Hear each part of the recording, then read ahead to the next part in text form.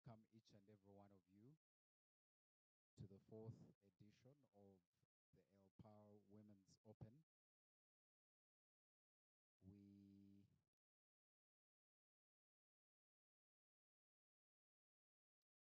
we just got done with our breakfast. In case you have not had breakfast, the table is still set. Just get to the back and grab a bite, and we'll kickstart in the next few seconds. A warm welcome once again for each and everyone, especially the ladies, because this is your Women's Open. And it's a very unique tournament, one that happens only once in a year. So it's a lifetime experience. If you have not been to Nepal as a lady, you're missing out. But you who has gotten an opportunity to participate, we really appreciate you, and we would like to congratulate you for coming this far. So kudos to you for making this far. We started this tournament 2 days or 3 days ago, and today happens to be the final. So today is when we've been baking a cake, and today we serve it to you. I would like to, in a special way, thank firstly Vijana. Please clap for Vijana. Please clap for Vijana Corps. Okay, if you've not clapped, I'm not going to give you extra breakfast. Please clap for Vijana Corps. As I speak to you right now, you're streaming live, eh? So if you've never been on TV, in case you are laughing in some other tone, eh? In case you are walking in a very non-decent tone, eh? In case you are smiling like you have never smiled before, Vijana is ensuring that you are not just in this room, but somewhere else you're being watched. So I've given you tips before Vijana team comes to let you know that they are streaming this event live. So thank you very, very, very much. These guys spent the night here. Please clap for them. And they've been very, very kind to ensure that we have this event live streamed. I would like to sound a very kind reminder again, in case you participated with your teammate who is not yet here. Please text them, please call them, and request them now, this time around, to make their way to Fairway if they are not yet here. My name is Peter Ahabwe. I am a strategy and partnerships lead at Elle Parle, but most particularly for today, you will see me around to ensure that you're comfortable. So that's one of my roles.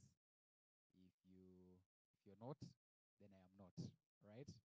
So I'll quickly take us through today's program. And after I've read to us our program, we'll kickstart it as immediately as I get done, right? So in case you just got here and you're wondering what's happening, we're having breakfast. Vijana is very kind to put us on their cameras. Now is the moment. We are getting started. We've had our arrivals and registration. In case you haven't registered, please ensure that you register. We have a registration desk at outside right there. And part of the things we're supposed to have is breakfast. So if you've not had breakfast, please have breakfast.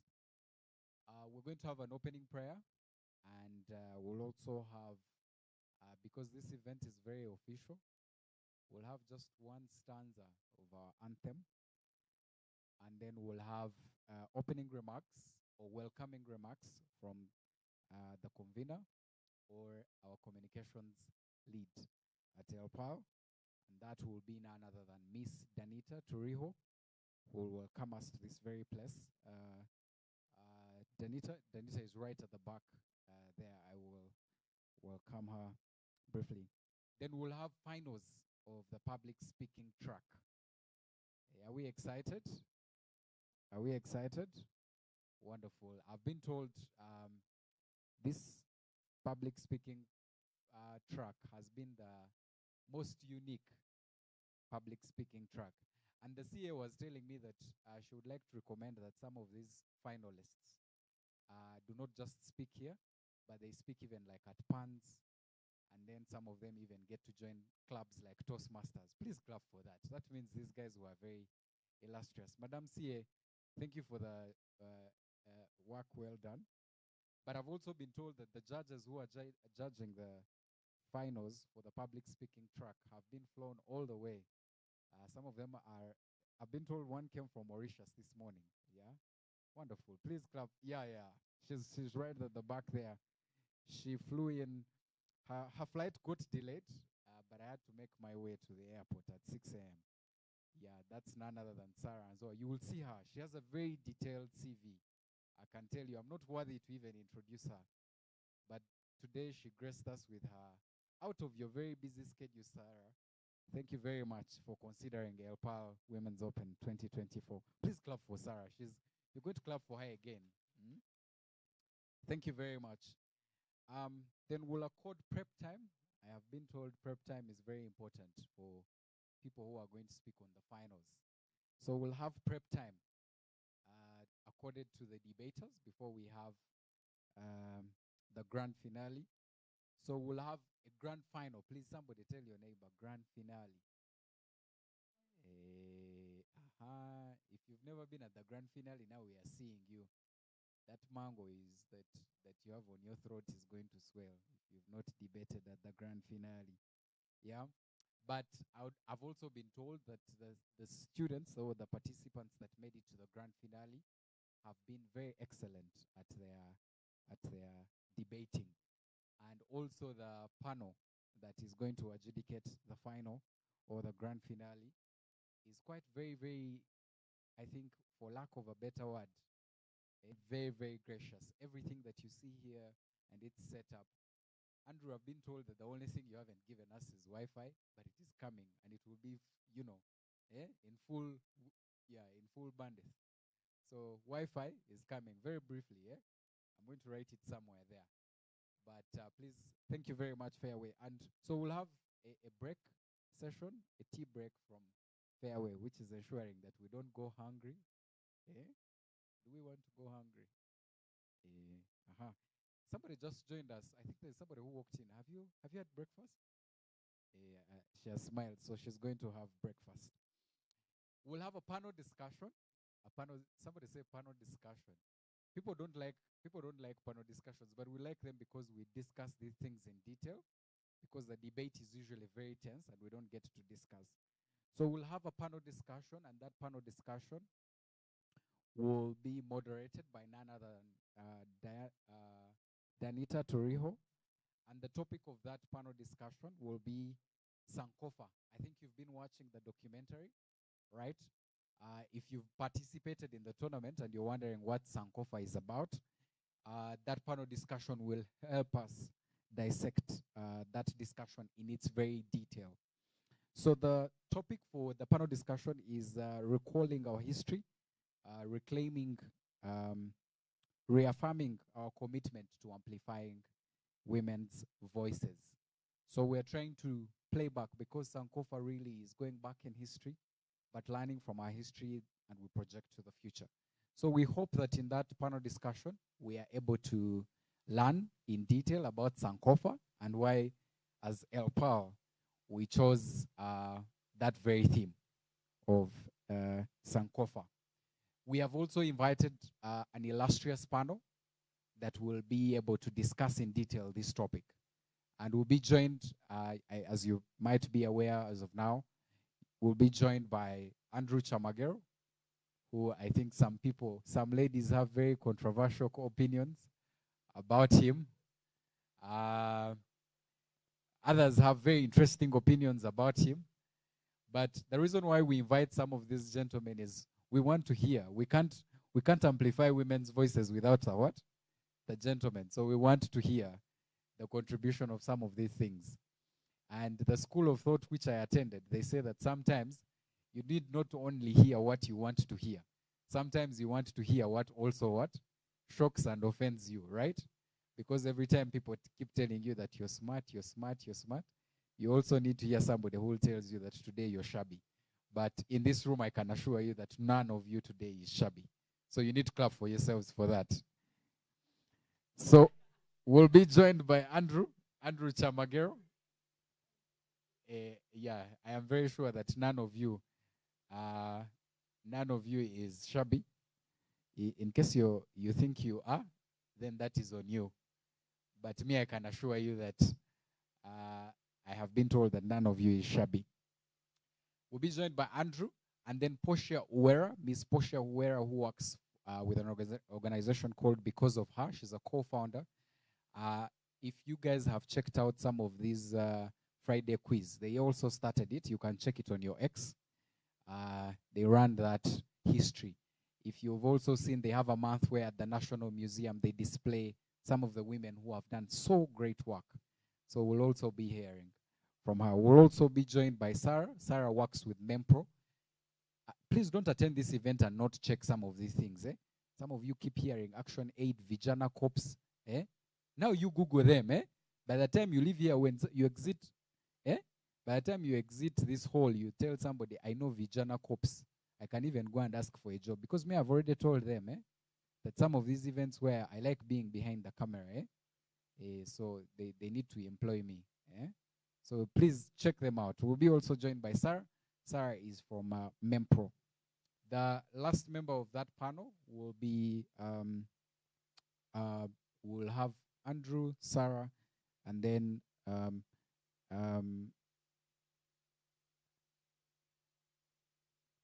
okay. All right. So the other bit is the closing ceremony, which I think very many of us will be waiting for. We'll definitely have a segment where you will hear from the tournament director, who's wrote it here, who is the team leader at Elle Parle. That is Shakira Nakalema. And then we'll have some of the partners' speeches. You see Vijana is here. We have Mempro, Action Aid. You'll be hearing from them. We have a keynote speech from Miss Isabella Akiteng. How many of us know Isabella? How many of us know Isabella? Hey, there's somebody who is on her phone. Usually when I'm in a place where they're addressing and then you miss out a question, then that's how you get caught. How many of us know Isabella? She's back on her phone. So Isabella Akiteng will give us a keynote speech this afternoon. Isabella has mentored, trained. She continues to do that. So many women. I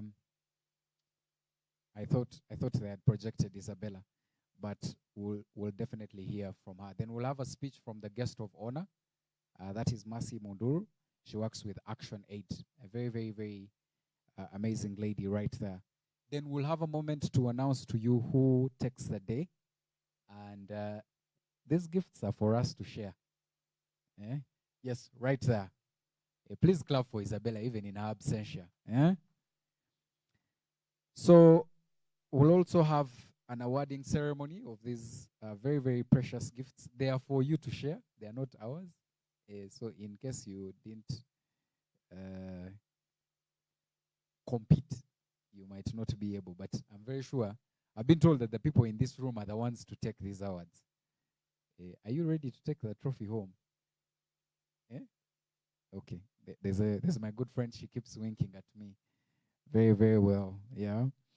We'll have a photo moment. How many of us are not photogenic like me? Adson at the back says he's not photogenic. Please, this time we want to ensure that even your members of the family, after you've departed, we can tell them that you are at Fairway. So Adson, please take this moment. And Fairway is also very kind that we'll have a lunch before we leave. So don't leave before you eat some lunch. So that's our program. Ladies and gentlemen, I will now invite, in a very special way, very humbly, this lady has been very, please, when I'm calling this lady, I want each of us to clap for her until she gets here. This lady has been very instrumental in ensuring that, how many of us, for the very first time, we're using Discord? Discord. Discord. I need to hear experiences. I need to hear experience before I invite Danita because people are engaging her.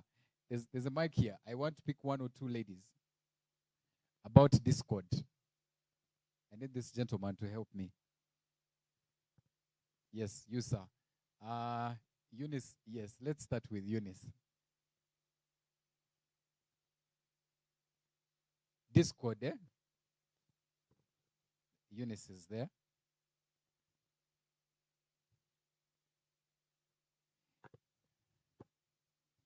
Just tell us about your experience using Discord, briefly. Good morning. My name is Eunice. It was quite exhausting at first, but generally I had phone issues, so I can't give a proper experience because when I was using, guys from their side kept on saying that they can't hear me. But yeah. Yeah, I'll give the mic to the next person. Okay, just maybe before you pass on the mic. So you said you had phone issues, and the people kept saying that they can't hear you. But what do you think about the platform? Is it a very good platform? Oh yes, it is. It's Okay. a very good platform. It's very good. So the next time it's just going to be internet. Okay. The next person. I want your experiences about Discord. First time, if you are using it for the first time. Any other? Yes. There's a lady there at the back. Yes. Your name, your university probably, and then how you found Discord. Okay, good morning. My name is Kansi Mesaram Sumba from Makerere University. So what I found with Discord, it was my first time using it, and actually me and my teammate right over here, for the first time we landed in the wrong room. We had to be in room 3, and then we're in room 4. They're telling us switch rooms, go to room 3, and we weren't understanding these things really. Yeah. At the end of it, I feel like an expert with that. Please clap for her. Well done, well done. You went in the wrong room, eh? So you were told, please exit with immediate effect. Yeah. Yeah. So Eunice said people were not able to hear her. Now you're saying you're an expert. Were people able to hear you? We might want to hear that. If people were not able to hear you, we also want to hear that. Any other person? I want to hear. First time, Discord. There's a lady there. Hi everyone. My name is Sandra from UCU. It was my first time using Discord, but to me, I didn't find any challenges. Yeah, I enjoyed using it. Yeah. Please clap for Sandra. She's the expert. She's the expert we are looking for. We're going to look for you to train other people how to use Discord. Personally, I still have challenges. For you, you just didn't find it difficult. Yeah. I need two more people before I invite Danita. Yes, right there. I just want your experiences. Do you think that as Elle Parle, we should keep using, Discord? Hello, good morning. So I'm Vicky. I think Discord was the best space for me. Actually, we have challenges with other media platforms, but with Discord, we love the music.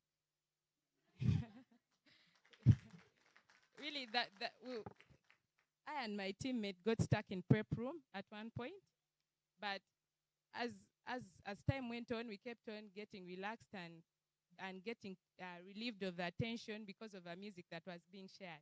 So thank you so much. Wonderful, wonderful. I can see that people enjoyed music. Well done, well done. Sorry? Please clap for Rin. Rin, you might want to tell us about this music. Was it intentional that you in that particular prep room? Okay, yeah, so sometimes motions are tense, and the only way you can look at ideas or generating ideas is maybe where there's like music for you to think through the same. So just like add a few music bots and select songs whenever you want. And then what else? You could play games like puzzles, words, and it's just relaxing.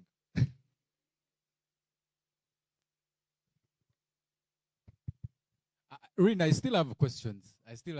So, Rin, did you intentionally put music in that particular room, in that particular prep room?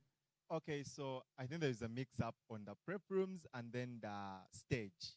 So when motions have been released by CAP, participants are ultimately in the auditorium room. So perhaps they failed to join their prep rooms for maybe lack of a case. And as a person who was playing music, I just like decided to play music for those who were on the channel at that time. So it's specifically like for observers who are waiting to join when debates most likely start. And yeah, you're part of the observers. So maybe Rin, since this time around we're putting a face to the name. What's the other thing that you could say? You seem to have interfaced with the platform. What are some of the things that you need to share with the participants, especially those that were using it for the very first time as an interface? What are some of the things that you think are good with the platform that they need to keep, using and learning from there? Okay, so as a platform, it can be extended to your class discussions. So if you're looking for one way of connecting with maybe classmates or within a workspaces, it works like just Zoom would work ultimately. I think the advantage Discord might have with Zoom is the idea that then it's not like a paid for sort of like site. It's a bit free. You have as enough time as you need on the channel. Things like debate timers that could be added to help you track of your time while making things like discussions, are all things that maybe you want to. So how you get conversant with it is that try to do as many tournaments as possible that are hosted online. The more you most likely do them, is the more I think you get like experience. I started using Discord around 2020, the lockdown bubble anyways. So it's just been like hopeful since then. Yeah, I think that's like definitely it. All right, please clap for Rain. Please. A round of applause for Rain. I will have my mic back. Thank you. Please, that's not enough. Please clap for Rain. Rain ensured that we use this very complicated thing.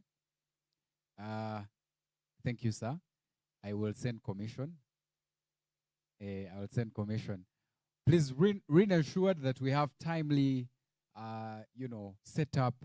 People who had prep rooms, people who had music. We are yet to ask. We are going to investigate deep about this music. In that particular prep room, why we had music. We want to know. So thank you very much, Rin. We're going to have more of these discussions about Discord and how we can make it better. I will now take this opportunity as we'll be kickstarting with public speaking in a few. I will now take this opportunity to invite this amazing lady who will welcome us officially to this place.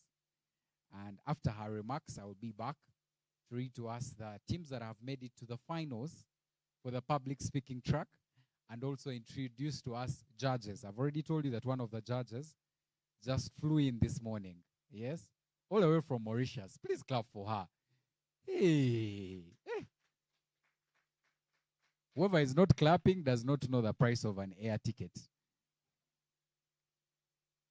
Miss Danita Turuhio, we are very excited to her. Please clap for Danita. Danita is the communications lead at Elle Parle, and this year she'll be welcoming us officially, so she'll be giving us her welcoming remarks.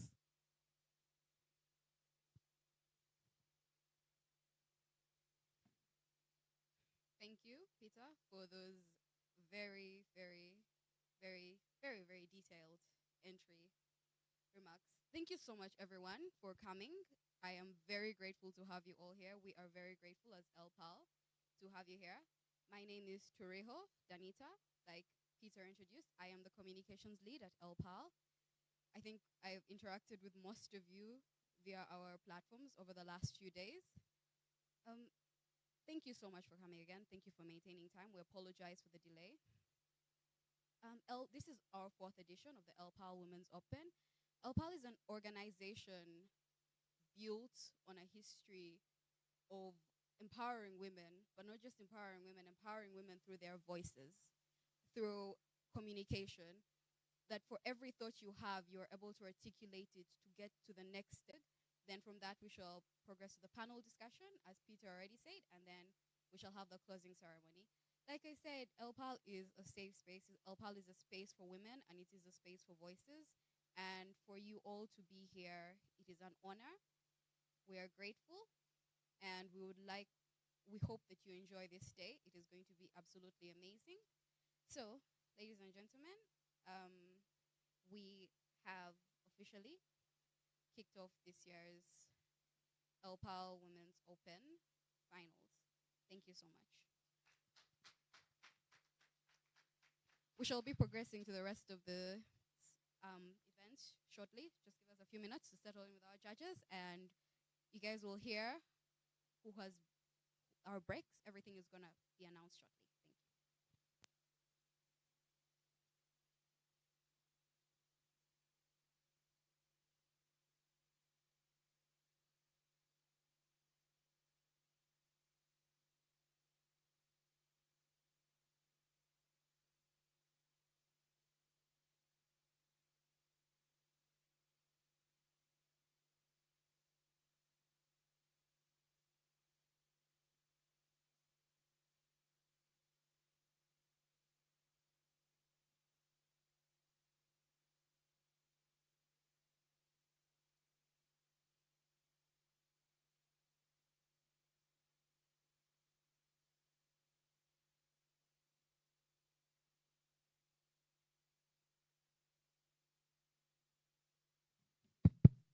All right.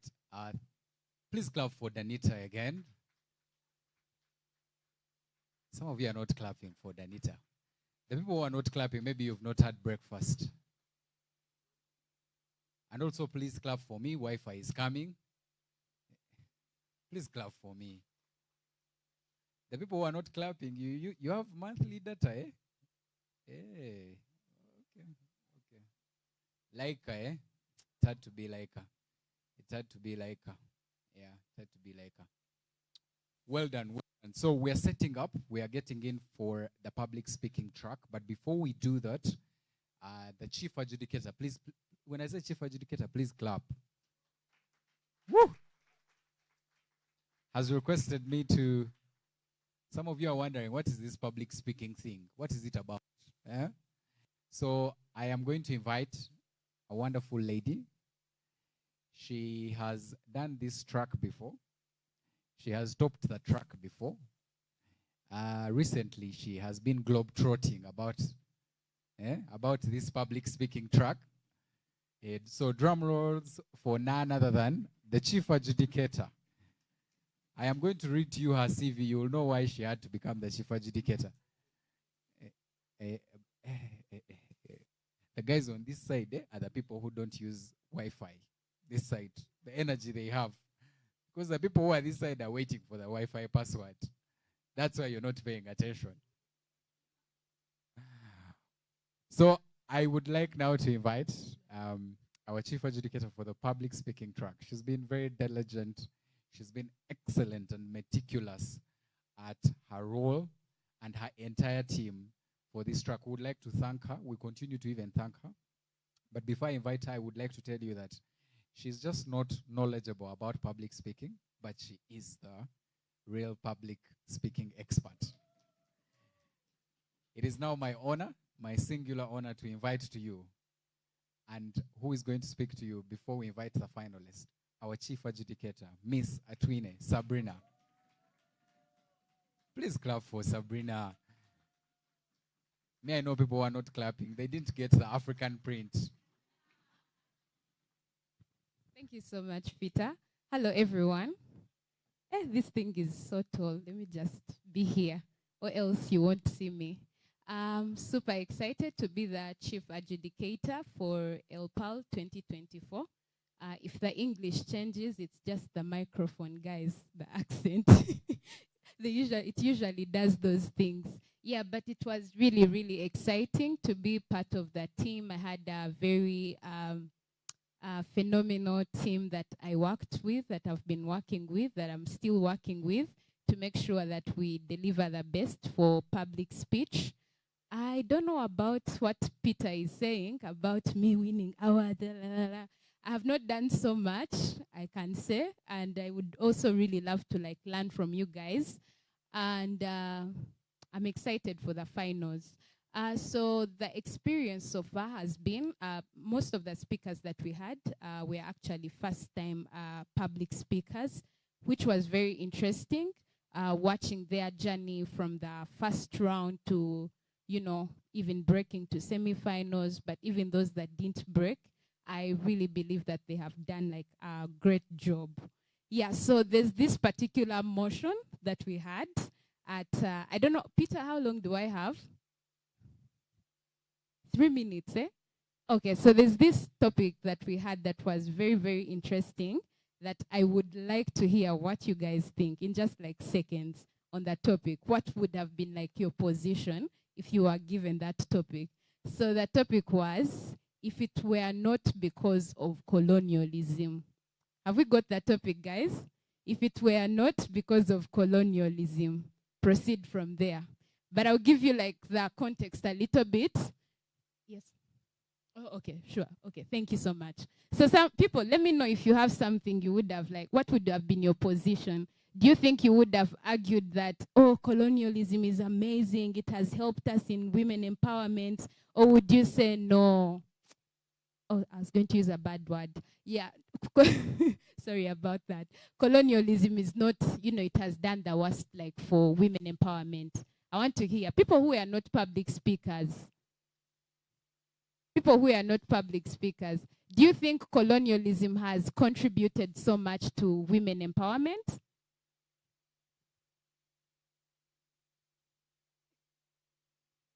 Yes, please. Someone there. My name is Christine, and I was not part of the public speaking, but I would take the side that because of colonialism, it has helped in women empowerment because it strengthened education, which has helped us understand that women are equal to men. Yeah, that would be my stand. Interesting. There's someone else there. There's a lady. Good morning. Once again, my name is Eunice Natongwangavira. I failed to take part in the public speaking competition. However, I would like to say that indeed colonialism has destroyed the traditional trophy wife. What can I say? Before colonialism, women were defined as they were supposed to raise children, they're supposed to cook food. There's a way we were supposed to behave. But because of colonialism, women are more empowered. Right now, this is an effect of colonialism. We're able to speak up. We're able to get the right education. Yes. I was so disturbed through the whole speech, because how are we saying we are products of colonialism and yay, it's like amazing. Let me hear someone else who's saying like the other side. But it was interesting and it really makes a lot of sense because all of you say, oh, because now I'm educated, I can speak for myself. Cynthia.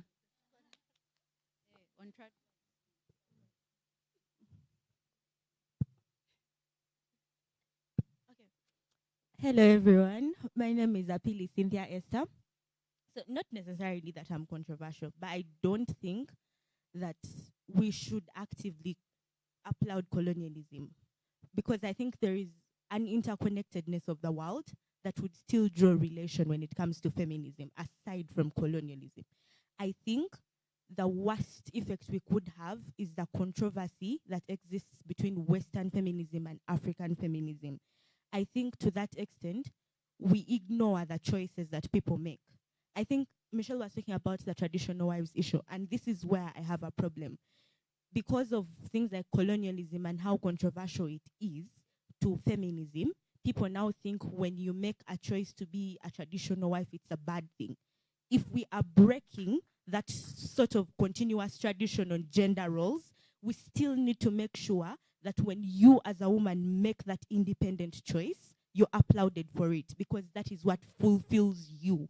The end goal of feminism is your fulfillment as a woman, your ability to be independent in the choices that you make, making sure they are informed. So if they are informed, we don't think it's a bad thing. All right. Okay, thank you so much. I want to hijack Adson, who was one of the judges, to tell us what he thought about that round.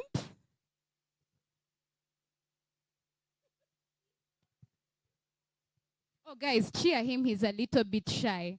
It will be very helpful. Hello, everyone.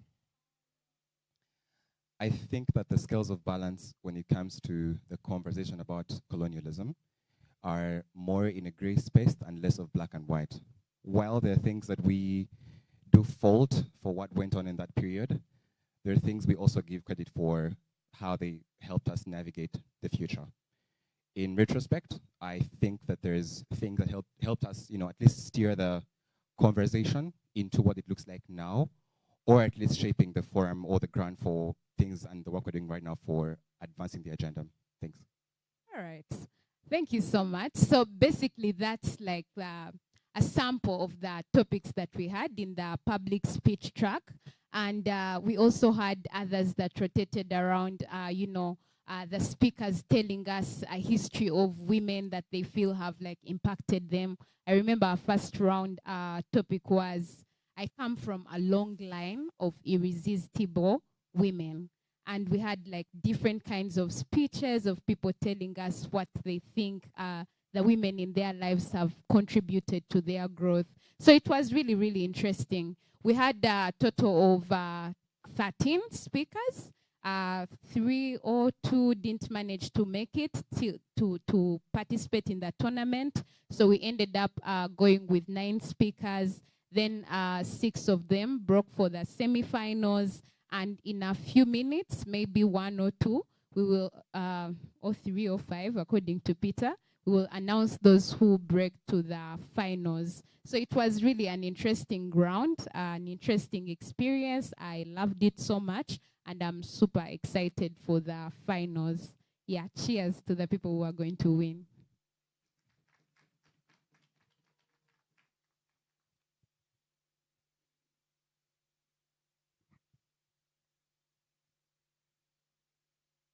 Right. Thank you so much to our CA. So we shall be, just give us a few minutes. Peter will be communicating.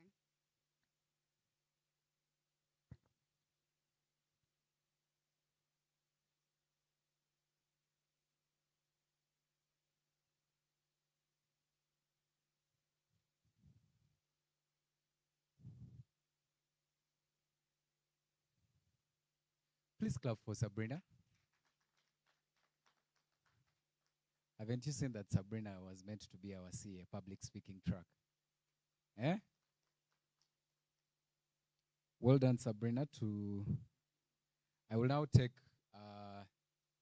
yes, we are getting geared for the finals. Somebody say finalists. Sabrina, did you tell us that we had so many who participated and now we have a few who are 4? That's very tight.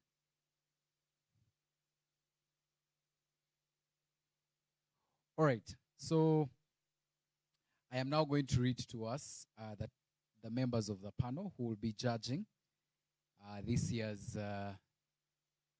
finals for the public speaking track. And we have selected a panel with the advice of our chief adjudicator, a panel of 5 members. These people are very, very knowledgeable about this track. So in no particular order, but finally, obviously, we have to mention the CA and the DCA. They have to come last. So please clap for Andrea Nansereko.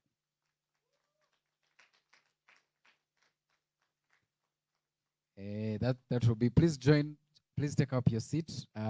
Andrea will be judging the finals for the public speaking. These are our judges. Please clap for Mr. Atwine Tayebwa. Hey, please clap for, hey. Okay. Hey, don't sit where your name is not. We might think you've switched names. You guys have heard about I identify as. Somebody has said she identifies as rich even when she has 2K in her wallet. Okay. Mr. Adson Musime. Please clap for Mr. Adson Musime. Adson, we don't know what you paid the ladies. Mm. Uh-huh. Thank you very much. Then the other last two is none other than, you remember when I told you somebody took a flight? Eh? When I make mention of this name, please clap for her until she sits. Eh? And this lady will also tell you what happened last year at Elle Parle. Eh?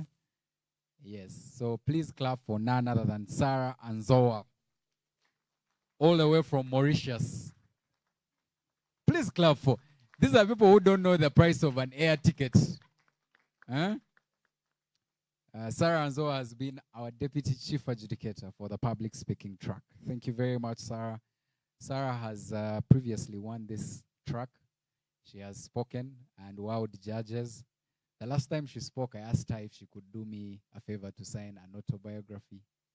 So an autograph for me. So thank you, Sarah, for being that illustrious.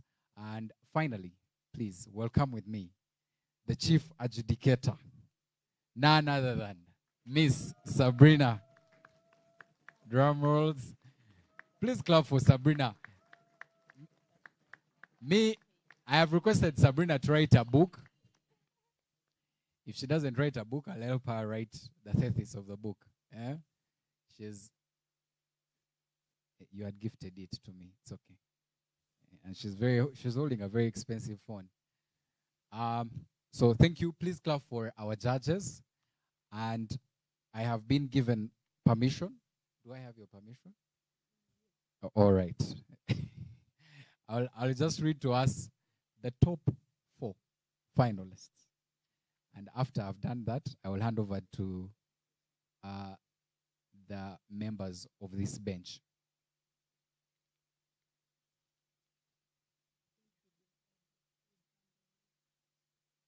Okay?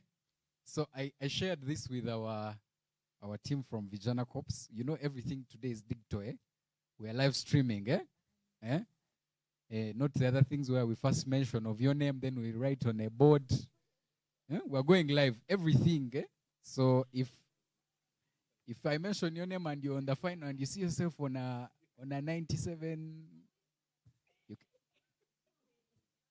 they have made a mistake, but it is well. Finally, in no particular order, the following people, Vijana Corps is very fast, very fast. I'll still announce them. Please clap for Birungi Prima. I've been told Birungi Prima is here. Birungi, yes, Birungi. Wonderful, wonderful. Please clap for Birungi Prima. Birungi Prima recently came back from Washington, D.C. She's been globetrotting. Yeah, so she recently just had a detour at Washington. She says she wanted to just say hi to Biden and just check out, how he's doing. Birungi Prima, we are very honored to have you. Thank you for considering us in your... The other person, in no particular order, is Namu Gombe Vicky. They have taken the screen. Please stand up for recognition, Vicky. Vicky, you're going live, eh? The ancestors have nothing on you. Yeah. Vicky, thank you. Well done. Vicky has also told us that she had challenges with the Discord, but she didn't have challenges with public speaking. So you are being able, you are hard, right? We'll have Chiza. Chiza is here. Chiza. Okay. And then finally, Joan. Joan, are you here? Wonderful. So those are our finalists. Our judges will tell us how we compete. I'll now request our team from Vijana to achitegedde kubira mukama engalo ez'amaanyi. The team from Vijana will now display our finalists. Those are the ladies that made it to the finals. I will now pass on the baton to the team of judges. They will guide us on how we'll be going through the finals. congratulations, and we wish you the very best. Please don't forget, we have awards. So if you need to go back with one of the awards, you need to, that one, eh? Well done.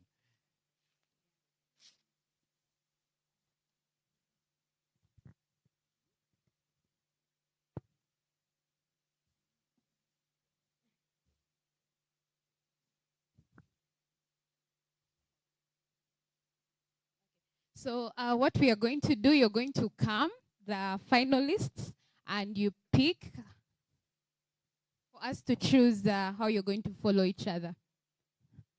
Here. You have 5 minutes to give your speech, just like it has been, and we'll give you 15 minutes to prepare. I hope that's okay. The finalists, where are you?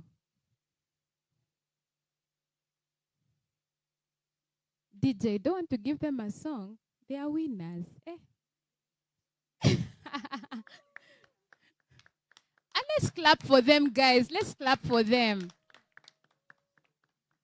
All right. So first do like some small juju.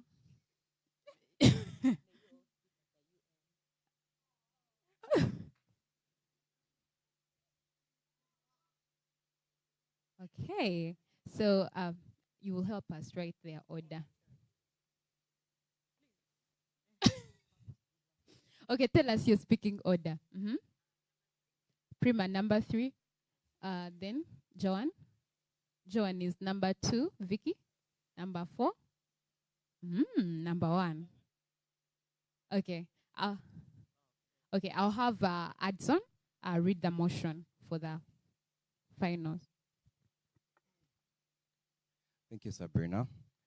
First of all, ladies, congratulations for reaching the final of the track. It has been an incredible privilege to be able to walk the journey with all of you.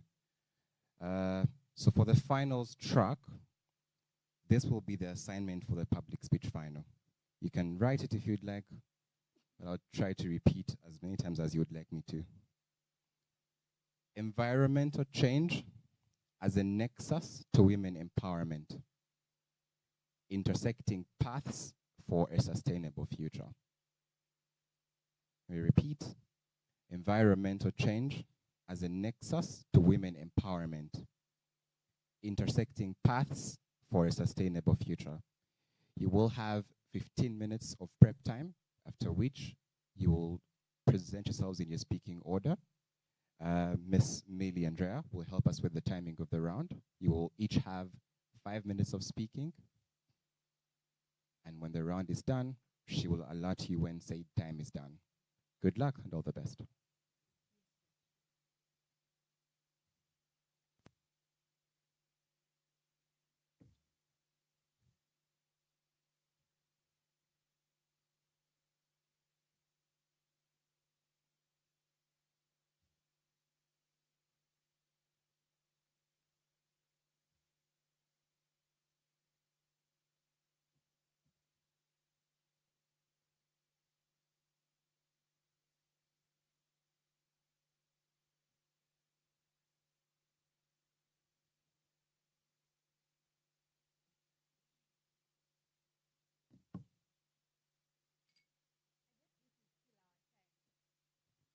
This is still our time, right? So let's hear from you guys. I know most of you have public speakers yourselves, but because you didn't want the attention, you did not participate. So let's assume you did the first round. Actually, we will have Rin give us like a speech, like impromptu. Yeah, we get Rin to give us his impromptu, because you always debate. You should be very, let me give you the topic. These men usually like to run away from women and how women have impacted them. So let me ask you to speak on. I come from a very long line of irresistible women.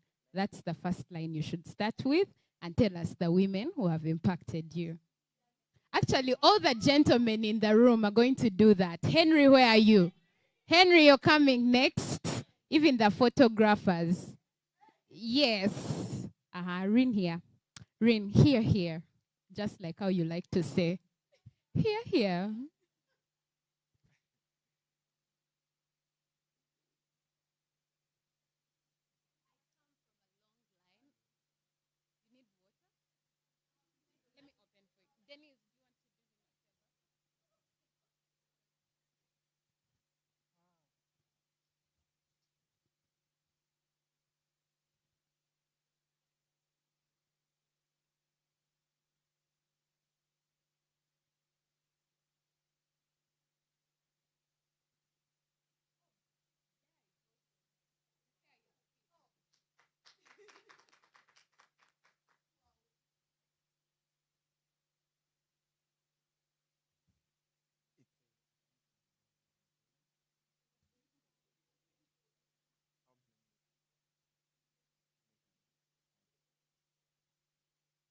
I come from a long line of irresistible women. At the start of my career in debating, I think the most important things that always mattered were to think that ultimately men were the pinnacle of maybe debating excellence. From that year, a couple of things got to change. Well, it was a surprise to me to find a woman well composed in terms of how she spoke. The ability to relent speeches with rhetoric and persuasion. To the best of it, Ira Denise. She is a woman who had the ability to beat men in their rooms, making finals of almost what seemed impossible tournaments. I think I know an irresistible woman. Thank you so much, Rin, for that. Guys, then we have an irresistible woman here in the room. Let's clap for that. Blair, now, I come from a long line of irresistible women. What?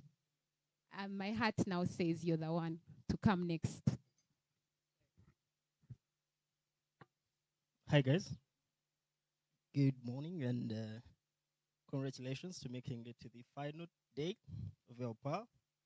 Super proud, super ambushed. Okay.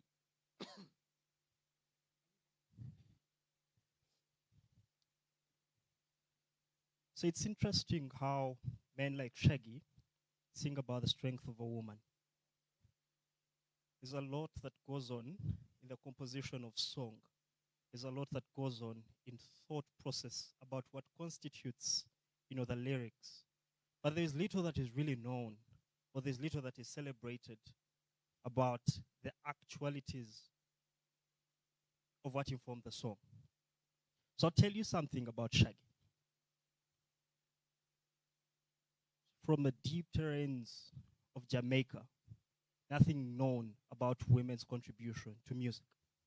There's not so much that is actually celebrated about the legends of Jamaica that are female. But this is not just about Jamaica. This is what the world has been about.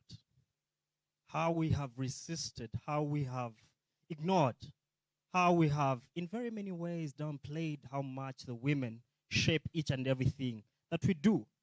Until those that are men get to actually step up and explain that there would be nothing except if the women decided that there would be.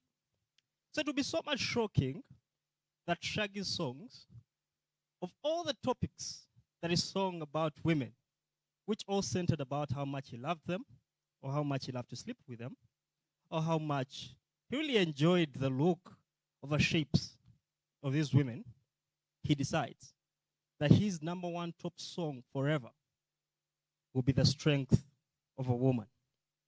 For me, this, in very many ways, defines the career of a strong man. For me, a reggae master, someone who I celebrate to be one of those that have shaped the music industry since then to date, and even in the future. So the strength of a woman, in that it's just the irresistible shaping, the irresistible nurturing of humankind. For us, what we need to pick away from that is that we should, number one, if we choose to debate, speak about the strength of a woman. How resistible have the women been in our lives? How have actually women shaped debate in this country?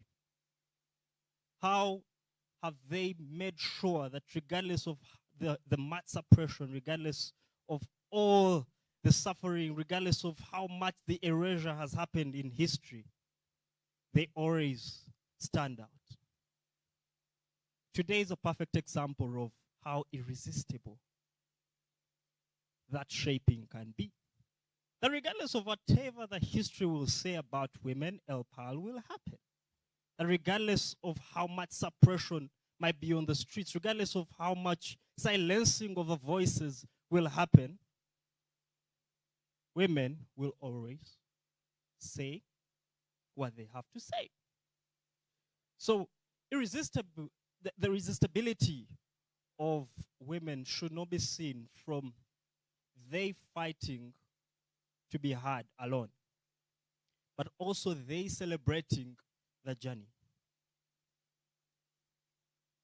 And for me, the most impactful part of that entire journey is when they convene and allow us or challenge us to say how irresistible they've been in our lives. Thank you. Doesn't sound like he was super ambushed, like he said. Anyone else who wants to give us a speech on that topic? Someone? We have someone. We have a lady. Who? You? It looks like it's you. What? To irresistible men? No, not today. You'll get your day. Adson, how long do we have? 6 more minutes? Okay. Who do I ambush now? Emma? Emma is looking so busy. Yeah. Hey, oh, okay, perfect. Yeah. Oh, yeah. Oh, we even love you who has just come in. That's even more interesting. Here. How does Rin say it? Here.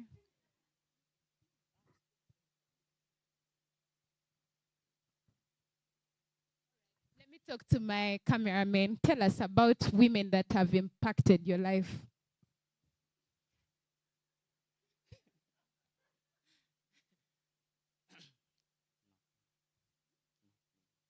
Not you now, eh?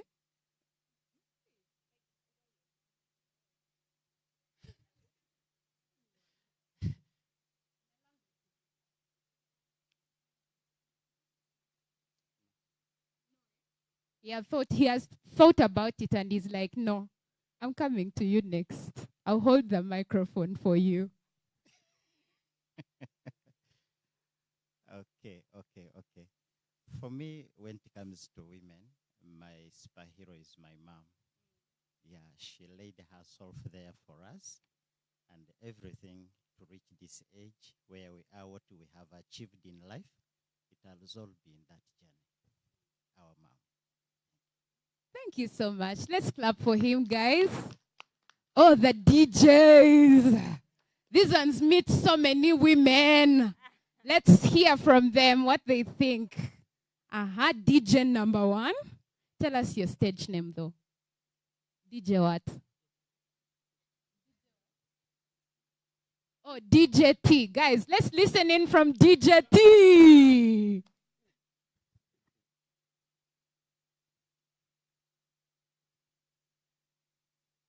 The women in our lives determine our destinations. They guide us in paths where our eyes cannot fathom the intents of our hearts. They come carelessly, wondering, could he be the one? But as they step in the darkness of our hearts, they bring out the sunshine that causes our mountains to erupt bountifully with love. Our hard-rocked hearts melt like volcanoes. When I see a woman, I die within.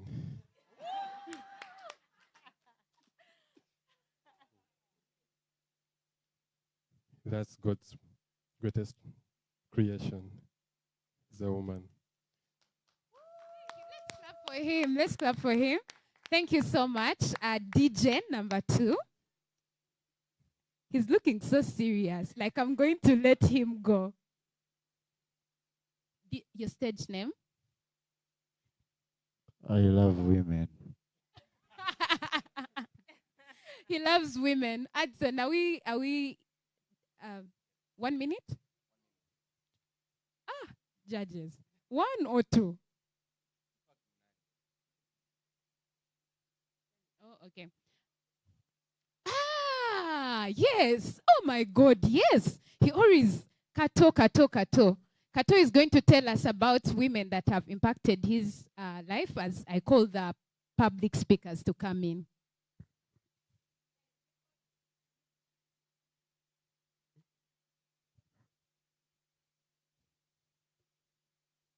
Is it afternoon yet? Good morning, everyone. My name is Festo Kato. What was the topic? I come from a long line of irresistible women. My great grandmother is a firstborn from both ends, maternal and paternal. They are both firstborns. Surprisingly, my father is also a firstborn, but also decided to marry a firstborn for my mother. I'm a first and secondborn. I had to come out with a sister to be a firstborn. These are the women that have defined my life, very strong women. And from them, I learned to be resilient. Every time I go to sleep, I have to appreciate those that have come before their brothers. For after them, we learn to be young men. So it is the line of those women that have looked after their younger ones because they came as firstborns that we also learn to be strong. We watch them, we imitate them, and we also love to appreciate those women we later meet in our lives. I come from a long, strong line of women. Thank you.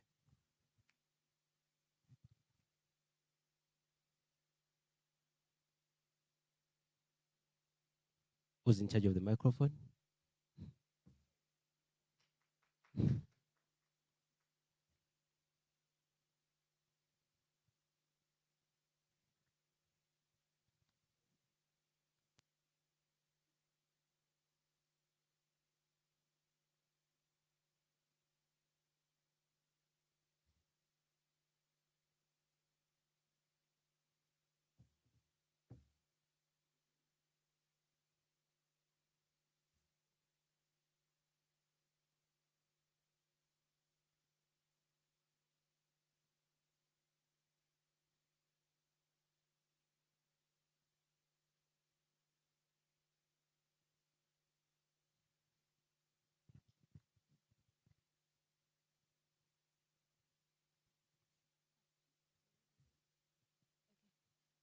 Chiza, we will have Chiza, who is coming first. And then Joan will be following Chiza.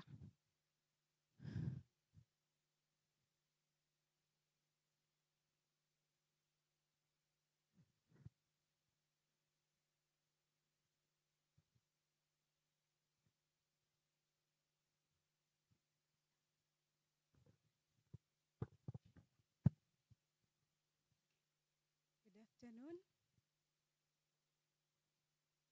Environmental change as a nexus to women empowerment, intersecting paths for a sustainable future.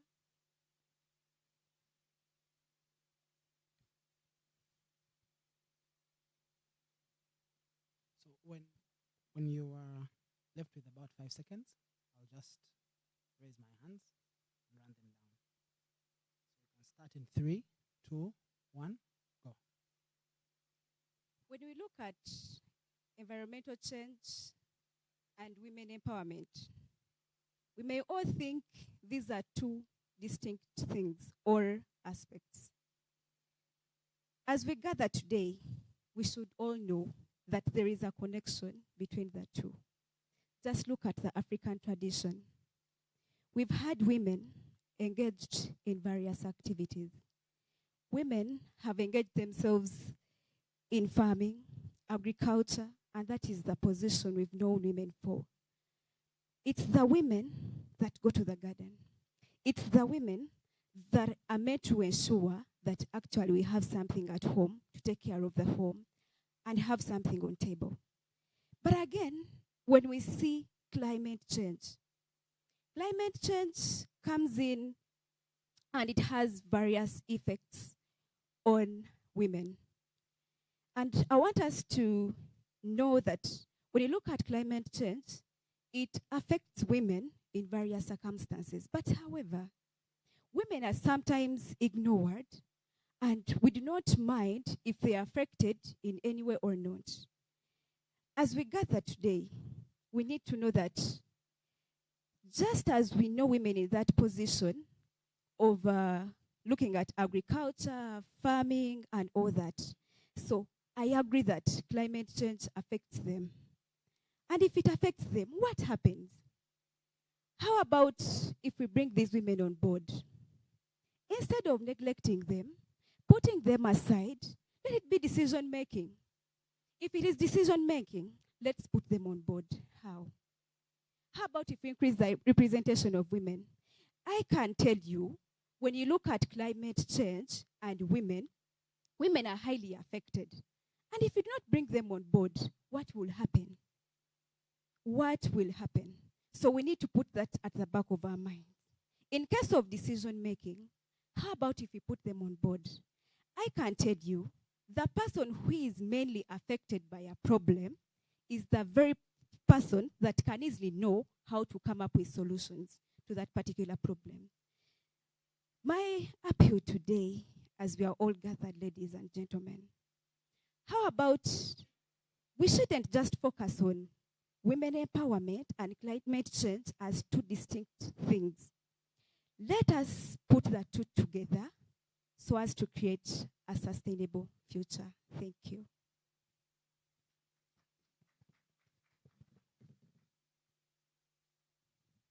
Could you help us call Joan in?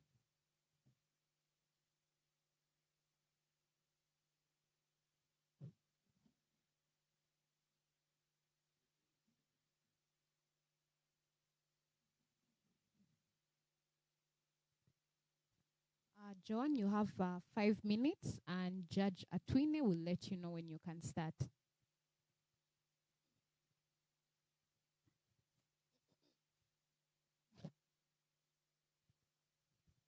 Joan, on the assumption that you'll use all your time, when you're left with 5 seconds, I'll just raise my hand and I run those 5 seconds down. So just take note of that. So in 3, 2, 1, you can begin. Ladies and gentlemen, I am so happy to speak at a topic that is so deep at my heart, and of course, a topic that is so crucial for our environment and development. First of all, as a woman, I have a question to ask you. How many of you are aware of the impact a woman contributes to the society or our environment? For example, our water, forests, and more so. Let me tell you, when I was growing up back in primary 5, I remember in the deep hills of Kabale district, my mother used to tell me to go to a forest to fetch firewood. And then we used to find some other girls and boys fetching firewood. But then you would reach and find trees are not even having the firewood you want. And certainly, you had to take something home. We used to go and fetch water to use at home and do some other activities. It was a mother sending us to do all that. If I may say, I hate it when I see people say a woman is a nuisance to the environment. Because these people want to assume that a man is everything and a man is always at the top. But men today, let me tell you, it really hurts when you feel like a woman has no position in the society, yet you are dying of depression because you fear to tell them you need help. And you think, well, you can do it all. No. Ladies and gentlemen, I'd like to inform you that a woman is at the forefront of our society, its growth, and the whole nation. I would like to actually inform you that we have a lot to do for these women. We have to look at how can we involve our women in society development. We cannot develop when we are carrying out deforestation, when we are dumping every nuisance in our society, certainly polythene bags. And remember, women are the people that are using these polythene bags at home. We have to look at a way to educate our women and empower them to be at the forefront so that they can also contribute something. There is no way I would have come at Elle Parle if I was not empowered to come, if I was not given a chance to come. Organizations like the Girl Up Initiative or the Green Belt in Kenya should be given attention when we are looking at our environment. Why? Because women, they are from different societies and they know what it means by the society. So please, today, my one thing is, I kindly remind men that a woman will stop that depression in you that makes you fear to say that, you know what? I cannot pay for water. Look, I'm here because I'm in school, so that means I will get a job and I will be able to earn. How about if I pay that bill? I remember my uncle died when I was in primary 6 because he was depressed. He had a loan in bank and then he felt the wife and the children had not to know about it because he wanted them to live happily. But look, they are never happy. They lost a father. May his soul rest in peace. So therefore, today I stand in front of you not to be looked at as a beautiful woman, no, as someone who is seeking attention so that all women here can be given a platform, or let our women's cycles be given platform to talk about things like our environment, and let us be empowered to look at our environment together. Man, woman, gay or normal, we contribute to the society. Thank you.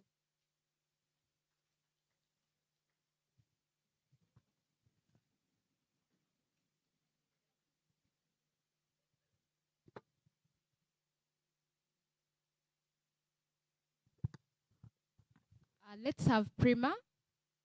We have Prima coming up next.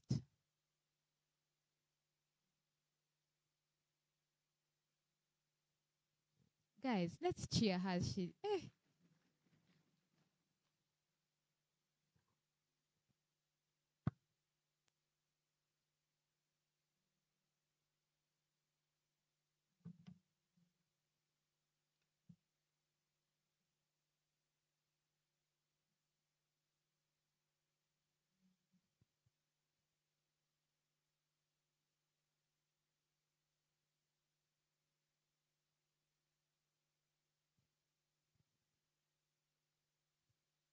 I decided last week that if I made it to the finals, I would definitely talk about my grandmother, Omulongo Nakato.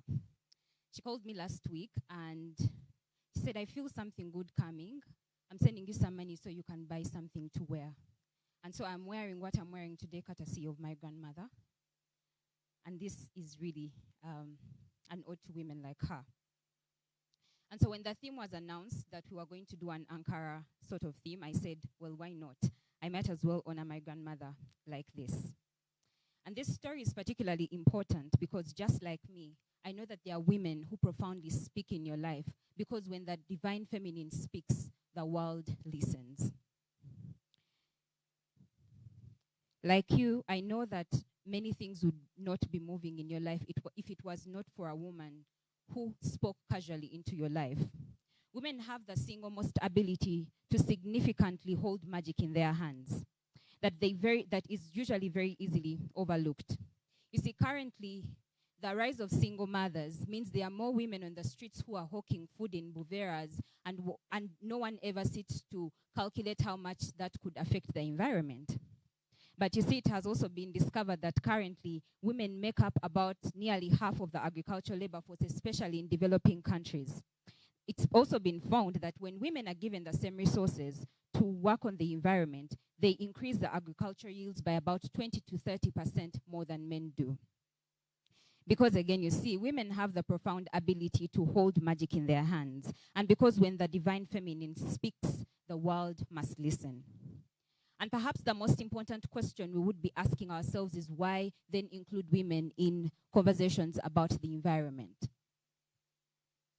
This question is particularly interesting because every time that a woman is left behind, a certain portion of the progress would have made is equally left behind. And so we stand here to question ourselves about the necessity of adding women into the conversation, or should even policies be made specifically that cater for women and their impact, or could this even affect women empowerment? And I think that the question really is in the negative. Because you see, the single most trivial actions that women make every day, single most actions and sacrifices of women waking up every day to go to the markets, but they know nothing about disposal of the food that they are selling in the markets, how that could affect the environment. That ignorance that looks minimal is the same ignorance that is going to be used to dump recklessly, and no one will ever question why then should we educate women in a special way, or how could we even empower them to maybe heal the world. You see, women, just like Earth, and I think why they are very important, we have the ability to birth life, and I think that's a very special connection we have with Earth. We have the single ability to heal ourselves, and the single most ability to heal those around us, whether they know it or not. I think that just like life, I think just like Earth gives us food, I think women have that single most connection that they only can understand. And it's particularly, again, interesting because women, just like the Earth, have the ability to sustain life. And so perhaps while we argue about whether women should be included, whether it's a bad thing or a bad choice to make maybe policies that are specifically targeted to women, maybe we could also interrogate how many small businesses are being run by women and how that affects the environment. And so this is a point of reflection, perhaps, of women in your life like my grandmother, who work with intuition, who work with, I think something good is coming, who work with, you might as well buy yourself something good. I think intuition is so powerful for women. I think women have the single most ability to foresee the future. And because of that, they must be included because they know where the world is going. They do. You see, our decisions as women are very calculative. We don't just decide, right? And so if you empower them with the knowledge of how their actions impact the environment, you don't know how much decisions that are going to be made that will be cautious, because just like Earth, women know how to keep life. Women know how to heal life, and women know how to sustain life.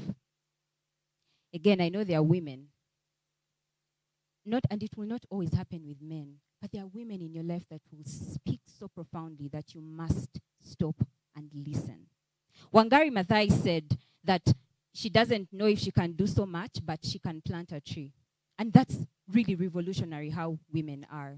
Because when the divine feminine speaks, the world must keep quiet and listen. Thank you.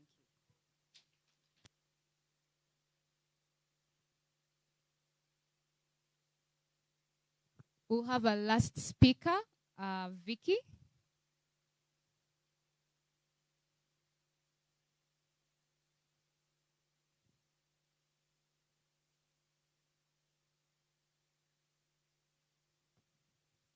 Vicky, we have you coming up next.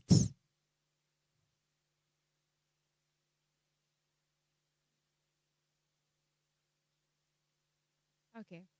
So Vicky, you have 5 minutes, just like everyone else did. And Judge Atwine will let you know when you can start.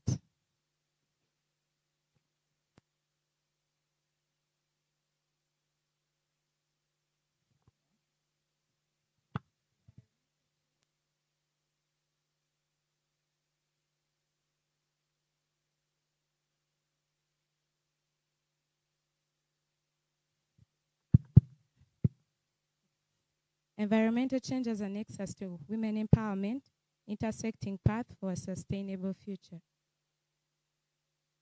So, good afternoon, ladies and gentlemen. I've been looking at it in this circumstance.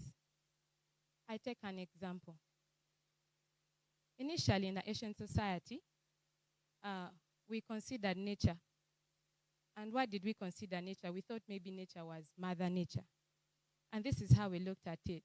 When you lost someone, someone was buried down in the soil. It was a saddening moment. When we cried, we wailed and we bowed down and cried. The earth embraced us. Every time we were lost, we needed food to eat. We went to the environment. We dug. We received food. We were satisfied. We were happy. It was a happy environment. But unfortunately, everything changed. And today, the environment turned against every one of us. But that doesn't refute the fact that the environment and the nature still holds the title that it's the Mother Nature. It still will embrace us and hold us. It's the aspect of calling it the Mother Nature that still rings in my mind. That means it holds a feminine aspect of it, an aspect of feminism that has been ignored over time. And today we are here to talk about it. It is argued that, well, a woman has nothing to add into this society. Well, a woman's place is in the garden. And, well, the statistics in Uganda, what do they tell us? That the majority of our economy runs on agriculture. But then we ask ourselves, really, does it run on agriculture as an informal being when you are paying taxes day and night to run on an economy that is informal? And then they will tell you that the women are the majority people farming. What does that mean? We women are really impacting big in this society. But then, as I said, the environment has turned against us. Unfortunately, I have a very sad story to say because I always base them on my personal experiences. In 2010, whoever heard about the Bududa landslide, I'm from the Bugisu sub-region. I had a sister in 2009 that decided she did not need the value of education, so she would go and get married. Every day she called me. I'm in a relationship. Things are not working out. My husband has sent me out of a farming space. I have nothing to feed to my children. As a teenager as I was at that moment, I tried as much to sustain her, but I couldn't because my limits were, I really had so many limits. Then all of a sudden in 2010, she gave birth, and she tells me I have given birth, but I can't access the health centers because the roads are too bad. The rain is too heavy. We cannot be able to survive anymore. The crops are dying. So I asked myself, how will I be able to help her? I'm unable in all my circumstances. In 2010, she called me that she could not access a health center. And guess what happened? She died. She leaves behind a child of 4 months. How is she going to survive? I'm a teenager. My mom is also in an informal sector. What are we going to do about it? So this was the question I told to myself. No. If she had understood her rights, if she had been educated that Bududa was not a place for her to stay, the environment was so bad that she would die, that the landslides would take her, that her home would be destroyed, that she would have no agricultural space. What would that mean? She would be informed, move out of the very bad situation that she would. Government was relocating them to Manafa. Why didn't she go to Manafa? I asked myself. What was so bad about it? Her husband battered her every day because the rains fell and she was unable to make a living for her family because the crops were all destroyed. I said the husband was so ignorant. Why could he have done that? I was so bitter. I got on the bus. I drove. I went to Elgon sub-region. I got him out of the house. Well, you don't want to know the circumstances of what happened. But at the end of it all, I just picked the child. I took the child home 4 months, had nothing to feed because the environment has refused to survive with her. And so she has to survive. I took her to my mom and her mom. Here is our product. We have to take care of her. Today, I want to tell you proudly that Charity is in senior 1 and she is doing very well.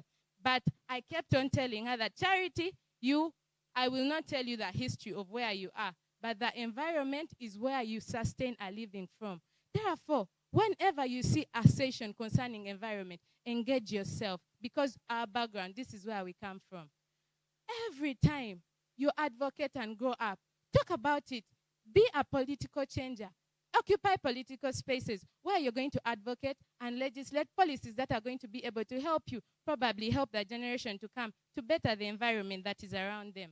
The next thing I told her, no. Ever if you get into an economy, oh, so sorry. Thank you so much.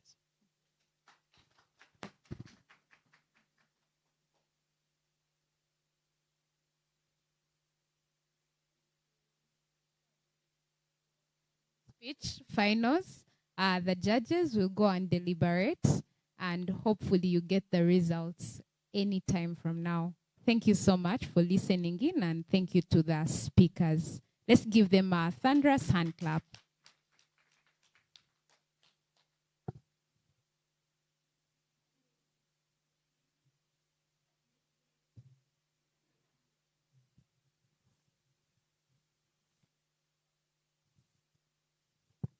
Peter, the microphone is now yours.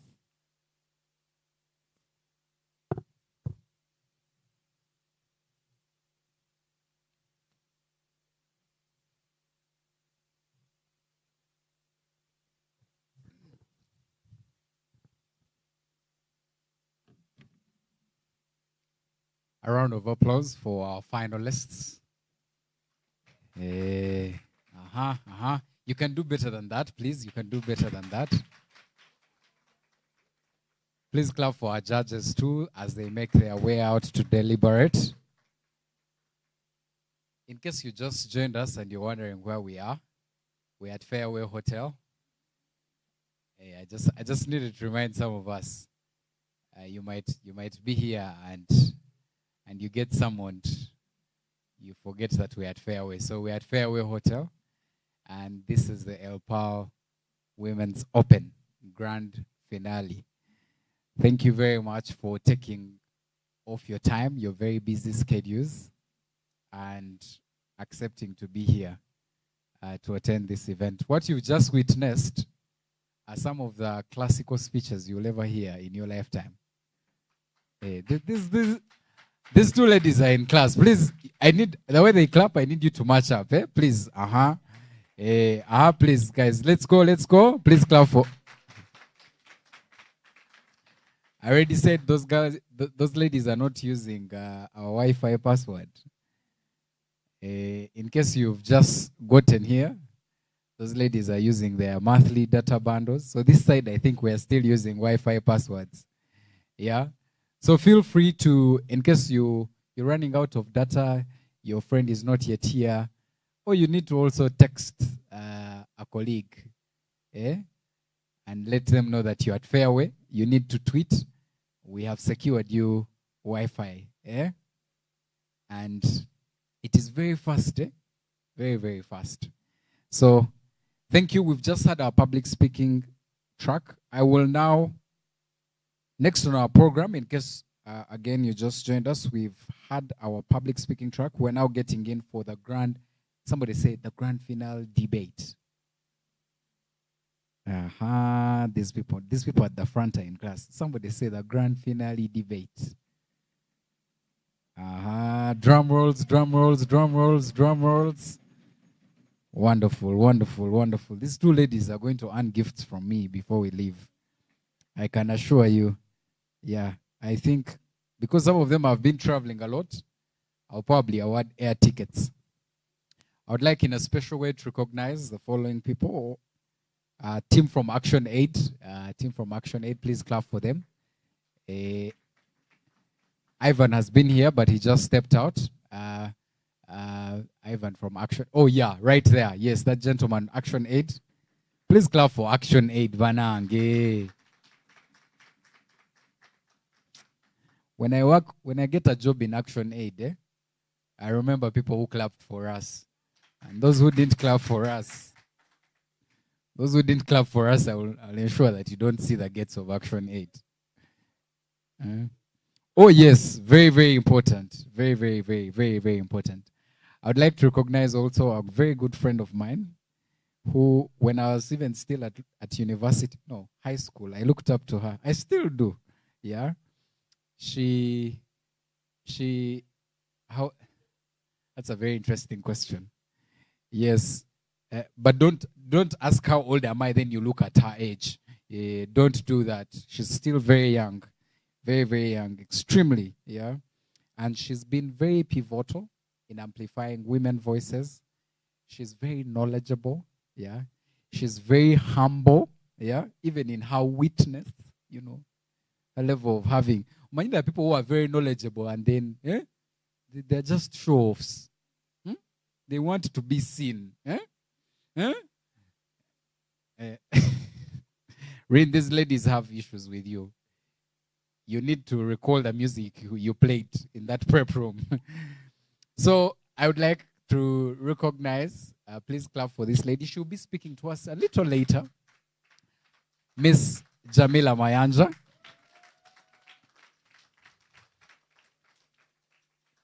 If you go to the church, there are pastors who say, "Achitegede kubirachi." So Jamila, how many of us have seen Jamila? She's somewhere there. Jamila, please wave to us. That's Jamila, guys. Please clap for Jamila one more time. Jamila will be part of our panel that will be dissecting the topic that we've already shared a little earlier. And she'll be sharing with us her knowledge, her experiences, and her contribution that she continues to pour out. You know, there are people who have a lot, but they don't pour out. And Jamila has been very generous with that. Thank you so much, Jamila. I would also like to recognize the team from DSU. DSU is the Debate Society Uganda. My very good friend, I don't know if he's now senior counsel. He's still a young lawyer. Senior counsel. Young Kampala lawyer. But a very good man. Very, very good man. Michael Ntambi Blair. Please clap for... he's representing the team from Debate Society Uganda. Debate Society Uganda is the premium body. If you've not been part of DSU, you have not started debating. It's the premium debate body. So if you're not yet part of DSU, you've not started debate, writing our world. I am going to come to them. I'm going to come to them. Okay, so that's it. I will now, somebody say finalists. Yes, so we had different people go through different rounds. The CA will talk about that. But I would like now to read to us the judges for the finals. These people have demonstrated not just knowledge, but also prowess. They are very intelligent. So I will make mention of your name, and then you come and take up your seat.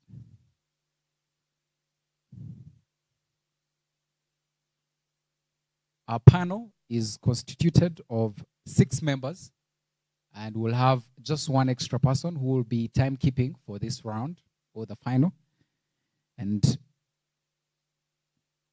our panel will be constituted of the following people. If I do make mention of your name, please clap for these people. But before I do that, I've been requested by the chief adjudicator of the debating track to make mention of this lady who has not been able to join us. She's been the deputy chief adjudicator.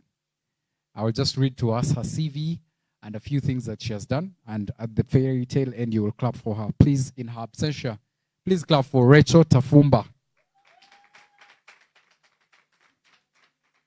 Yes, Rachel Tafumba, wherever you're watching us from, Rachel Tafumba is a lawyer. She's presently taking on her postgraduate in legal practice at the Law Development Center. She has been able to coach and debate and judge all the way from 2017. She has also won various tournaments from the World Schools in Karlpopa debate, where she took part in that tournament. She was also been able to participate at Elle Parle, the very first edition of Elle Parle, where she came as the first runners-up. And she also debated in the last edition of Haladari Women's Open in the semifinals. And most recently, she is the reigning champion of the Elle Parle Women's Open. Please clap for Rachel Tafumba in her absentia. And she was definitely super excited when we extended our invitation that she should be a deputy chief adjudicator for this tournament. So we want to thank you, Rachel, even when you're not here, for your contribution in the public speaking track. These are the judges who will be judging the finals. And the first gentleman is Mr. Atwine Mukama Taebwa. Please clap for Taebwa. Taebwa is not here, but I know he will be joining us shortly. I would like to, in case you're wondering, these people who are judging us, they are very illustrious people. So this is Taebwa's profile, but in just but bits, yeah? So Taebwa is a microbiologist at the National Tuberculosis. Yeah, that is the way they wrote here. Reference laboratory. He was also the debate, his profile for the debate, he was a vice council director, Makere Debate Union. Please, members of the Makere Debate Union. That is one of the prestigious debate unions in this country. I hope I get paid for that, Kalango. Okay. He's the director, he was also director of finance at the Makere Debate Union. He was the first runners-up of the rule of law inter-university debate. Yes, in 2020. He was a semi-finalist at the 2018 rule of law, 2018. You clap, eh? He has also participated at the East African debates in 2018, where he was a semi-finalist. He was the first runners-up in 2016 at NDC Western Region. Please clap for Taebwa. He's a serious man. He was also a semi-finalist in 2016 at the Olympia debates. He was the 9th best oralist of the rule of law debate in 2020. And he was also the best debater of the year in 2016 at Mbara High School. Please clap for Atwine Mukama Taebwa. Very serious man. Okay. I will now go to the other judge who will be judging the finals. The other judge is Miss Nabimanya Diana. Please clap for Miss. Are you still Miss? Last I checked, you were Miss. I don't know. Diana, please wave to the audience. That's Diana. Diana has participated in a number of tournaments. She was at the National Schools Debate. She was the winner of the National Schools Debate Championship. She was a runners-up for the Siatini Debate University Debates. And also in her docket, in her judging docket, she has been a judge at the UDN. I was about to say UN. May you judge at the UN. She has also been a quarter finalist at the Constitutional and Governance Debate. That is Miss Nabimanya. Miss Nabimanya is also a member of a number of debate platforms where she continues to serve. Thank you very much. The next judge is Adson Ethan Musime. Please clap for Adson Ethan Musime. Okay, I am trying to find Ethan's CV. It's very long, eh? Man is very knowledgeable in debate. But as I do that, I would like to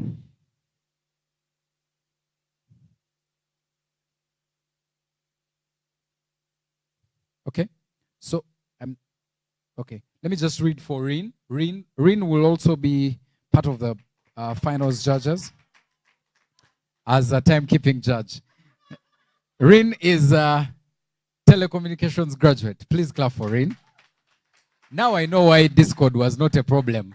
Now I know why Discord was not a problem. He is freely accessible at the hub for budding orators. Is that it? Debate Foster. Please clap for Rin. Wonderful.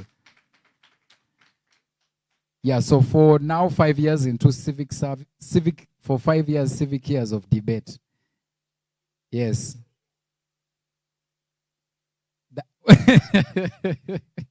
That's English. Please clap for Rin. People who are not. Rin has also been chair of the African Debate Nationals Debate League. He has also been invited to judge at the Australia National University Spring Open. Please clap for him. You can see, experience is what we're having here. And this year, please, this year, Reen will grace. He has graced us with his presence. Reen this year will grace his presence at the Nationals, the National Schools Debate Championship, as the chief adjudicator.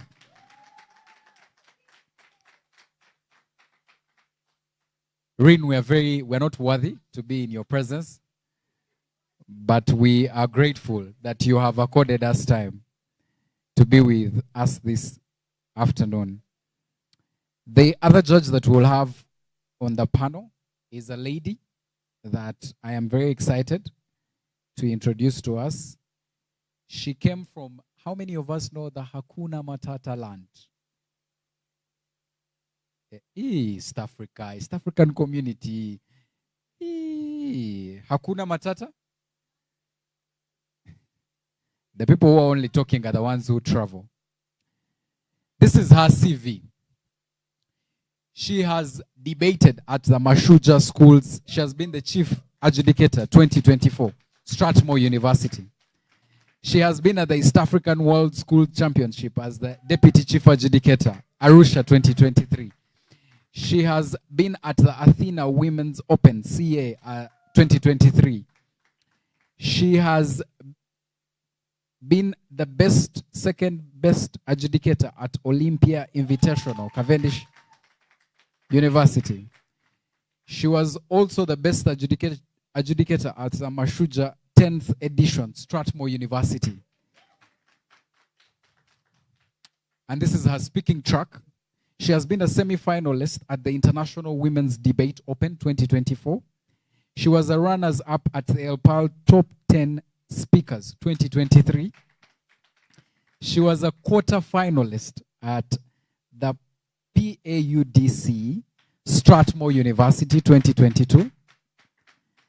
She also won the Sportsmanship Award Africa Top Universities 2022.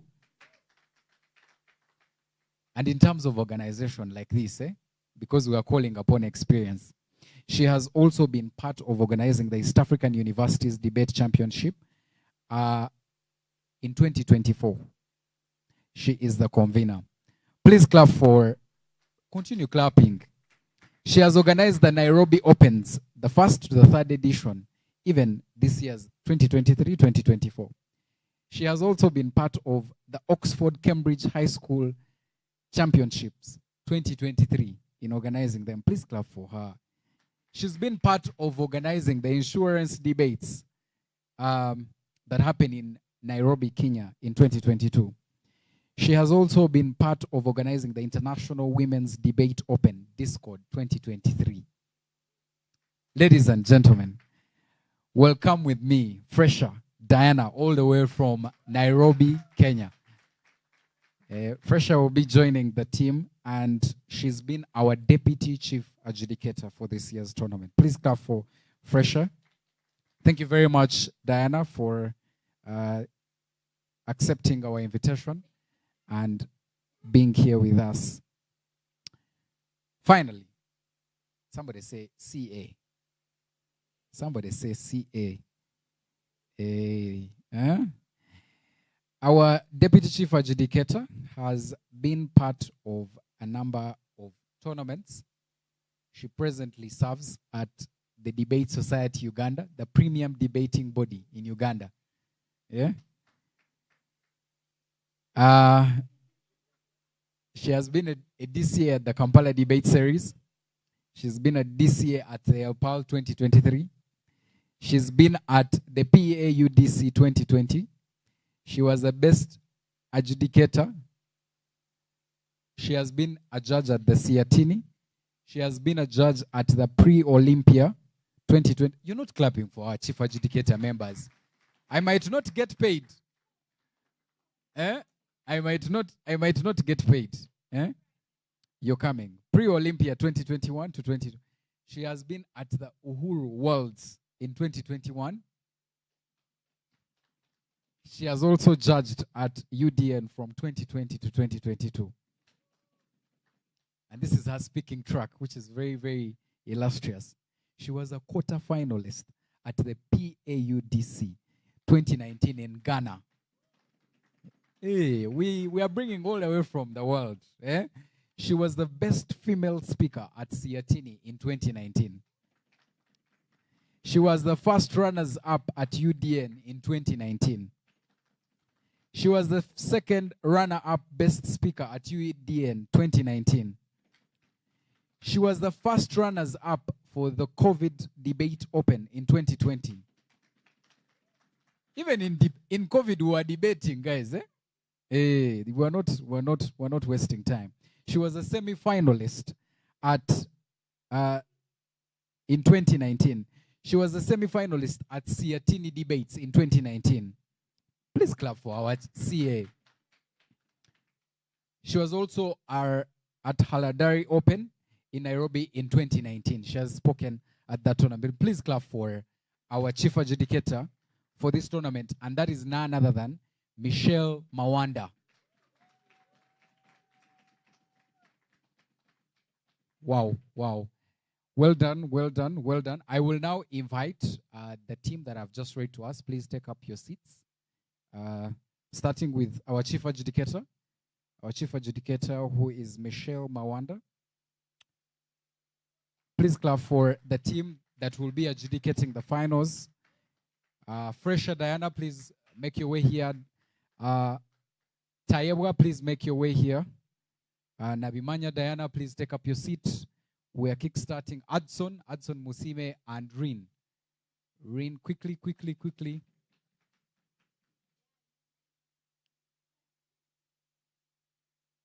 All right, all right. The chief adjudicator will announce the teams that have made it to the finals. I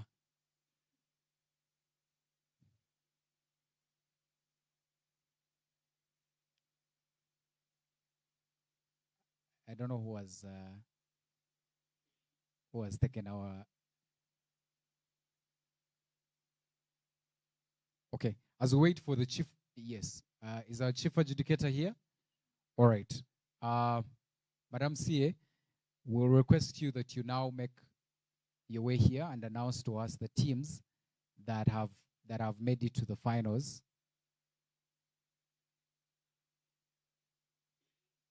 The teams that have made it to the finals. And then the instructions or the housekeeping rules for the finals.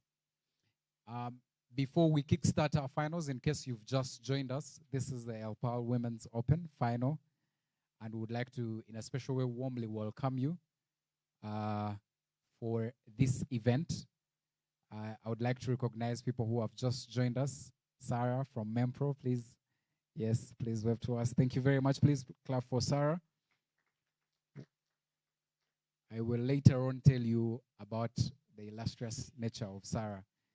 We've also been joined by my good friend and brother, Mr. Andrew Chamagero. Please wave to us. Thank you very much.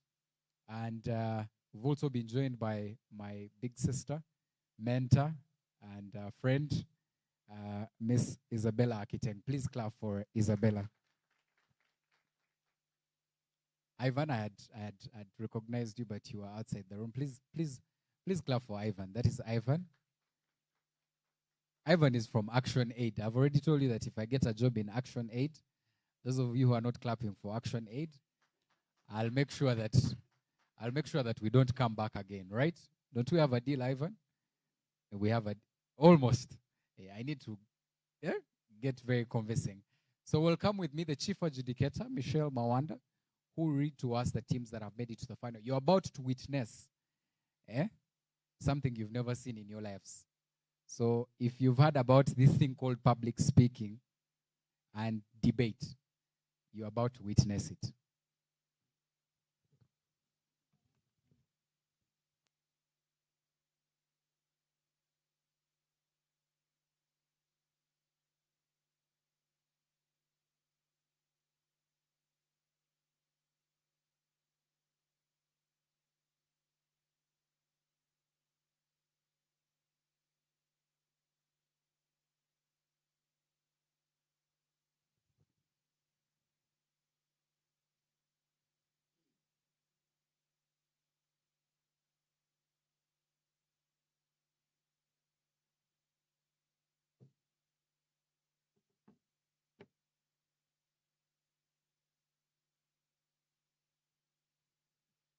afternoon, everyone.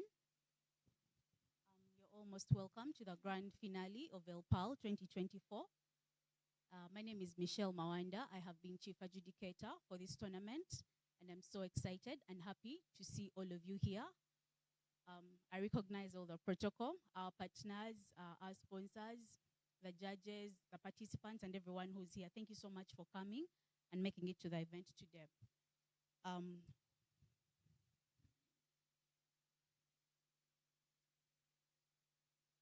In this tournament, we had a total of 16 teams that participated, and we had 5 preliminary rounds. And out of those 5, we have been able to narrow it down to the top 4 teams that you're going to be seeing here shortly. These are people who have been able to make it to the finals for today. However, I want to thank all of you, all the participants who took part in Elle Parle. Thank you so much for giving us a very spirited show, for giving us very interesting debates, and we're so happy that you decided to sign up for the tournament this year.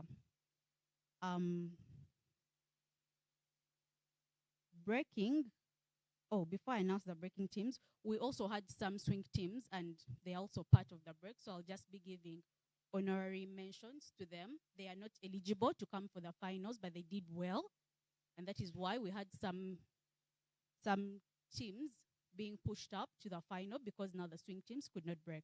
So breaking in position 1 was team Robina Nabanja with 13 points and 737 speaker points. Team Robina Nabanja, please make your way to the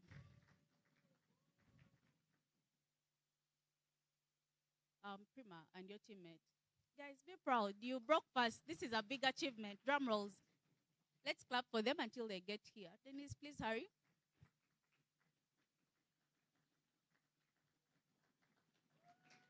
Congratulations, Team Robina Nabanja.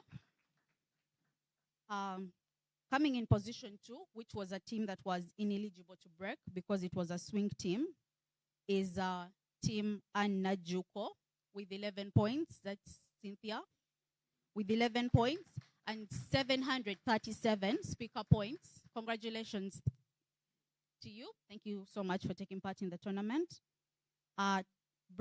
In position 3, still ineligible to break, is Team Masi Munduru, Michelle Wangari, and her teammate. Congratulations. Thank you so much for taking part of the tournament and giving us very amazing debates.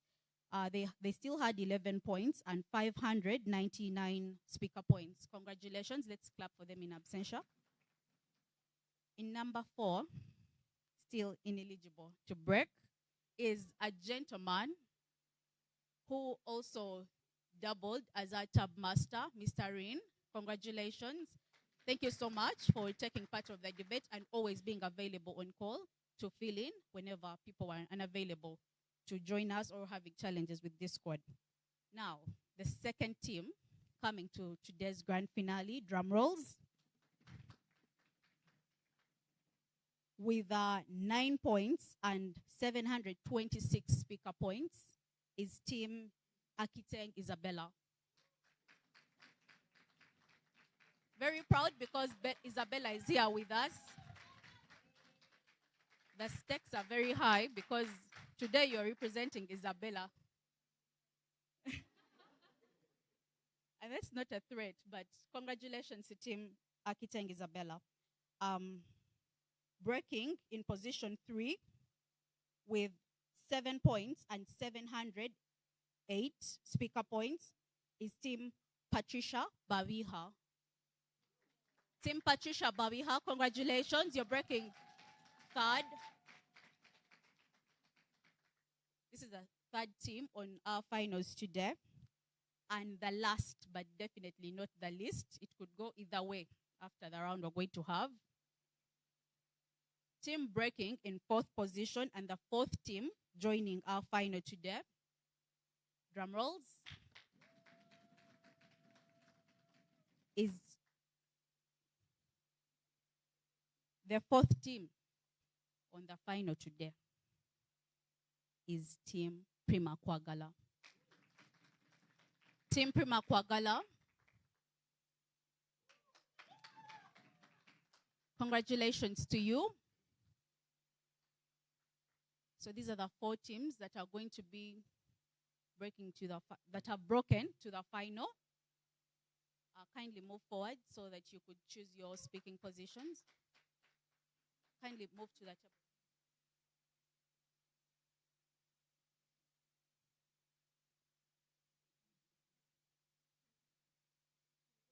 You're going to move to the judges table, and a representative from all the teams, kindly move to the judges table. And you're going to be choosing the positions that you shall argue at the finals today. We are going to be having 15 minutes of prep time, as we have been doing, and 7 minutes of speaking. So each of you is going to have 7 minutes, like we have done in the preliminaries. Kindly move forward. A representative from each of the teams, kindly move forward and get your speaking positions for today.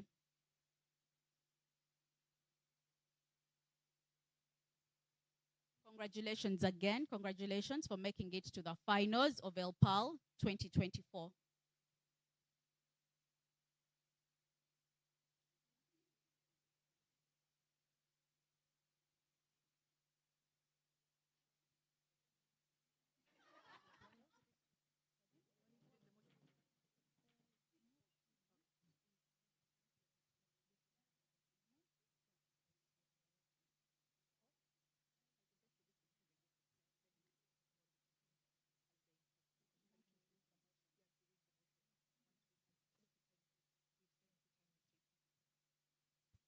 So we're going to have the DCA fresher read the motion for the grand final of Elle Parle.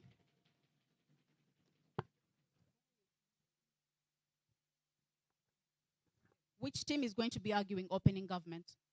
Team name? Prima. Team Prima Kwagala is opening government. Opening opposition? Team Patricia Babiha, opening opposition.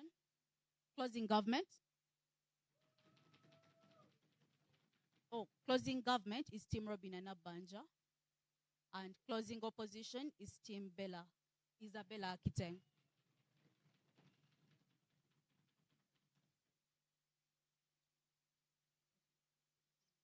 It is 46 minutes past midday.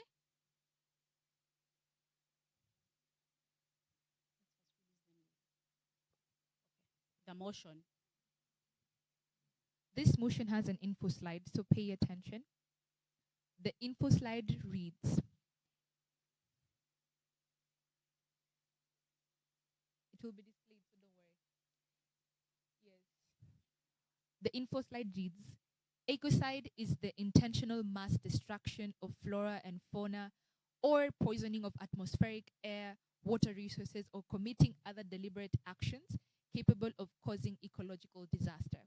I repeat, ecocide is the intentional mass destruction of the flora and fauna or poisoning of the atmospheric air or water resources or committing other deliberate actions capable of causing an ecological disaster. The time is 12:47. The motion, the round begins at promptly 13:03. The motion reads, given the means exist, this House supports the establishment of an international court to prosecute ecocide crimes. I repeat, given the means exist, this House supports the establishment of an international court to prosecute ecocide crimes. All the best.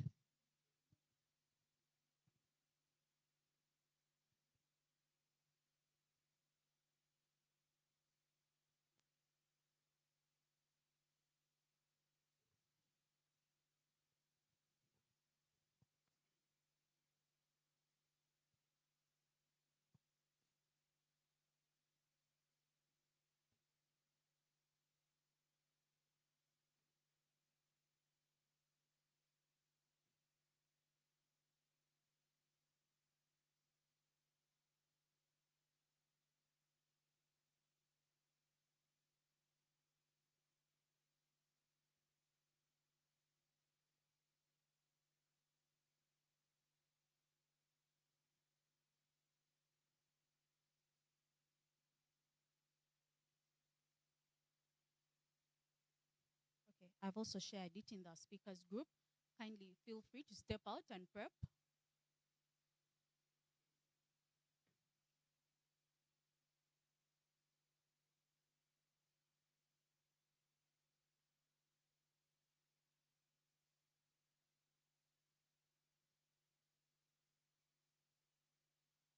So as we wait for the debaters to come back, I would like to recognize our CAP members, Fresha and Rachel. Fresha came all the way from Kenya to join us.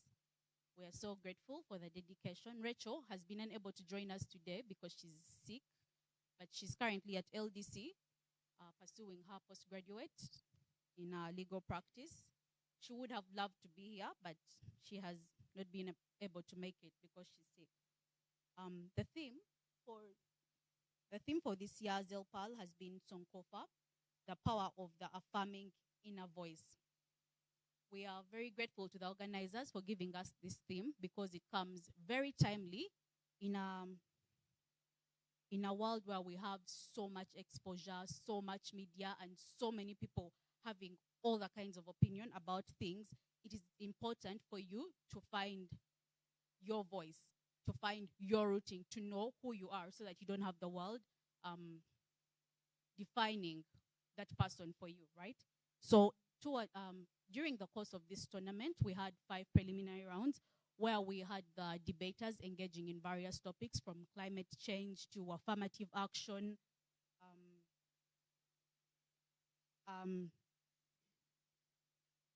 social media and sports. Yes, we had a motion on social media and sports. I said, no, I hope you people had fun in the preliminary rounds. Yes. So we had the teams interrogating, for example, the disproportionate impact that climate change has had on women, especially in the motion where we asked you people whether you thought that international climate agreements should put in an aspect of catering for that disproportionate impact that climate change has had on women, noticing that they are most times the contact persons in society, their role in food production. You know that most of our countries here in the global south are agricultural economies, right? The women are often affected the most by these situations. For example, when we have floods, when we have water insecurity and the like, most of the time they're the ones who carry the burden of society because they're the people taking care of the families most. The teams were able to tell us why we would have this kind of recognition on our international level. We thank you so much for the spirited arguments, and we hope that our development partners and sponsors could be able to pick up on some of those conversations in their policy guidelines and manuals to the government. I'm also glad to note that the quality of the debate in this year's Elle Parle has improved. We are so thankful for you for coming, and thank you so much for being eager to learn, right? During the preliminary rounds, we noticed that the first and second rounds were a bit shaky because people were not, I think, comfortable with the British parliamentary format of debate. But towards the end, especially on day 2, we could notice a very big change in your motion interpretation, the way you were bringing forward your cases. And we think that that is a very good thing. Thank you so much, Elle Parle, for giving this space to women. I personally think that it is a safe space for the girls in this country especially to be able to participate in debate, because we do not get as much representation during the other mainstream tournaments that happen in the country. So I'm very grateful that every year in Elle Parle, we are able to have new speakers, new people coming on board, and we hope that we can continue to grow this tournament and continue to encourage females to take part in debate and be interested in the sport. I would also like to thank our judges for their availability. Thank you so much for giving us your time. Not at any one point did we have a round being delayed or missing out a round because we had some rooms not attended to. We want to thank you so much, and we do not take it for granted that you were able to take off from your busy schedules to come and attend this tournament. Last but definitely not least, I would like to thank our partners, Action Aid, Vijana Corps, MEMPRO, and DSU, for believing in Elle Parle, for always making available your resources to us so that this tournament can be able to happen. We do not take for granted that you're always ready to answer our call when we call on you. and we are very grateful. We hope that you can be able to see the fruits of what you have done for Elle Parle and where your resources and time is going. Thank you very much. At this point, we have roughly 7 minutes still left for prep time.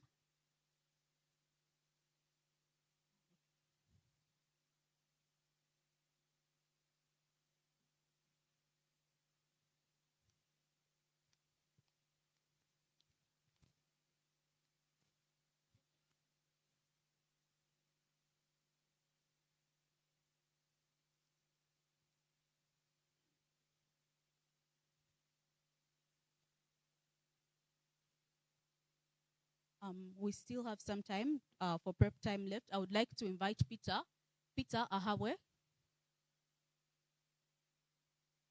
to invite our guest of honor who has arrived for this event. You're welcome.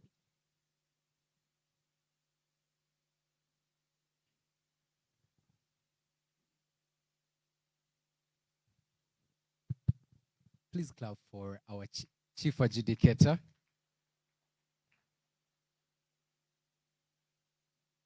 Our chief adjudicator, thank you very much for those remarks. In case you've just joined us, we are yet to witness a final like no other. If it's your first time watching debate, you might want to get a notebook because people use different terms. People have different tonations. There's so much diction that is about to be displayed here. If it is your first time in such a very room, you might be even wondering why somebody will politely and in a very special way tell the other person that you're probably not making sense, but very kindly and politely while he's doing that. And that's what debate offers. So we want to thank you for taking time off and accepting our different invitations. How much time prep do we have? 6 minutes. So as we wait for the finalists who have made it, I just want to quickly, I don't know, Madam, did you do that? Did you illustrate what I'm about? Okay, I hope you did. So in this final, we have two sides of the government, of the benches, sorry. So we have a government bench, and we have what we call an opposition bench. And we have what they call a resolution or a motion that has been read to us. So one side on my right is the government, as you rightly see there. And on my left is the opposition. Now, uniquely, if you've watched parliament or parliamentary sessions, you will notice that there's what they call a prime minister. And then the prime minister has what they call a deputy prime minister. And that's what we constitute as the first or opening half of the government bench. Are we together? You'll be hearing that. And then you have, on the other closing half, in government you have had sometimes who they call a member of government. So we also have a member of government in debate. And then we have what we call a government whip. So today you will also witness a government whip. And this whip does not cane people, but he canes people with words. So you'll also witness a speech from the government whip. Now, uniquely, each of those sets is a different team. So the opening half is a different team, and the closing half from the member to the government whip is also a different team. Now, what makes them unique, what this panel of judges is going to be looking out for, are their particular roles. So the opening half of the government opens the debate. It gives us context. It sets premise for the debate. Whereas the closing half does more like an analysis and then a closure of the debate. I hope I have eased our understanding if you see some people coming in and using different terminologies in the debate. So that is on one side. We have one side defending the resolution. So if the resolution is that this house believes that women are very capable to lead Uganda, the government with their prime minister plus the whip will come and demonstrate to us why women are actually able to lead this country. And I think they can do well. Don't you agree? Don't you agree? Don't you agree? Okay, I am hearing very few yeses. Are we hungry? I hope we are not. Yes? It is? Okay, then we go to the other side because I'm demonstrating and I want us to appreciate. So on the other side, we have now the other people who usually said, "Chino tetugenda kubalemesa, chino tetugenda kukola." Somebody said tubalemese. This is what we have on the opposition, right? And like any other opposition, we have a leader of opposition who leads the bench, yes, and then you have the deputy leader of opposition. So we'll have an semblance of Right Honorable Joel Senyonyi this side, telling us, Binevia, Honorable Nabanja, they are not working for us. And so we have that on the other end, and that is the opening half of the opposition bench. So that is also a constituted team from the opposition. And like I said, also the other side, you have the member of opposition, and then you have an opposition whip. Now, like I again said, they have particular unique roles. So the opening half leads in introducing their introductory rebuttal remarks, whereas the deputy leader of opposition equally has that role to patch up the leader of opposition. And then the closing half on the other end, the member of opposition, and then the opposition whip have a role to, close for us the debate, introduce, some new elements, not new content, but then close up the debate. And that's what these very experienced members of the panel will be looking out for. But most importantly, we also want to see the demonstration of knowledge about the topic. So that's what we're going to see, a showcase, a masterclass of sorts. This is just a few minutes before we start the debate.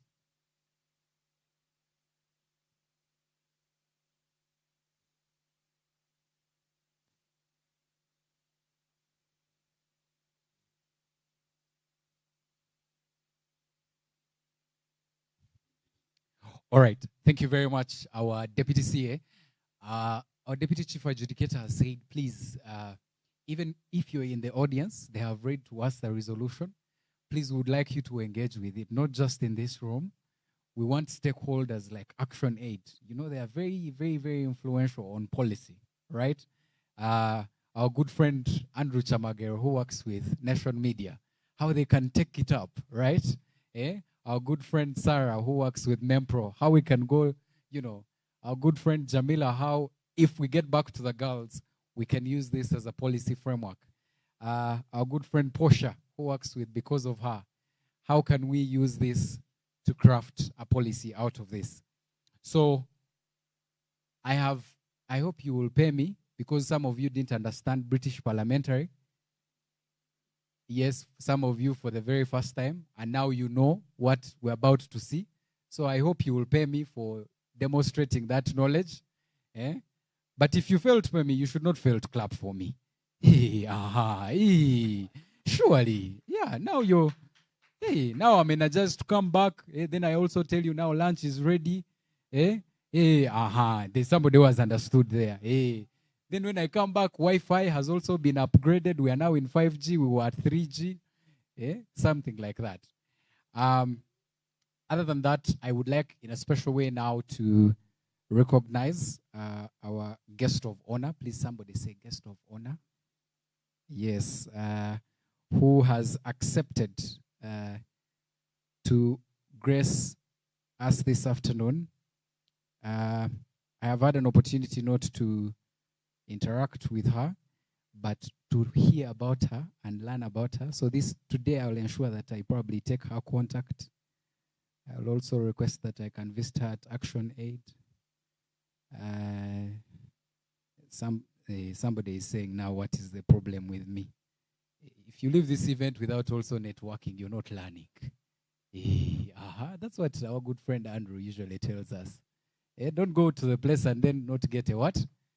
A contact. I would like now, in a special way, again, as we all of us are listening and are attentive, to recognize, I am not worthy to introduce her, but we'll introduce her later, but to recognize Mercy Grace Munduru. Please clap for her. She's the program and fundraising manager at Action Aid International Uganda. Thank you very much for being here. We look forward to hearing from you. Thank you for accepting our invitation and gracing this final. I will now hand over to the bench of judges, and may the best team win.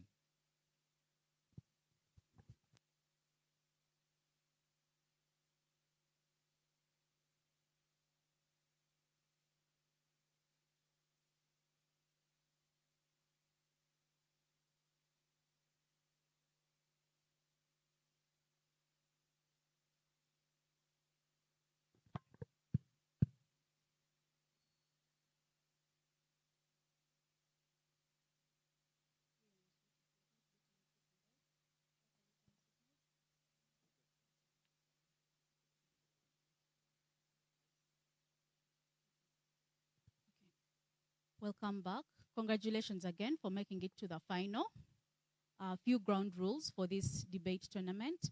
As we have been doing in the preliminary rounds, we are going to be having 7 minutes of speech. The first and last minutes will be protected. That means from minute 2 to minute 6, you can have interruptions. Points of information are going to be raised from either teams, and when you get here, kindly tell us your preference for POIs. When you're raising POIs, kindly make sure that we are respectful to one another. They should be short and under 15 minutes. 15 seconds, sorry. 15 seconds.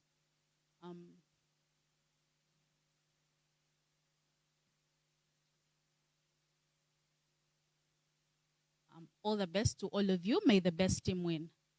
Prime Minister, you're welcome.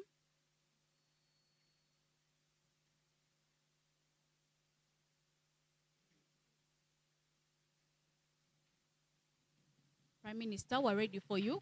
Ryan will be giving you time signals. He will raise his finger at the first minute and again raise his finger when you have 1 minute left.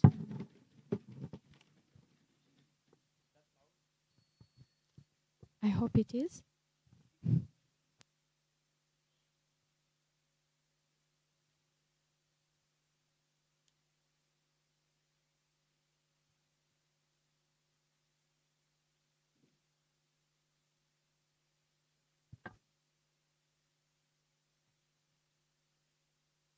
Okay. Resolved. Given the means of existence, this House supports the existence of an international court to prosecute ecocide crimes. Per the info slide, we understand what ecocide means. This is the intentional massive destruction of flora, fauna. Like, we're just basically talking about the destruction of the environment. So you get to understand how big a problem this is. If this is a big problem and we acknowledge that fact, that therefore means that even when we are going to decide to solve this problem, serious measures need to be taken. And in this case, we are going to debate about the existence of the IGC. So we understand the IGC is a global court. It's like an international court. We do understand that there are courts that already exist. And we're not here to maybe debate about the possibility of the existence of this court, because the motion already fiats the fact that, there is feasibility, there is a possibility of it happening. The other thing is we are not here to clarify what kind of model and whatsoever should take place, but we are here to talk about the importance of the ICG. Why should it be there? And is it of importance that we should have this sort of court in existence? The other thing, when you're talking about massive destruction, we're not talking about someone necessarily cutting down one tree. We are talking about big global problems. A destruction that will happen and will not only be of a problem to the people in that specific area, but it can go ahead to be of problem to even other people. For instance, we hear of things like global warming. Global warming does not necessarily happen just because of one industry in a specific area, and does not only affect the people in that specific area, but you understand it affects entire world. So we are therefore looking at a massive measure to make sure that we iron out this massive problem. Then another thing, when you're talking about the global court, we do not want our opposition to come and argue for things like, you know what, corruption is likely. These things they can never happen. There's no chance for these things to happen. Reason being, we have very many countries aboard. There are very many countries fighting right now to make sure that problems that come out as a result of massive environmental distractions come to an end. So we can't argue that, oh, there will be corruption. Mind you that the fact being that this is a global court, it means that there are very many intelligent people on board. People themselves, judges, lawyers, will be willing to work with this court. Reason being, it's an international court. Therefore, there are chances of high salary and the like, and it is a call for everyone. So we can't say that things like, corruption will be there. Then another thing, we need to understand the fact that when we are talking about global massive destruction, we are talking about a serious problem that needs to be ironed out immediately. We are going to argue on basically two things: urgency and the need for priority. What do we mean? We mean that this is a problem that we can't overlook. We understand that courts do exist today, but what happens when you look at the time frame these cases take to be worked on? It's a very long time. And so imagine there are very many problems that exist per status quo. So there is a lot of work that these courts are working at. So we have understood that the massive destruction of the environment is another key problem that is happening. So therefore, we need to attack it head on immediately with urgency. Reason being, it is affecting very many people out there. We are not saying that the courts that are existent are useless to us. No, they are useful. But this is a major problem that needs to be given priority and recognition, in that a specific body needs to be there to solve these problems. These cases should be taken to these people, such at the end of the day, they are able to be worked upon. You may ask yourself, what about maybe a small case that maybe someone may not be able to report directly to this international court? We say that is not a problem. We can still use these small courts in existence to make sure that maybe these cases are fronted to them. Then these people will be able to understand that, oh, this case can be pushed on further and further, such at the end of the day, it reaches the ICJ. So what do you get at the end of the day? At the end of the day, you're making sure that these problems are solved with the sort of attention they need at the end of the day. And this is what we are aiming for. We are aiming to make sure that these problems are solved very well and they are given the immediate attention they deserve. When you look at what happens in the economy, especially these problems of massive destruction are majorly caused by the big companies. And we need to understand that usually what happens, the relationship between these specific companies and the countries where they exist, these companies are actually bigger than the states where they exist. What do I mean? These companies are the ones which sponsor the economic activities. Like, for instance, I can say Total sponsors many events and economic activities that happen in Uganda. So what does that mean? It would be very hard for Uganda as a country to sabotage, to go against what Total says. But it will be very easy if all countries come together and as an entire world, we are fighting one company as Total. Because there you are many people hands on deck and it will be easier. Also another thing, like for instance, these companies, the fact that they are big, usually they have very many branches in very many countries. So if you fight a problem that Total is causing in, for instance, Uganda, without solving the problem that Total is causing in another country like France, at the end of the day, you have done nothing, because at the end of it all, however much the Total in France is doing something wrong, me as a Ugandan, however many miles I am away from that place, I'm still being affected by the problems that result. For instance, we can talk of things like global warming. These are the climate changes which are unfavorable to us. So what do we say? We need stronger hands to make sure that such a problem is solved. How? The best way we can solve this problem is actually through the ICJ, because as you understand, it is a global court. It is for everyone. And as I say that, all countries are interested in this. Reason being that these problems that result from the massive destruction do not only affect one problem, they affect very many countries. And as you know, right now, according to status quo, it is a priority. It is a need for every country. Everyone is standing up to fight the massive climate changes that happen over and over again.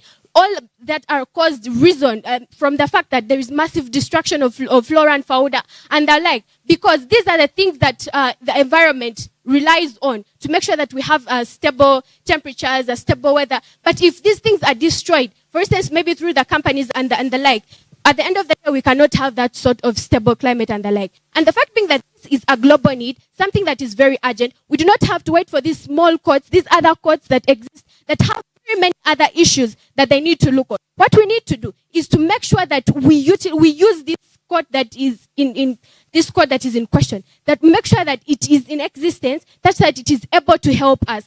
If it is a code that is specifically centering on the aspect of climate change and the rest, it will be easy, because at the end of the day, they will be able to tackle the problems there and then. My case.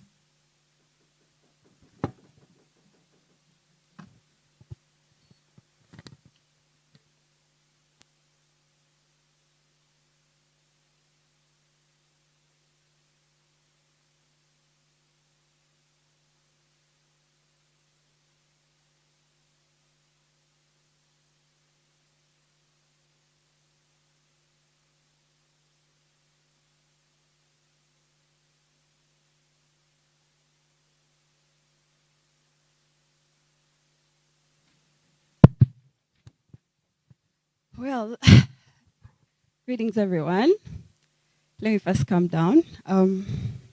Yeah. Thank you. Well, thank you very much, the former speaker, for whatever you have presented, though I'm not satisfied with whatever that has been, presented.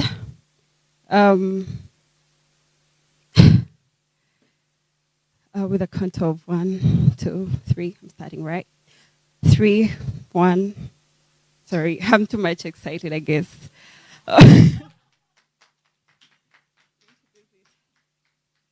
Okay. 3, 2, 1. Panel. As I'd said earlier, I'm not really satisfied with what has been submitted, because I believe it's really, really not workable and applicable, right? So because of the views that I'm going to give as the lead of opposition, I remember you talking about corruption, right? Because you don't believe there will be corruption. I really want to disagree with you, because we've seen this in many international bodies. International bodies, I personally describe them to be the first corrupt, organizations or entities, right? Because of the different people that happen to lead them. They carry greed, right? They're always angry for power, exposure, and everything. So they normally prioritize what they want as them, not the general cause. So I beg to give you the reasons. I'm going to focus on only 2 points as to why we believe that. All right. I'm so excited. Why I believe whatever has been submitted is not really workable. Firstly, these powers that you're talking about are the ones that we should look at, the international, courts and everything. They're the ones that are actually funding the destruction of, flora and fauna, if you didn't know. If you're to check about, I think you've heard about EcoPUP, it's being funded by all those superpowers, right? So I beg to let you know that all these things that you're talking about, they won't be applicable, and they are not workable, because they're the ones who are actually putting money into the destruction. And before we go to that, let's look at the domestic level, right? Let's look at the domestic level, right? Before you get to anything, we have to work within ourselves, because we are the ones who are actually suffering. So I beg to let you know that as the opposition or opening opposition, we really disagree with you, because we have to look at the domestic level. It's always, domestic people fighting with the international people. So with me, I really beg to tell you that international organization or courts, whatever initiative that will come out, I beg to disagree with it, because it's not really going to cater for our interest as the domestic people. We have to look at ourselves first. We have the solution. We have the resources. We are just lazy to look around them. We're looking into the foreign or the international courts, because we believe they are more informed, because we believe they have the resources and the funds. So I really want to tell you, Deputy, Prime Minister, that whatever you've talked about is not really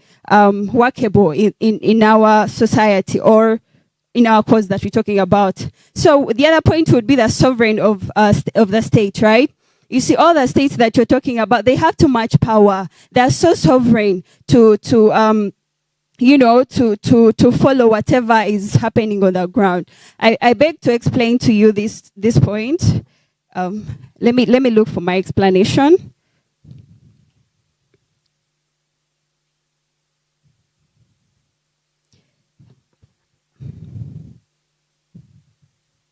I mean, not granted. Right?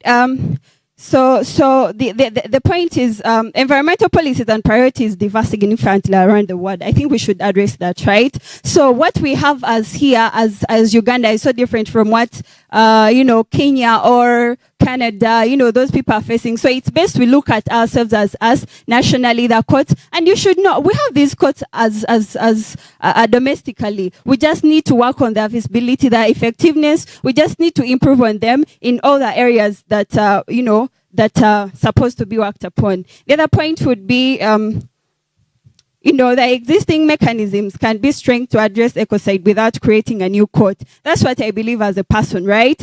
Bodies such as International Criminal Court, right, and the International Court of Justice already have frameworks that would be expanded. So why would we go ahead on doing the international court, right, for basically this cause? So I really want to tell you, whatever we have is enough, and it can work on whatever that we are facing as a world. Flora and fauna is something that is really sensitive to us. We need it every day, and we're not supposed to first run to the international courts, yet we have the domestic courts around us. So I beg to let you know, the opening government, that whatever you're presenting is not really satisfying. It's just going to bring us into other causes. It's just going to attach us onto other strings, right? That are going to make us find ourselves getting into other distractions that we're trying to avoid as Africans, basically. Because this time around we're talking about Africa. The other point would be the complexity and the subjective, right? So that's one. I think I need to remind you about the term of ecocide itself, right? It's broad and can encompass a wide range of activities from deforestation to pollution. So the lack of a clear, universally accepted definition makes it difficult to establish a consistent legal framework.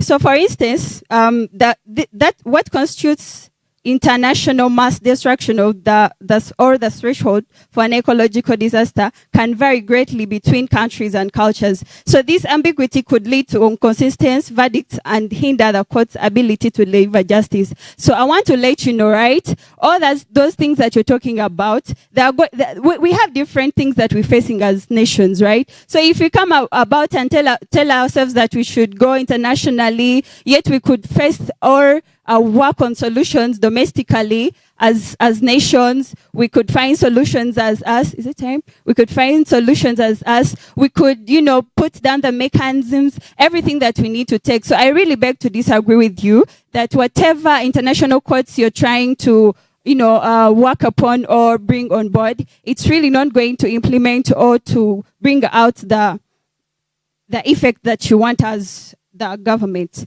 In my conclusion, I really beg to disagree with you that we need to have the establishment of international courts. Thank you. In this case.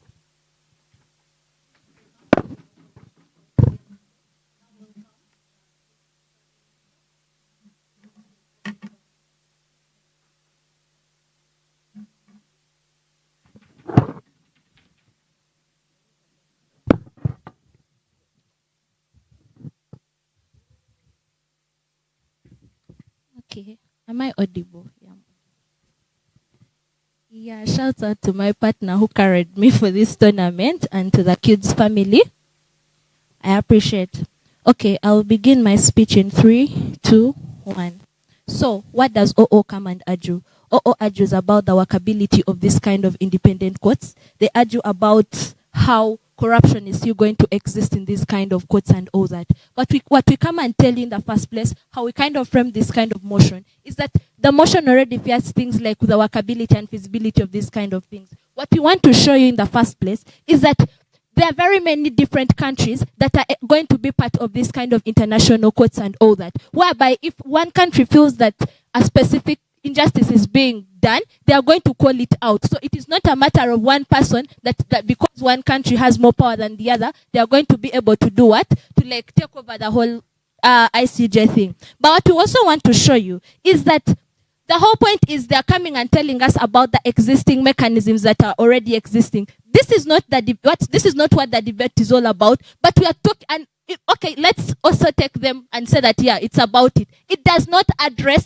the urgency or the kind of accountability that is needed in this kind of motion, or that is needed in this kind of issue that is happening in society. Let's all notice that environmental destruction does not really respect any country. If it affects a specific country, if for example, if this kind of thing is going to affect a country like Uganda, it is not going to respect that, oh, these are Ugandans, it's only going to stay in Uganda. It is going to affect the entire globe. And this is why we feel as the government side that this specific independent court works, because when they argue things of corruption, these are people who have already made their kind of money. These are people who know what they want, and they know at any one point if they make any kind of injustice or any kind of wrong system, they are going to be kicked off on this specific panel. I'll take you later. They are going to be kicked off of this specific panel. And who in their actual mind would want to be kicked off of such an opportunity that is given to you? But also, secondly, what we want to show you that what they come and tell us that, oh, that why they feel like the existing mechanisms are enough, or they feel like this is something for them, they feel like, because at the point in time when you're going to start babysitting people, that, oh, because we feel like these independent courts are going to be like having things like corruption, so we shouldn't take it on, and we let people who are carrying out this massive destruction of the environment affect the people. We already tell you that if opposition is willing to come on board and decide to do what, to come and do a massive destruction, it is not going to stop the government bench from being affected in the long run. This is why we feel that at this point we need an independent body. Why? An independent body has nothing like biases and all that. But secondly, what we show you that it doesn't work under the influence of other nations, because all nations are going to be represented. If one nation feels that, oh, we do not want this, they are going to call it out. So their issue of workability, their issue of corruption is going to be ruled out. What we come and tell you, we want to prioritize the urgency, that we want to prioritize things like climate change, because climate change is something that is going to affect each and everybody. Even if we give it a blind eye, even if it affects us right now, it's still going to stay there and affect the future generation. And what does that mean? That the incoming future generation is also going to affect the other, like that. But then, sorry. So the other thing we want to show you is that these courts are going to prosecute things like ecocide crimes driven by things like accelerating that kind of pace of destruction. We already tell you that, yes, these other mechanisms that they are talking about are already existing, and we are not saying that they are going to remove them and all that, but at a point in time that there is something that they cannot handle. This is why even when it comes to other crimes besides climate change and all that, when they cannot handle a case, this is why they forward it to the independent bodies. These are bodies that do not have this kind of influence that, oh, because USA is a country that is more modernized, or a country that has more industries and all that, so we should favor them. But it is because this kind of independent body is unbiased. Secondly, it's not working under anyone's pressure, or not working in any form of any form of influence. But secondly, what we want to show you that we need to treat things with a kind of urgency that they want. So at a point in time when we already show.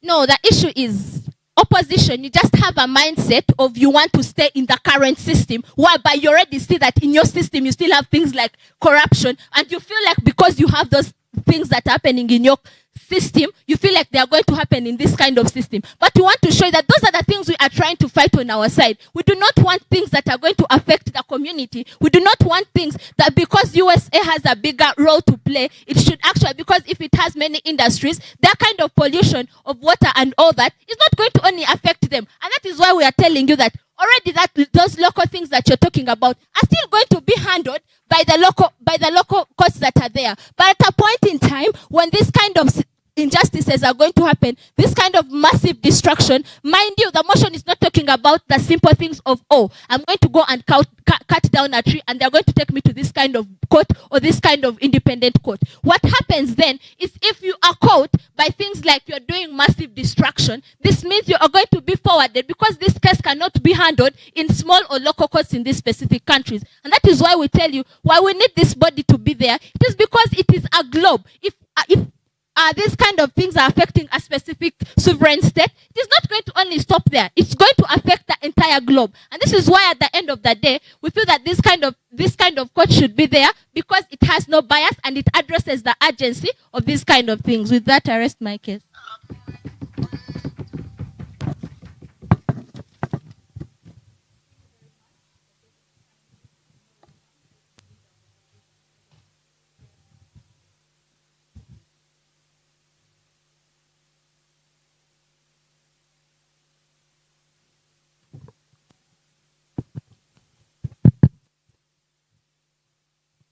Okay.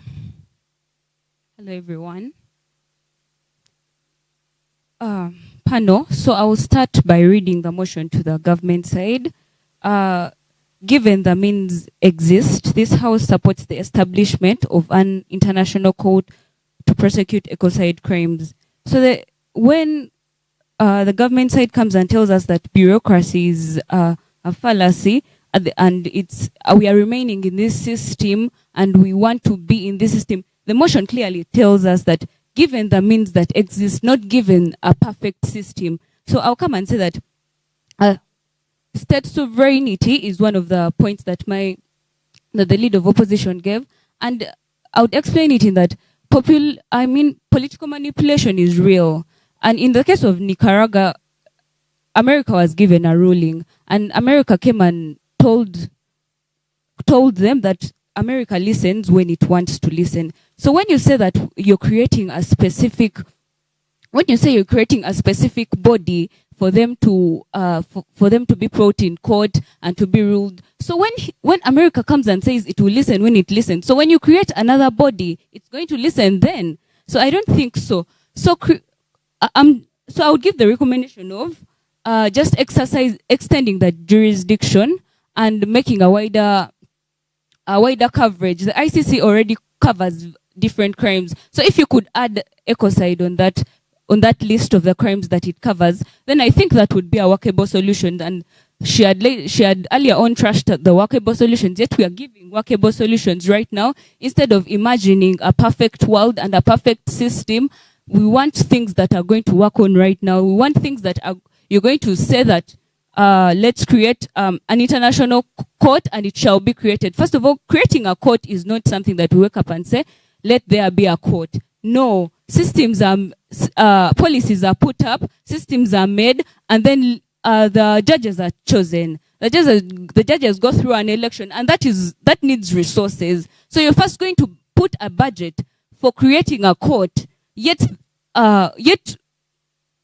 ecocide is already happening, crimes are already taking place, and the biggest contributors to ecocide are the great eight, the great countries. In Uganda, you can't see that they have cut down half of eastern Uganda. No, that's not logical. It's that the Amazon. Let's take an example of the Amazon. The Amazon forest is slowly deteriorating, and it's not even here. So when we say that we're going to create a court, and when we say that we want to workable solutions, I think we should shift this side and get the workable solutions of even creating tribunals that deal with these solutions. The tribunals come in and just settle. The judges are chosen and they settle and put their minds on those specific crimes that are coming in. When you come and say that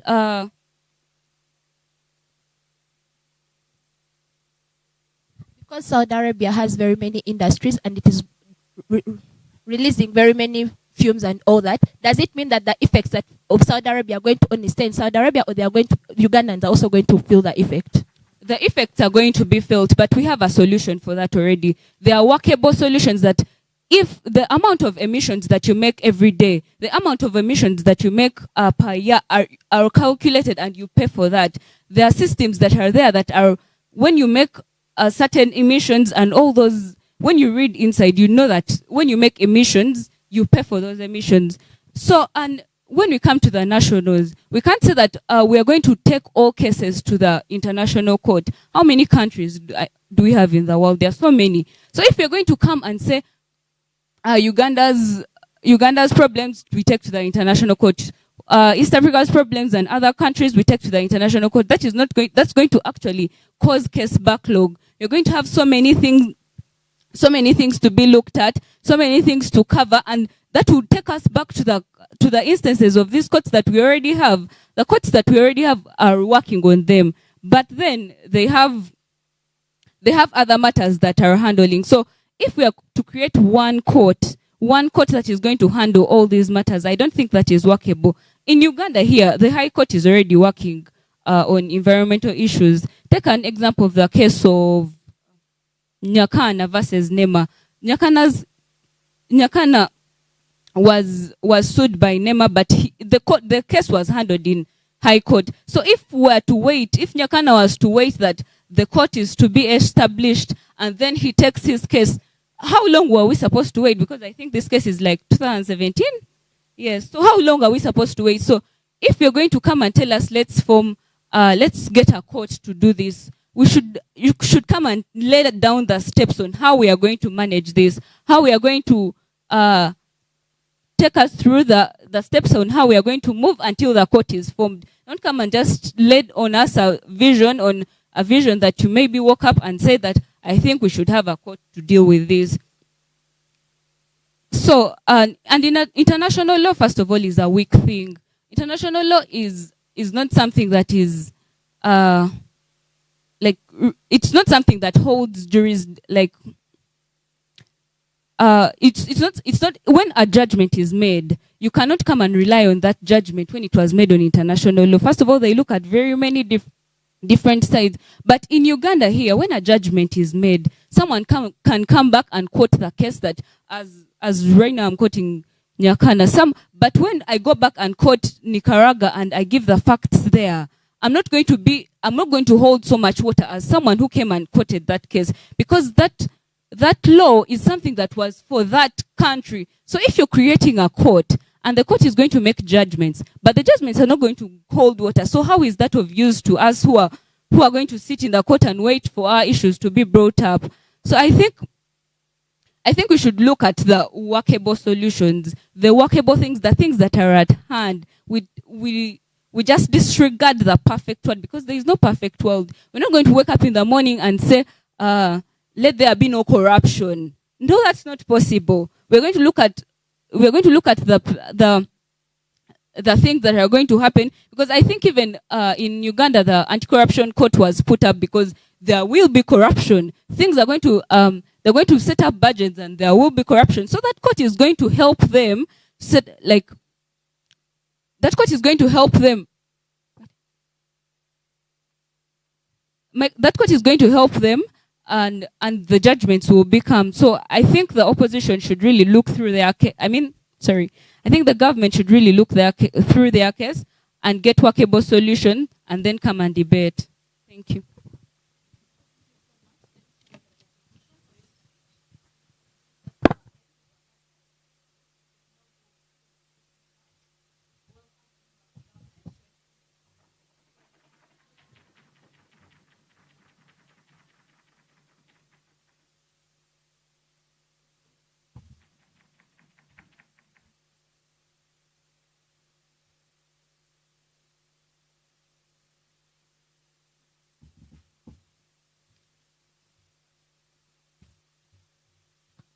All right.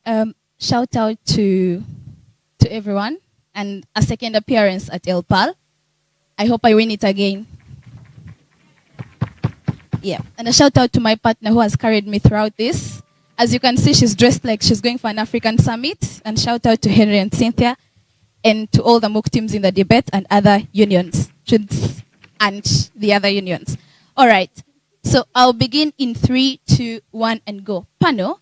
The reason the debate in the opening half has largely been messy, it's because the debate already sets context that it is possible. It already shows that there are existing mechanisms. The debate from OO questions the feasibility, it questions the workability, and we don't think that is the debate from closing and opening opposition in today's debate. But then the second thing, we think that the reason our OG doesn't do a good job, it's because they do not contextualize to you and whether existing mechanisms in status quo. We think that there are already existing frameworks like agreements in climate change, the Paris Agreement, the Kyoto Protocol, NDCs, climate change acts, they fail to show you why these are inefficient and why we need the international court to deal with ecocide crimes. The second thing is that they fail to show you the justification as to why this should be termed as crimes. Why should they go to the court? What is that impact? What is that justification? What is that necessity in this debate? And this is where CG is going to come from. The first thing, you need to understand that there are existing frameworks and mechanisms within the status quo. But why don't we buy into this? Notice, most of them have been promises, most of them have been commitments, and they are not legally binding. What that means is that there is inadequate prosecution of any crime. That is why China is able to set up an industry in a wetland, and you're not going to prosecute it. That is the reason as to why Coca-Cola is going to continuously dump in developing countries, and you're not going to prosecute it, or you're not going to try it domestically as OO wants. Why? They have more resources. 2, there is no global cooperation. 3, they cannot be legally held accountable. So the fourth thing, and why OO loses out again, is that they come and say, Total funds us, but secondly, so due to those conflicting interests, then you're likely not going to be efficient in our side. And on our side, that's what we think that an international court gives you. Global cooperation, legally binding, but also thirdly, you do not have things like conflicts. The second thing, how do international courts work? The reason they tell you, the argument from OO comes and says, look, we already have the ICC, we already have the ICJ, why don't we expand this? Why do we think that is flawed?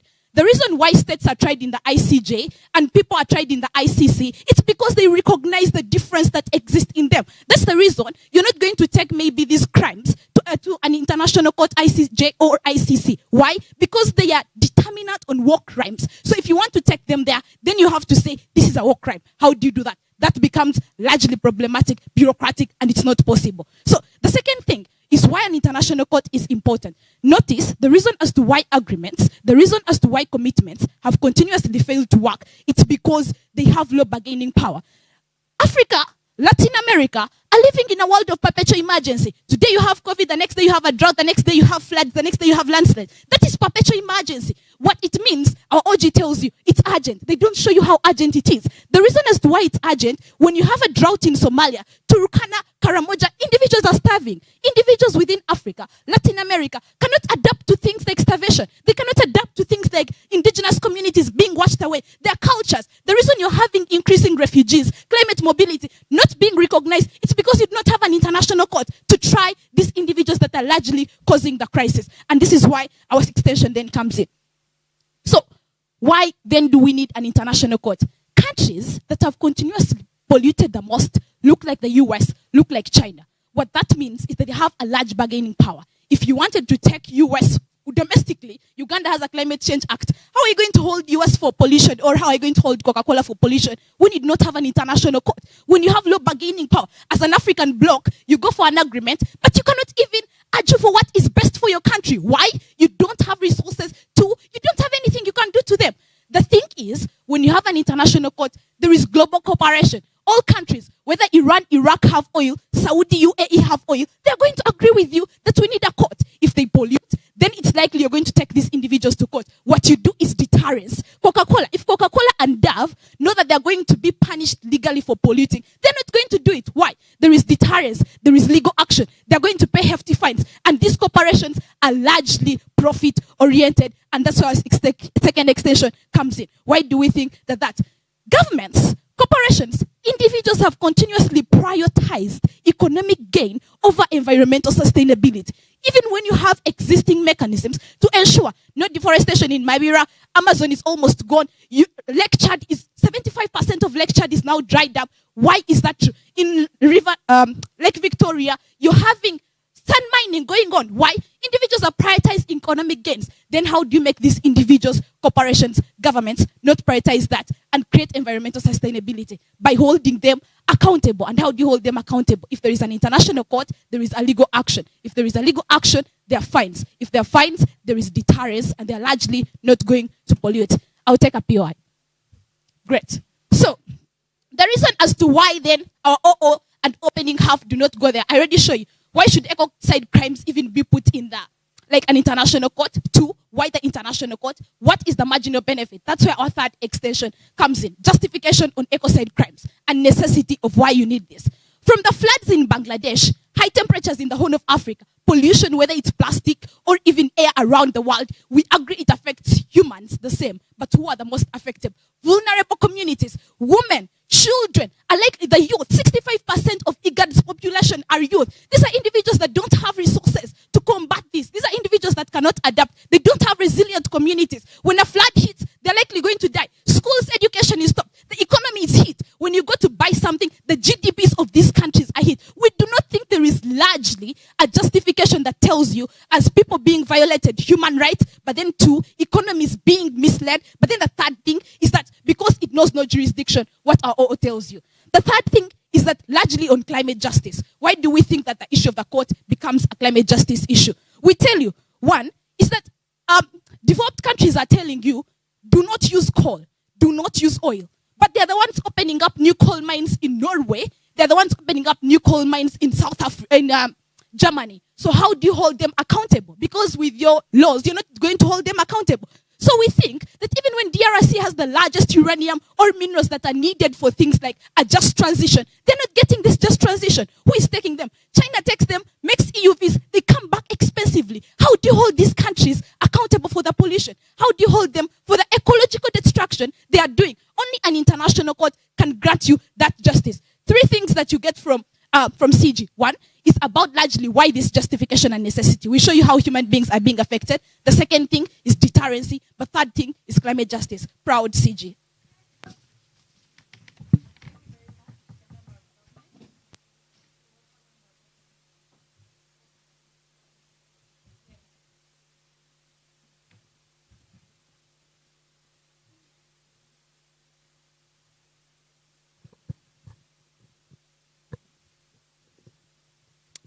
Shout out to Denise, shout out to MDU, shout out to Isabella Teng, whose team name was from her, and shout out to my teammate. Right, Chair, I'll start by saying we will have a small difference from what our opening actually had. Things to do with that the international law actually does not have a very big impact at the end of the day. And international law actually has a very big impact to everyone in the nation. That is the first verse they actually created in their speech, and we want to do away with that. So, Chair, I'll start with engaging the team from OG. What did OG tell us? They actually brought to us two very important points that we'll actually base our arguments on as CO today. Number one, the point of urges and the point of priority. In the point of urges, I raised the POI and asked them, what do you think about bureaucracy at the end of the day if you're considering an international criminal court to actually handle these cases? At the end of the day, how long does it take for a Ugandan to move from here and go to the US, where I'm just giving an example, and go to the US where this court is actually based, and contact the people and all the procedures that someone has to go through at the end of the day? This brings me to extend on the point that actually OO brought to us, the point of domesticating these policies, and the point of having us work as Uganda and have things addressed in the country where we are, because we know the magnitude we know the magnitude and how big these things have actually affected us. Making these things be domesticated is actually easier for us to handle these problems that exist. Number one, they told you that we are actually going to have state sovereignty. At the end of the day, if we have states like the US, if we have states like Germany, if we have states that are very big, at the end of the day, they will be the decision makers. We have seen laws that have been passed, and these people actually have a say of all the policies that are actually being implemented at the end of the day. We realize that countries that are from the global south are actually being left out because they have no say anywhere. They are African countries. So what do they have to do in decision making for things that actually affect them? Usually we do not have a say, but rather let us sit, make policies for ourselves, make these things simple for everyone to understand, other than making it look like we need to go global, which actually will leave things unattended to. Another thing they were telling us about from OG, they were telling us things to do with priority. Yes, climate change is a priority, but how are we going to handle it as Team CO? Number one, we need to realize that actually there are better ways that we can have this thing addressed at the end of the day and have everyone put on board. Number one, we realize that the climate, the forest coverage in Uganda, for example, has been reducing over time. But with the measures that have actually been existing, we realize that there is a certain percentage of increment. It is slightly small, but it is actually there. So at the end of the day, we realize that these things will actually work if we actually all be part of the process. Not, I'll take you later. We realize that we all need to work and be part of the process, other than saying that we need big decision makers to come at the end of the day and make all these decisions for us. Number one, what are we going to do? We're going to have things to do with effective sensitization. Have everyone brought on table. Have everyone, especially the vulnerable groups, the people that are actually more affected by the climate change effects. Things to do with people that come from areas that are actually more affected by climate. People like from Karamoja, include the women, include the children. Let everyone actually understand that there is a problem and they need to be included, other than taking it to the big tables and having everyone and having those big people actually take up the process. I'll take OG.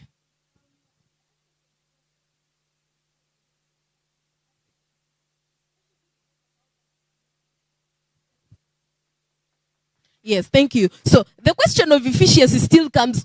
It is very hard for us to actually have efficiency when there is bureaucracy. At the end of the day, the process will be left out. The process will be left hanging because of the long processes that actually people go through. Someone will think about going to ICC, to ICG, because they will think about it and they'll be like, hey, this is a long process, so I need to actually sit and have these things solved here. What we bring to you as Team CO is that the problems are in all countries and they actually affect everyone. But what we need to do is understand where these problems are stemming from, include the people that are actually getting affected by these problems, and then let us have them on board, other than saying we need big powers that are actually corrupt. I will not engage more on the point of corruption, but we have things that we need to have to ourselves and understand their causes. Another thing that they were talking about anyway, they're talking about things to do with that what affects you, what is done in the US can actually affect Uganda. Yes, we concede with that.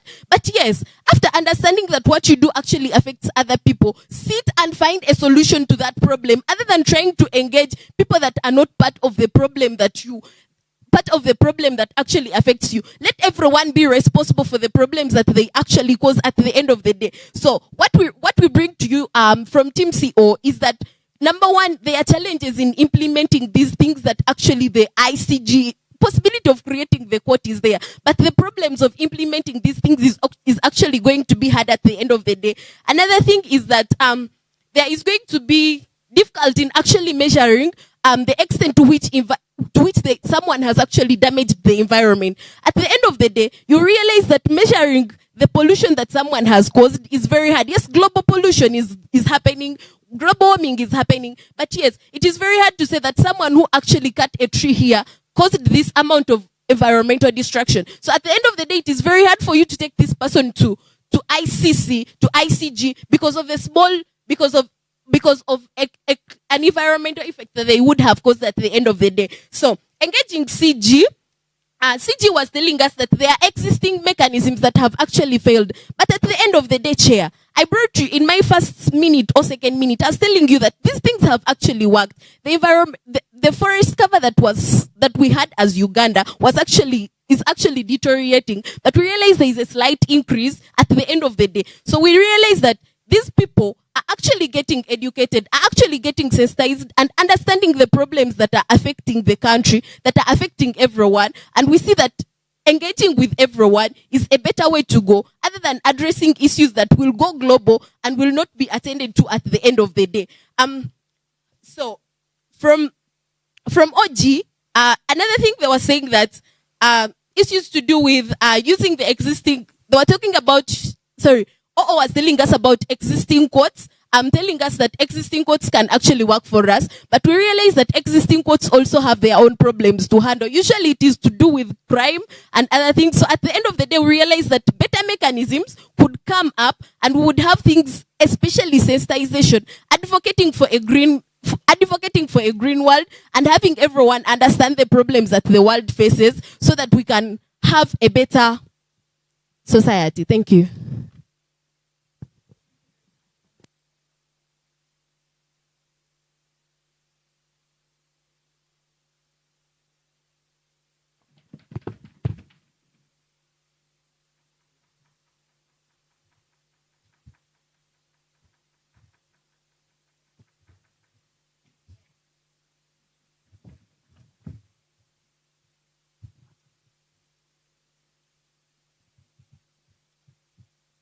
Shout out to Denise, who has carried me until this level. I'll be starting in 3, 2, and 1. Panel, notice that there are cases in Uganda that have dragged for over 20 years. And there are reasons as to why Dominic Ongwen was not tried in Uganda, but was tried in the ICC. The contextualization that opposition does not understand is that there is a certain gravity that offenses reach and they can no longer be tried on national level. So when we talk about things like the domestic courts can handle these things, and very problematic, as CG says, that there should not be a court at all because they should do some domestic policy changing, we think that's quite problematic because, as Denise has contextualized for you, there is and the motion itself already says there is a massive destruction that's happening. So it means there is a threshold for which these crimes can no longer be seen as simple crimes, but now we have to take on a bigger avenue to mitigate these things, right? But notice that in not understanding that these crimes are climate justice is not a jurisdictional, national jurisdictional thing. They also don't understand when we make that argument that Uganda does not, for example, have the territorial jurisdiction to try companies like Coca-Cola or to try countries like France who are polluting in the outside world, and yet those effects are being felt in Uganda, right? That sort of contextualization is not being understood from opposition side. And we think that's particularly important because what you have with international law is that you have a body that holds all stakeholders accountable, right? And we think that's very important also because when they bring in the example of the ineffectiveness of the existing courts and how ICC and its decisions usually are not implemented, we want to draw a comparison with things like genocide, right? Before the Genocide Convention or before the ICC could ever try genocide cases, if you compare the rampancy at which they were happening and how that is strategically decreased with the Genocide Convention in place, we think we are safer in a world where there is some sort of mechanism that brings people to accountability. The effectiveness of that is a thing that can be worked out. The motion in and of itself says, look, it's possible to actually establish this court. So we think the problem of these decisions not being respected is a thing that can be worked with sanctions and all of these things. That's a thing that is workable, right? We think the more problematic world is the world, especially of CG, that there is no court at all, there is no sort of accountability, there is no sort of understanding that the effects of climate change are actually cross-border. And when we say cross-border, it needs to also be understood that even in prosecution of the domestic courts, they don't have the jurisdiction to handle the gravity of these offenses. But more specifically, when Denise tells you that, look, people are being moved from their homes to even to other countries. You could survive a war crime and then you move into an area where you're facing the outcomes of climate change, right? That sort of contextualization is important because opposition does not understand that when we talk about climate change being a cross-border thing, that even in terms of holding people accountable, there is a certain limitation at which courts cannot cross. Notice that when we talk about things like bureaucracy, we've already told you that those are existing things in the world that can be worked on. I mean, even in Uganda, there are cases for environment that are being dragged for over 5 years. Those are systematic challenges that might exist, but in a world where we have at least some sort of accountability that's being held, we think that we are safer in such a world. Now, notice again that on the question of urgency and how we built on that, to even rank above our opening, is that we've showed you the actual urgency that exists, right? That there is the sort of famine, the sort of people being moved from their places, the fact that even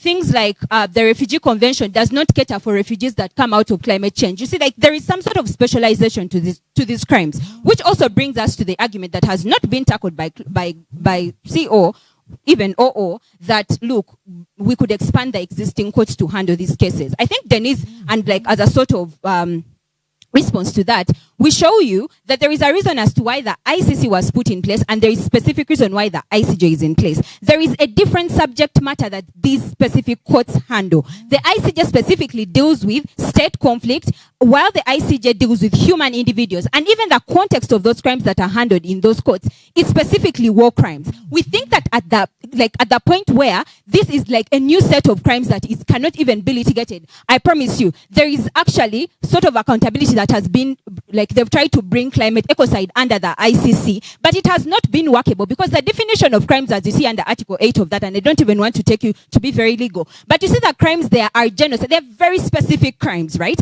And even now, you see, when they talk about bureaucracy, even the bureaucracy of changing that act, right? When you look at the Kampala Convention and how that amendment of the ICC, the Kampala Convention, you can see that it took years for them to reach that understanding. So if we want to talk about bureaucracy, we think it is an existent thing. But where on which side of the house do you have like some sort of accountability that exists? We think that it is on side CG, right? So we don't, like, the bureaucracy argument cannot fly in this debate. The misunderstanding of the idea that climate change is not a jurisdictional, like it's a cross-border thing, is also a thing that the panel should take into consideration. But also when you wear a world, as CG says, that there is no court at all, we think we need some sort of accountability that can only exist at CG.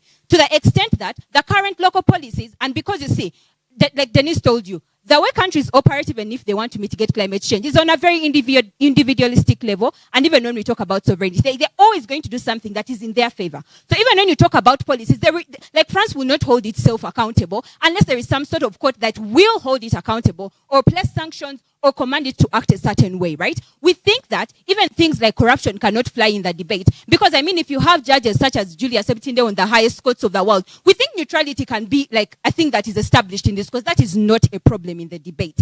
The problem that the entire opposition does not understand is that there is a threshold of massiveness of the crimes, of the actions of climate change that have crossed the triability of national courts that now makes them international. Just as you see, Dominic Ongwen could not be tried for the crimes he committed in Uganda, but they had exceeded a certain threshold that now they had to be tried in the ICC. But also they don't understand the urgency that there is for there to be a universal sort of accountability that exists in terms of these courts, right? But also, they don't understand that domestic solutions are no longer a thing that can work because, one, countries operate individually, and two, they are not able to hold themselves accountable for the global harm that they cause to, for example, third world countries. We think our world is a safer world because there is some sort of accountability. Even if there are challenges, we think that the world as it is now is quite problematic because there is no sort of accountability that exists. Do I have more time? Am I in protected time? Okay, so what do you get from CG?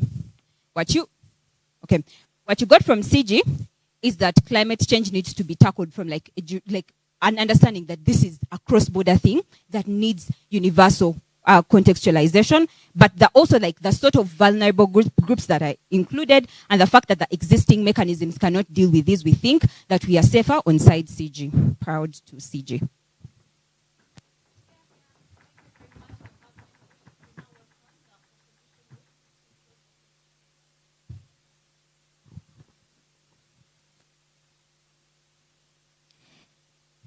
Thank you so much. I would like to first thank Melody and Miss Danita for pushing me up to here. Well, the motion states that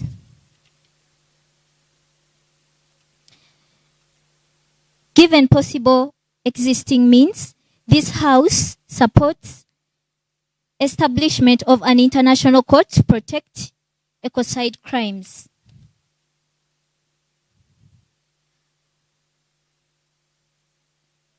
I'd like you to first address your mind to the long procedures of establishing these international courts. It's not something you're going to just debate about and then tomorrow they are set up. There are conferences which have to be first made. We have to first attain the assent of different countries. We have to attain signatures.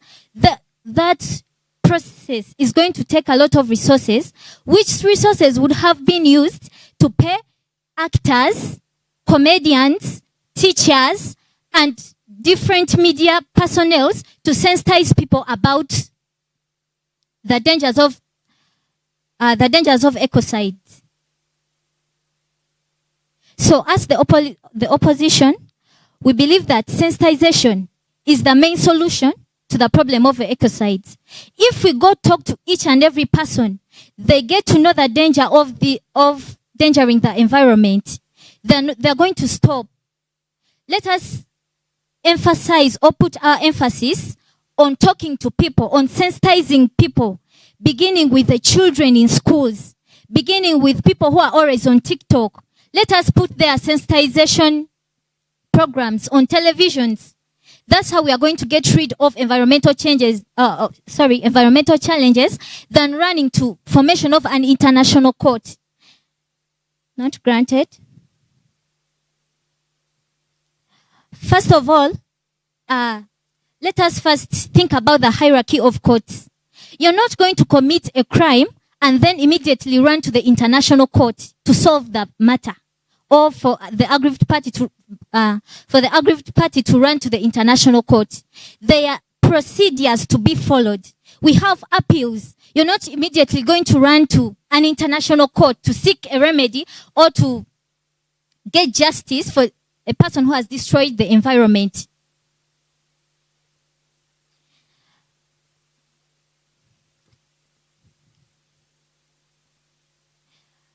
I don't know whether it was the closing government, the first speaker, talked about international corporations.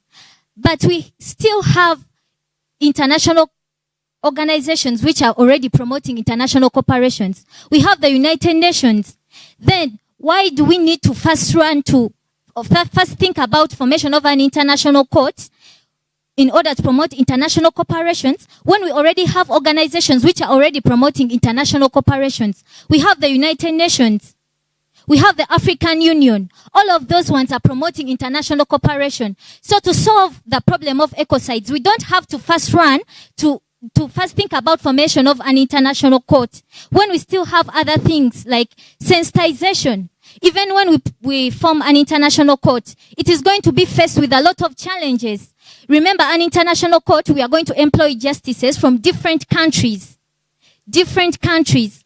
So it means a person will not have that patriotism because it's not in his country, so he will not have that patriotism of working. Another thing, if the international court is going to be solving cases concerned with ecocides, now it means that each case which happens in a country is going to be taken to the international court. This court is going to be faced with a lot of cases. That is going to create bulky of work. Yet there are simple things we can do to stop ecocides. For example, sensitization, as I already said. Granted.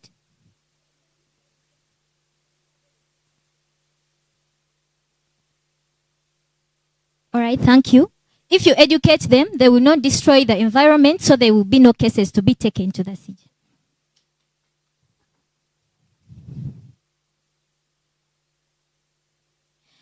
And we already have existing courts.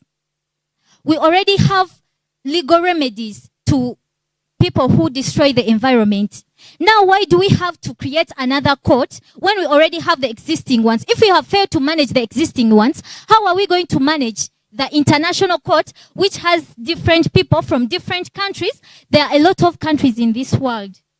So how are we going to manage all those people when we have even failed to manage it at the national level? So we have to start with the little we have.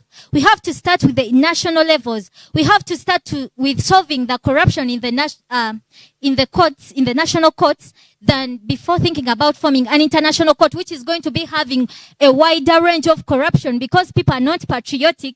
They don't care. If a case is not from my country, then why would I care? I'm talking about the people who will be working in an international court. Not granted. You're going to spoil a lot of resources in organizing conferences, in organizing debates, in organizing, in moving to different countries to attain assent in order to form an international court. Yet the environment this side is being destroyed. We already have this problem. People are already destroying the environment. Even right now I'm speaking, but the environment is being destroyed. So we need to get those resources and talk to people. No one would wish to destroy the environment, knowing that if I destroy the environment, the effects are going to affect me and my family and my children and the world I'm living in. No one would wish to do that. Because why would I spoil my home? It's like sitting on a branch and then you cut the branch to fall down. Not granted.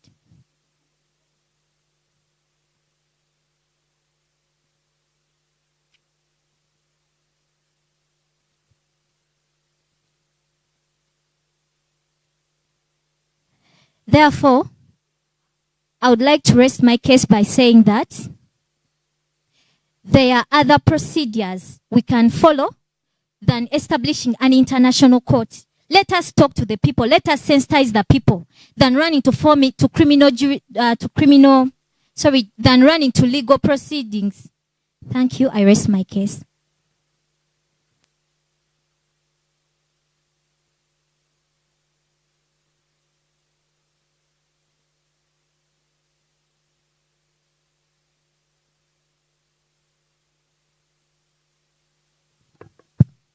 Thank you very much.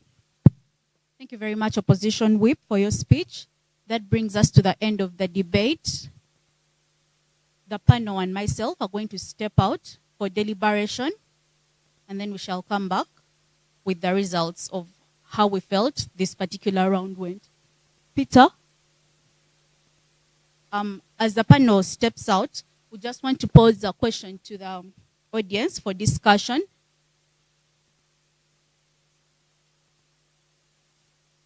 Peter, Danita, could you kindly come and take over?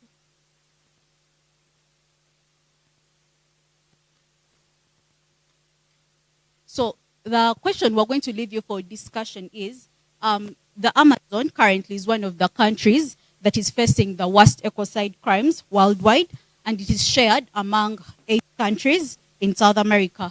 So which government then would you think has the mandate to handle the injustice that is happening? That's the discussion as the panel we feel like you should have as we step out for deliberation.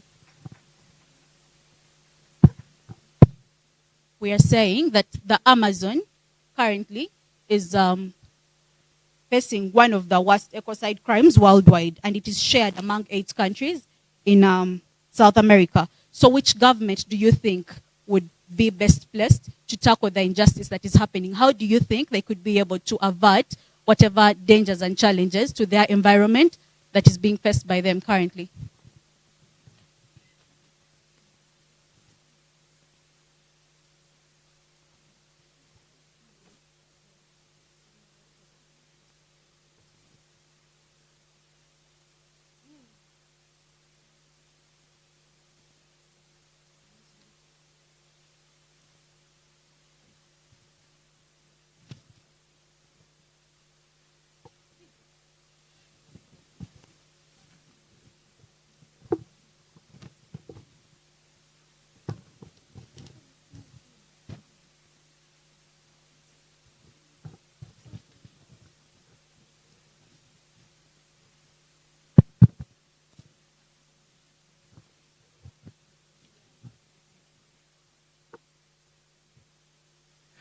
All right.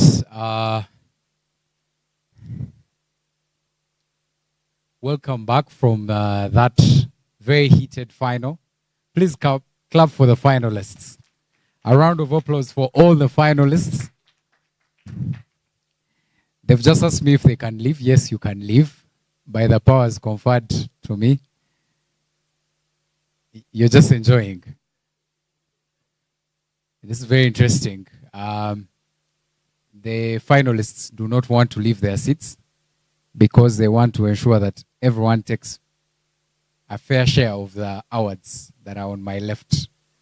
So they have requested not to leave.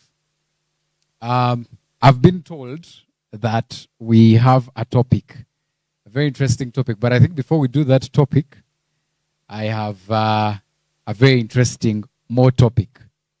And I have a very interesting panel of a gentleman and ladies who are going to share with us about this thing called Sankofa.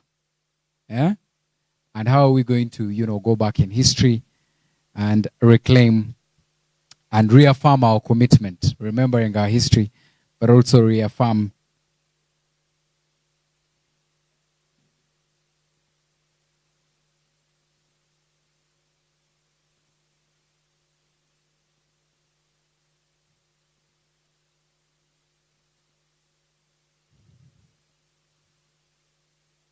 So it's just very small announcements. I've been informed that participants and judges, please pass by the table. participants and the judges, please pass by our registration desk that are on Shakira's table, and you register with her. Please register with our team leader, Shakira. All right, so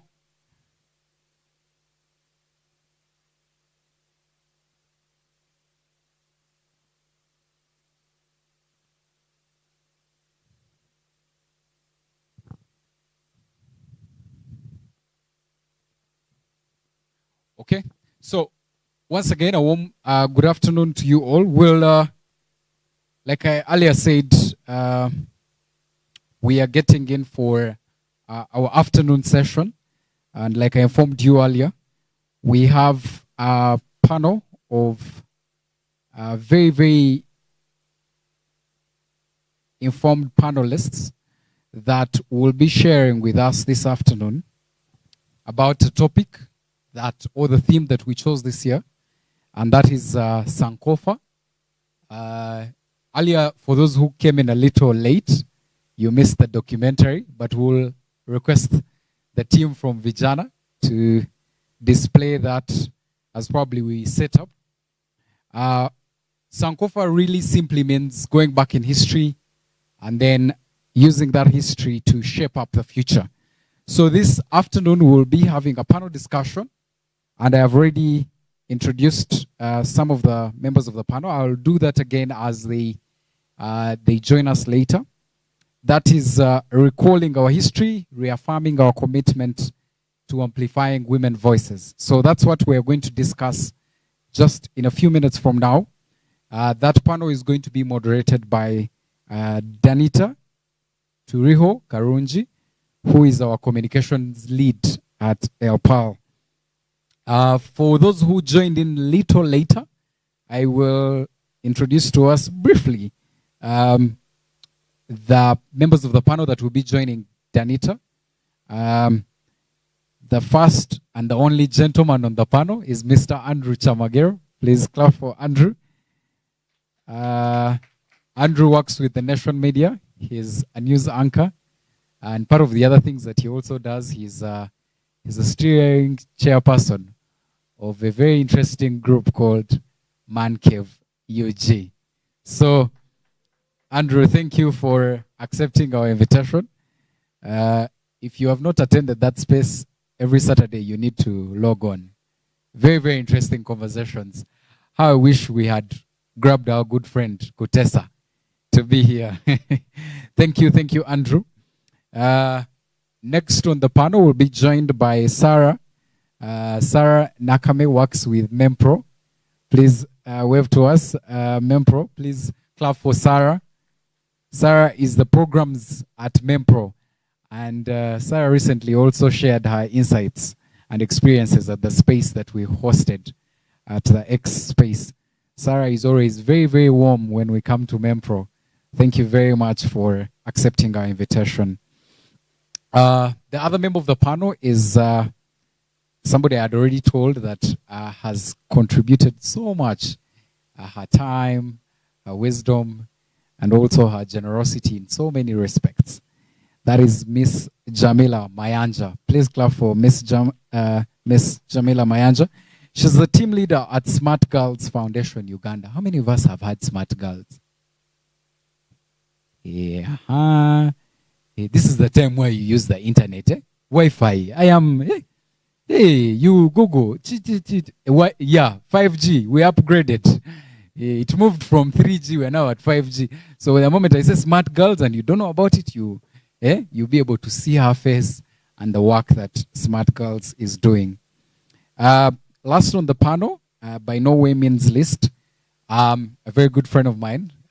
She's very vocal on a couple of things, but also very forthright with her statements. She doesn't mince a word. If it's an X, she will give it to you as it is. But also very, very passionate about amplifying women voices. Portia Uwera works with an organization called Because of Her. Please clap for Portia. Portia will be joining the panel. In case you have not had, please clap more. You know those Twitter quiz every Friday that happened on X. So recently, because of her, I introduced some of those. And because of her, how many have been to the National Museum to know about history? How many? We have, yeah. The panelists are in one class, the rest of us are, we are not yet promoted to P7. We are seeing people who can go to senior one. So Portia does that work. They document women that have contributed immensely to the establishment of historical contributions to just not the country, but also across. So thank you, Portia, for accepting our invitation. I will request you to permit me to request you to stand up. Just stand up. Just a minute. Please, with me. Now that I'm already up, all of us should be standing up. Let me see how many are listening to me. Quickly. We are going to do a little. So we're going to do a very little thing. Very. I'm going to see some of us who run in the morning, others who wake up checking our Twitter. Some of you who forgot to even say hello to Jesus Christ. Allah, if you subscribe to, Islam. Then those of you also don't have a religion, we're still praying for you. Those of you who are spiritual, we're also praying for you. So we're going to do a very little teaser. So I'm going to mention something that represents an action. And we're going to see people who are going to be quick at that. So I'm going to mention something. It represents so there's at ease. Attention. We're good? At ease. Attention. At ease. Attention. We're good. We're good. So when I say left, it means attention. When I say right, it means at ease. So we're good. Remember we started. So at ease, attention. At ease, attention. So when I say right, it is what? So we go. So you need to follow. We are good. So okay, right. Left. Left. Right. Left. Right. Right. Left. If you miss the step, you sit down. Left. People are quickly sitting down. Left. Right. Right. Left. Left. Right. Right. Left. Left. Right. Right. Left. Well done. Well done. Please clap for yourselves. Yeah, well done, well done. I can see some people who were attentive during those lectures. But I've also seen people who don't want to do press-ups when they wake up. So you will accord us just a few seconds. We set this up. The Vijana Corps team. Please clap for Vijana Corps. If you're not clapping, maybe you have not been given an opportunity to be on live stream here. But we are going to accord you an opportunity. That's why you're not clapping. Vijana is ensuring that you're being watched, not just in this room, but across the board. So the Vijana team has requested that they are very unique seats that they want our panelists to use. So we'll just accord us just a few seconds. We'll set it up, and then we'll have our panel, right? All right. So thank you. I'll shortly be handing that to Vijana. All right.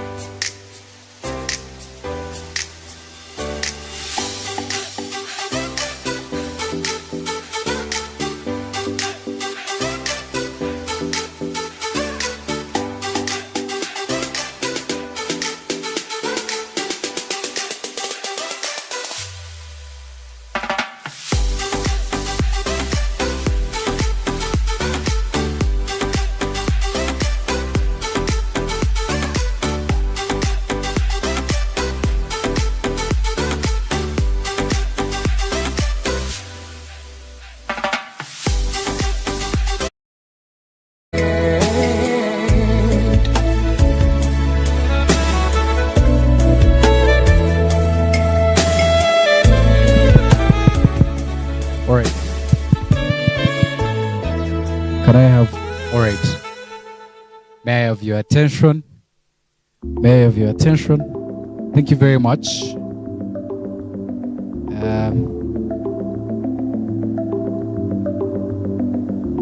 I like the fact that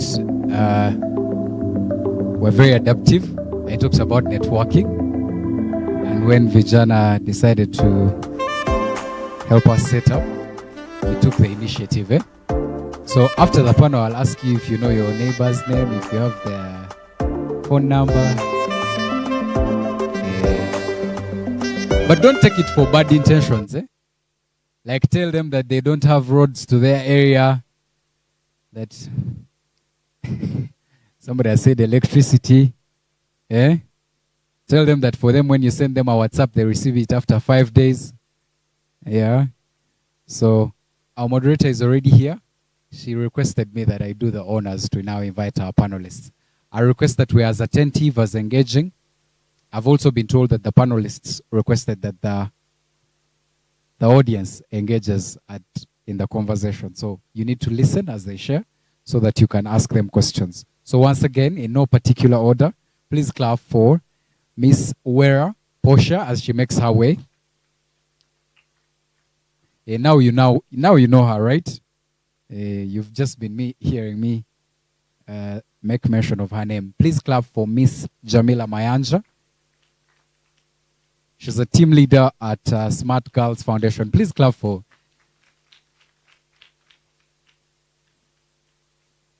If you don't get an opportunity after here, some of these people, you've been seeing them on Twitter, you watch them on TV. Yeah. It's very stable. I can confirm. If anything happens, I will sue the hotel and its ancestors. Yes, the hotel and its ancestors. Join me, welcome Sarah Nakame, who is the programs manager at MEMPRO. Please clap for Sarah. MEMPRO has been very, very, right from the first edition, they've been with Elle Parle. Please clap for Sarah. And they do so much work. You can check them out on Twitter. Use our Wi-Fi, to Google. Yeah. And the only gentleman on the panel, Mr. Andrew Chamagero, my good friend. Please welcome with me, Andrew. Andrew works with Nation Media. Madam Moderator, over to you.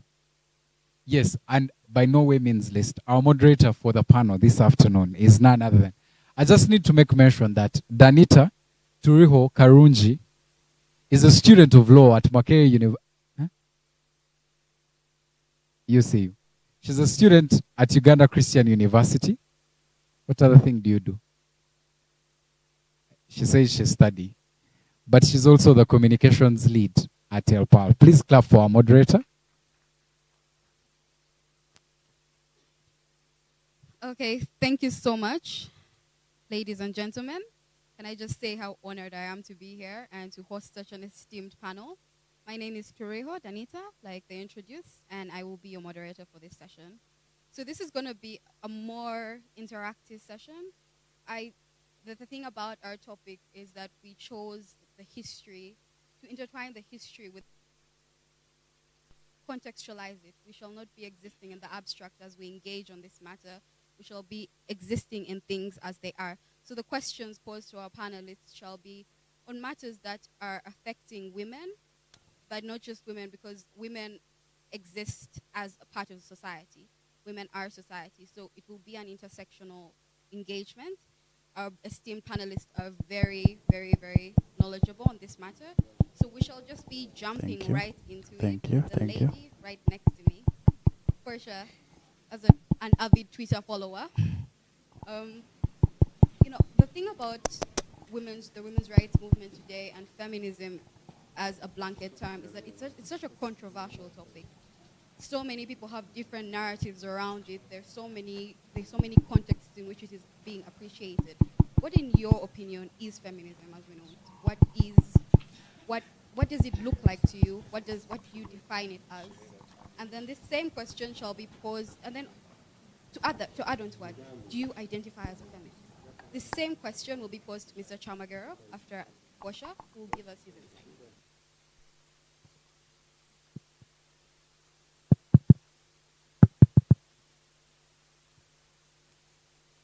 I do hope you guys can hear me. Can you hear me? Okay, apologies for that. Right, my question was that feminism is such a controversial topic as we know it right now. There's so many narratives surrounding it. There's so many, everyone has a different opinion of it. So I'm asking Portia and I'm asking Mr. Chamagaren following, what is feminism to you? And more than that, do you identify as a feminist? Hello, everyone. Hi, once again, my name is Portia, and yes, I identify as a feminist. And to me, feminism is the equality of sexes, and politically, socially, sexually, and in all forms of sphere that we show up as people and womanhood. And feminism being controversial is not something that is new. It's been controversial since its conception. The ideal which pushes back against patriarchy is supposed to be fought. We're changing the norm.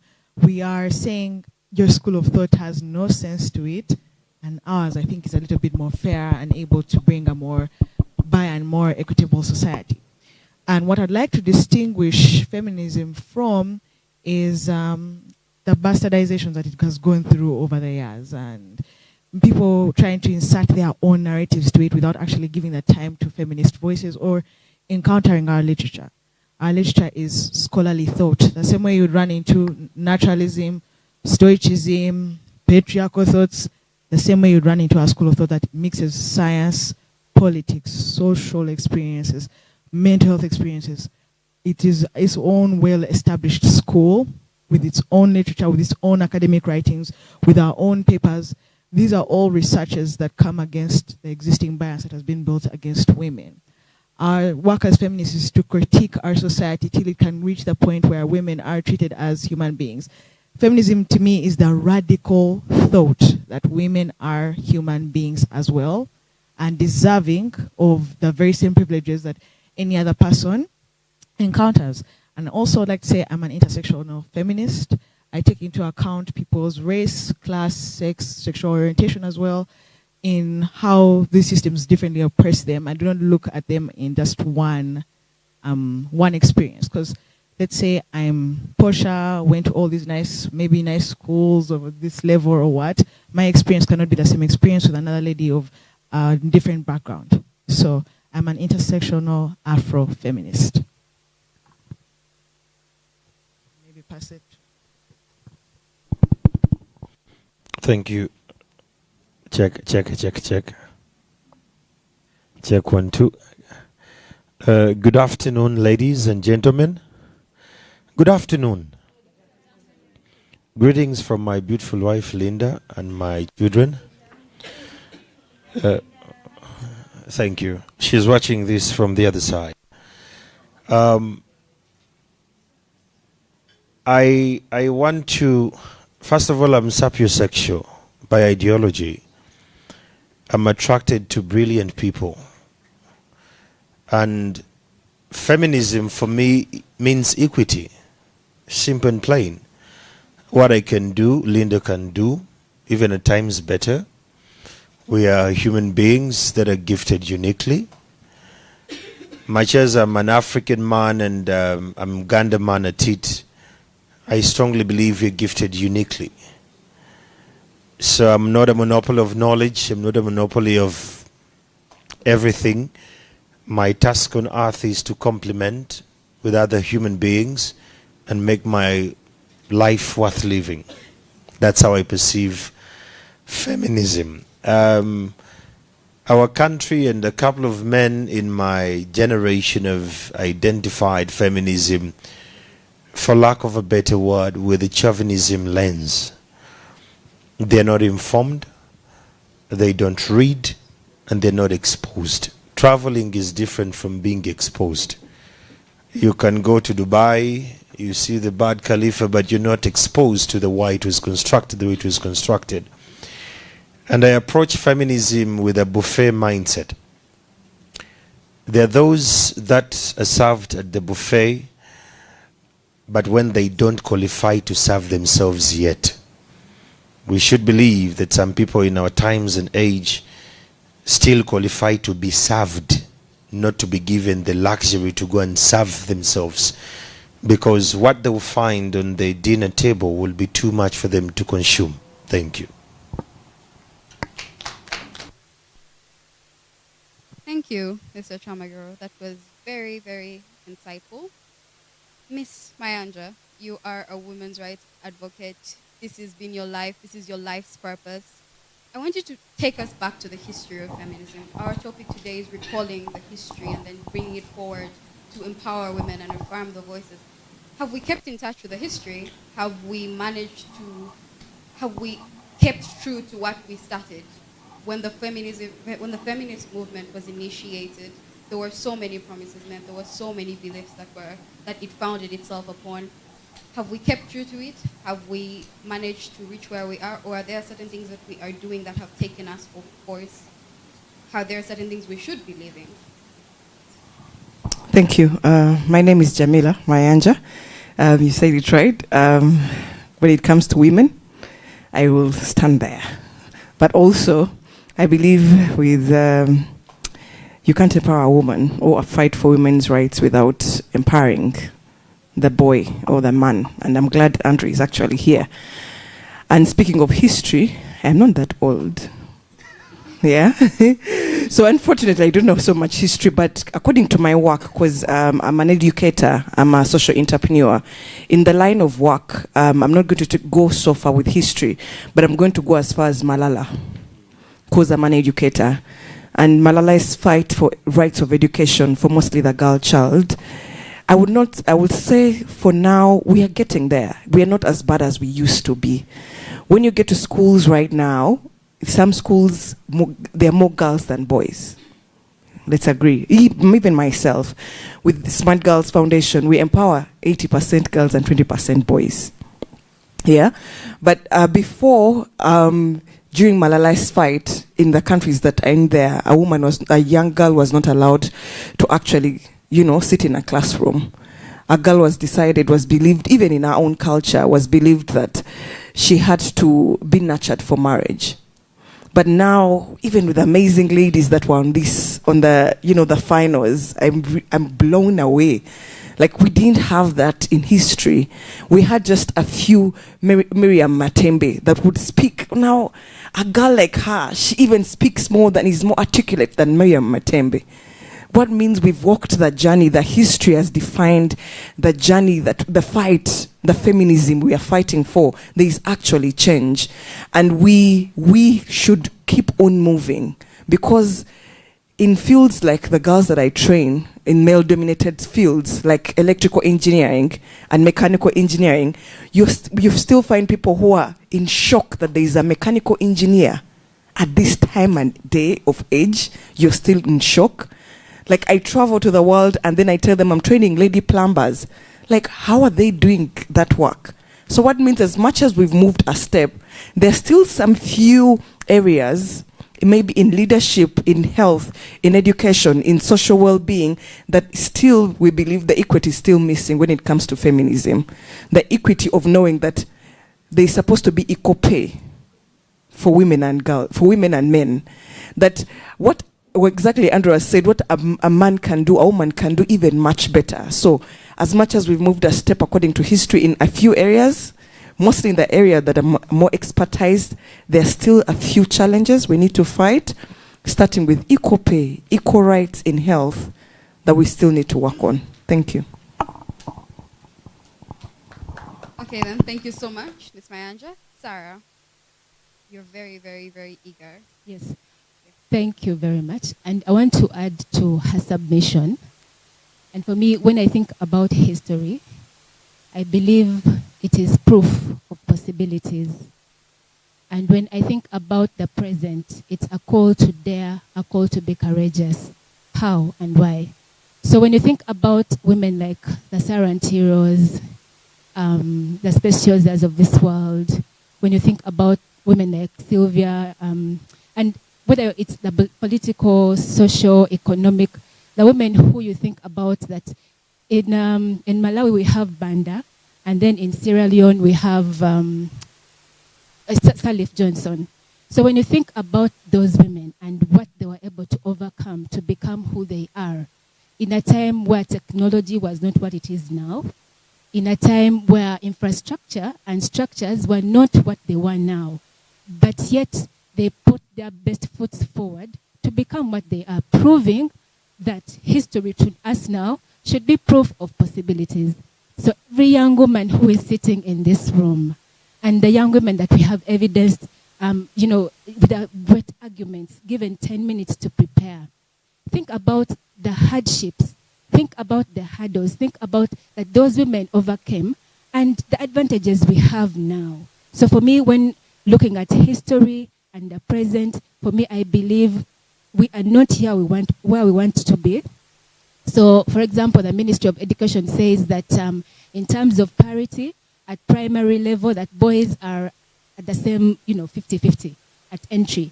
But when you look at the secondary school and university, how many girls graduate from secondary schools, how many girls graduate from primary schools, then it is a big parity. The gap is so big, all right? When you look at our parliament today, we are at 500 and something parliamentarians with only 190 women parliamentarians, okay? So, when you look across the board, whether it is in employment, whether it's in agriculture, last week was the Climate Justice Week that, again, Action Aid led on. And we were informed that even at the global level, when you're looking for negotiators, female negotiators, they are hardly in those spaces, all right? So we are not yet where we want to be. But we have,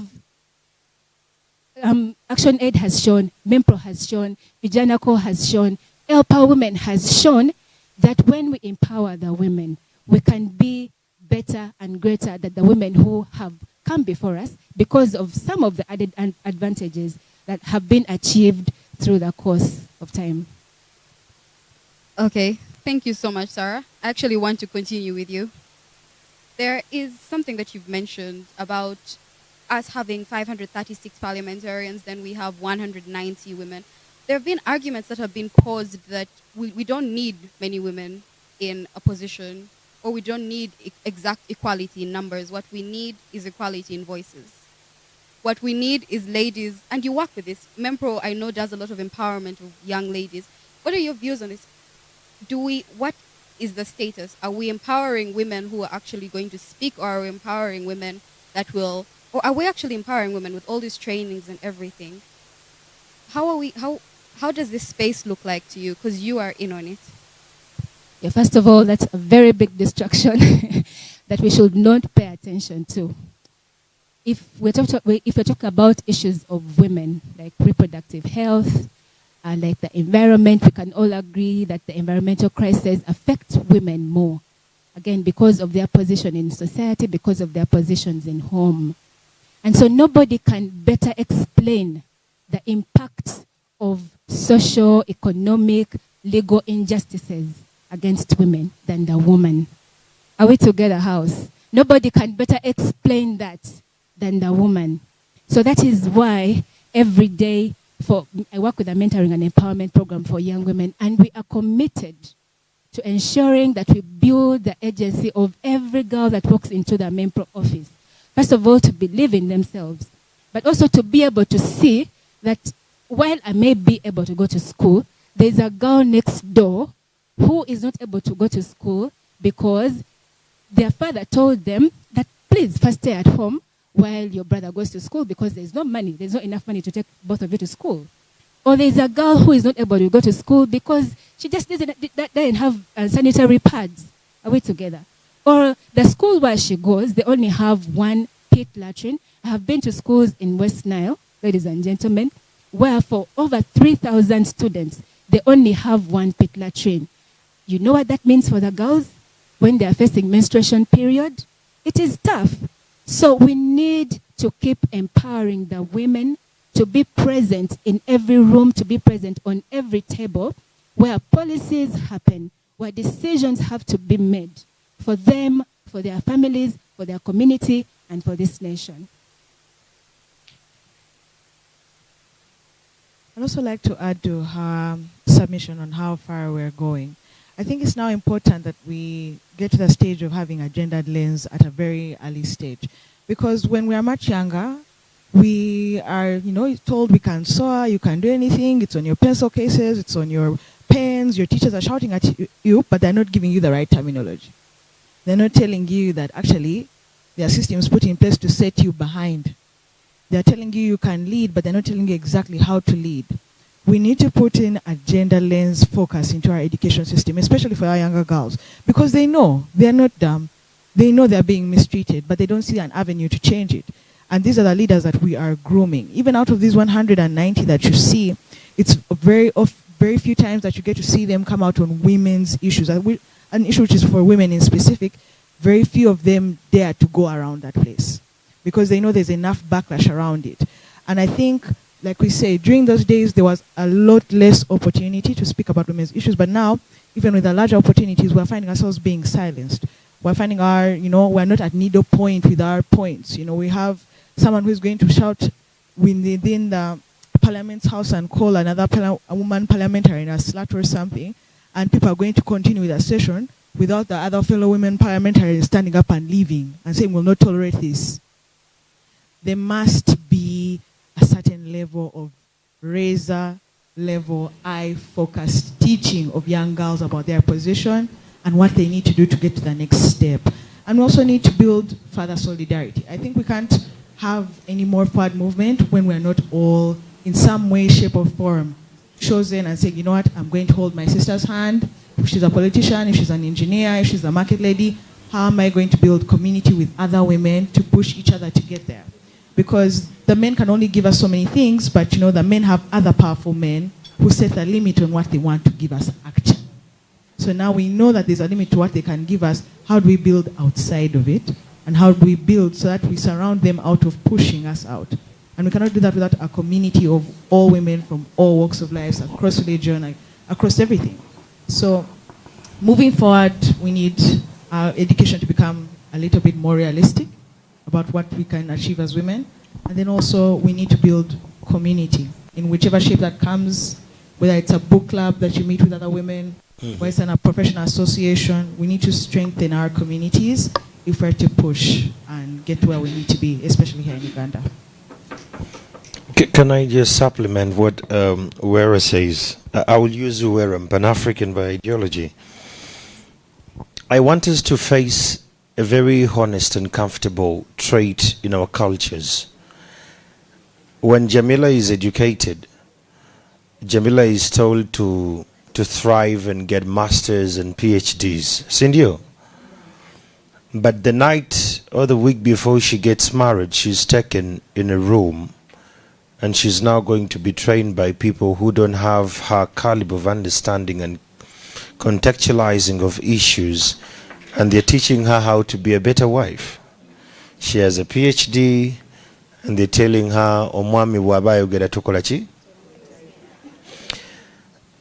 And this is where I find problems, and we have had an agreement with my wife on this, that before my daughter Zaza gets married, we are going to have a meeting with that man in question. I'm going to have a conversation with him because I've seen my father do this, because my sisters have a tendency of leaking out the questions to them. So when they come to ask for marriage, our father calls for the first meeting and says, walk with me to the garden. In media, we're trained that if someone is moving, they can't lie. So be very careful when someone says, take a walk with me. You can't lie. You can't concentrate. On this walk, my father asks very crucial questions, which sometimes come off as irrational and unconventional. Because he's preparing and he's trying to see, will you match? I'm going to be in conversations again and again. Barbara didn't cook, Barbara didn't do this. I need to get to this level. While we are in this room speaking, women were very good at speaking to you when you're in our spaces where we are speaking English. But after these meetings, you go back to your rooms and your homes, your culture women. You're inclined to your religion. That's what you speak to. I want you to have a very honest conversation with your spirit in this room. And what kind of mother are you going to be a night before your daughter is getting married? Who is speaking to your daughter, Kwanzaa? Think about it. Because I've seen people be in those rooms and tell them, after all this education and this exposure, you're still a woman. But you've educated this girl to the highest level of education. And does it shock us that when we were on the floor of Parliament, when we were in Kenya, and a lady MP had a spot on her skirt, MP started to make fun of her until Millicent Odhiambo stood up and said, you're not going to menstrual shame a woman because she didn't know her days are here. So while we're speaking about the women being in the lead, women taking up the tables, sometimes the ones we send on those tables are easily to be compromised. Have we thought about it? Are we sending the right people with the right tone, with the right language? Because oftentimes the language I meet on those tables were are perpetrated, toned and language-toned women. You did this, you're pointing fingers. So every time you point fingers, you're going to get men like my friend Kutesa, who is going to come up and say, Kati, bwebyali, bwebiri, vawano. Because our tone and language does not seem to meet the kind of generation we have. I'm soft-spoken, but when you speak to my wife, she'll say Andrew is assertive. But I don't beat. And I don't speak to her in a violent tone, but I know where the layers are. So while we are having these conversations and we want to uphold women, I want us to face the honest and comfortable truth about the women in the spaces where we are. We sabotage ourselves. We are naturally competitive.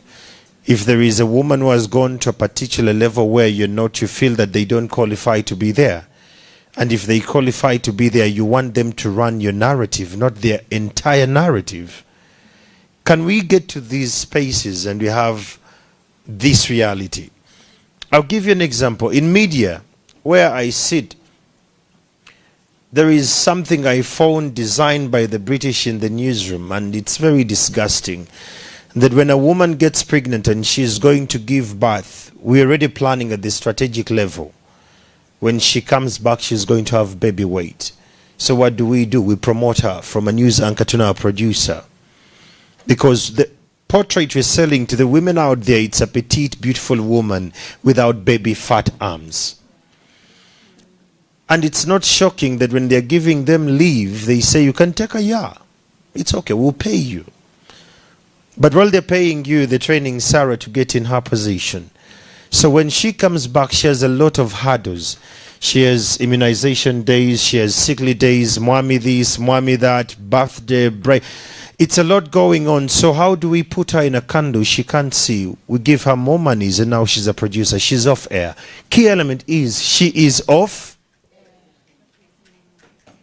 So the narrative we're selling, for a woman to be a good news anchor, she has to be beautiful when she's not married. And it's so glaring in our eyes that even when we are signing these contracts, we don't read through them. I always tell the female anchors they bring on board, I say, please read this article. There is a clause that says, if you're going to be a news anchor, don't get pregnant in the first 3 years. And these are designed by women who are in the human resource, who are equally women. So when we're here speaking about the issue, I'm always looking at the equity. If my HR is a woman and can give birth and can get married, why do I stop Jamila from getting pregnant? Where is the equity there? So I'm always at crossroads when I find women saying that we're doing this, but you guys are fighting in silos.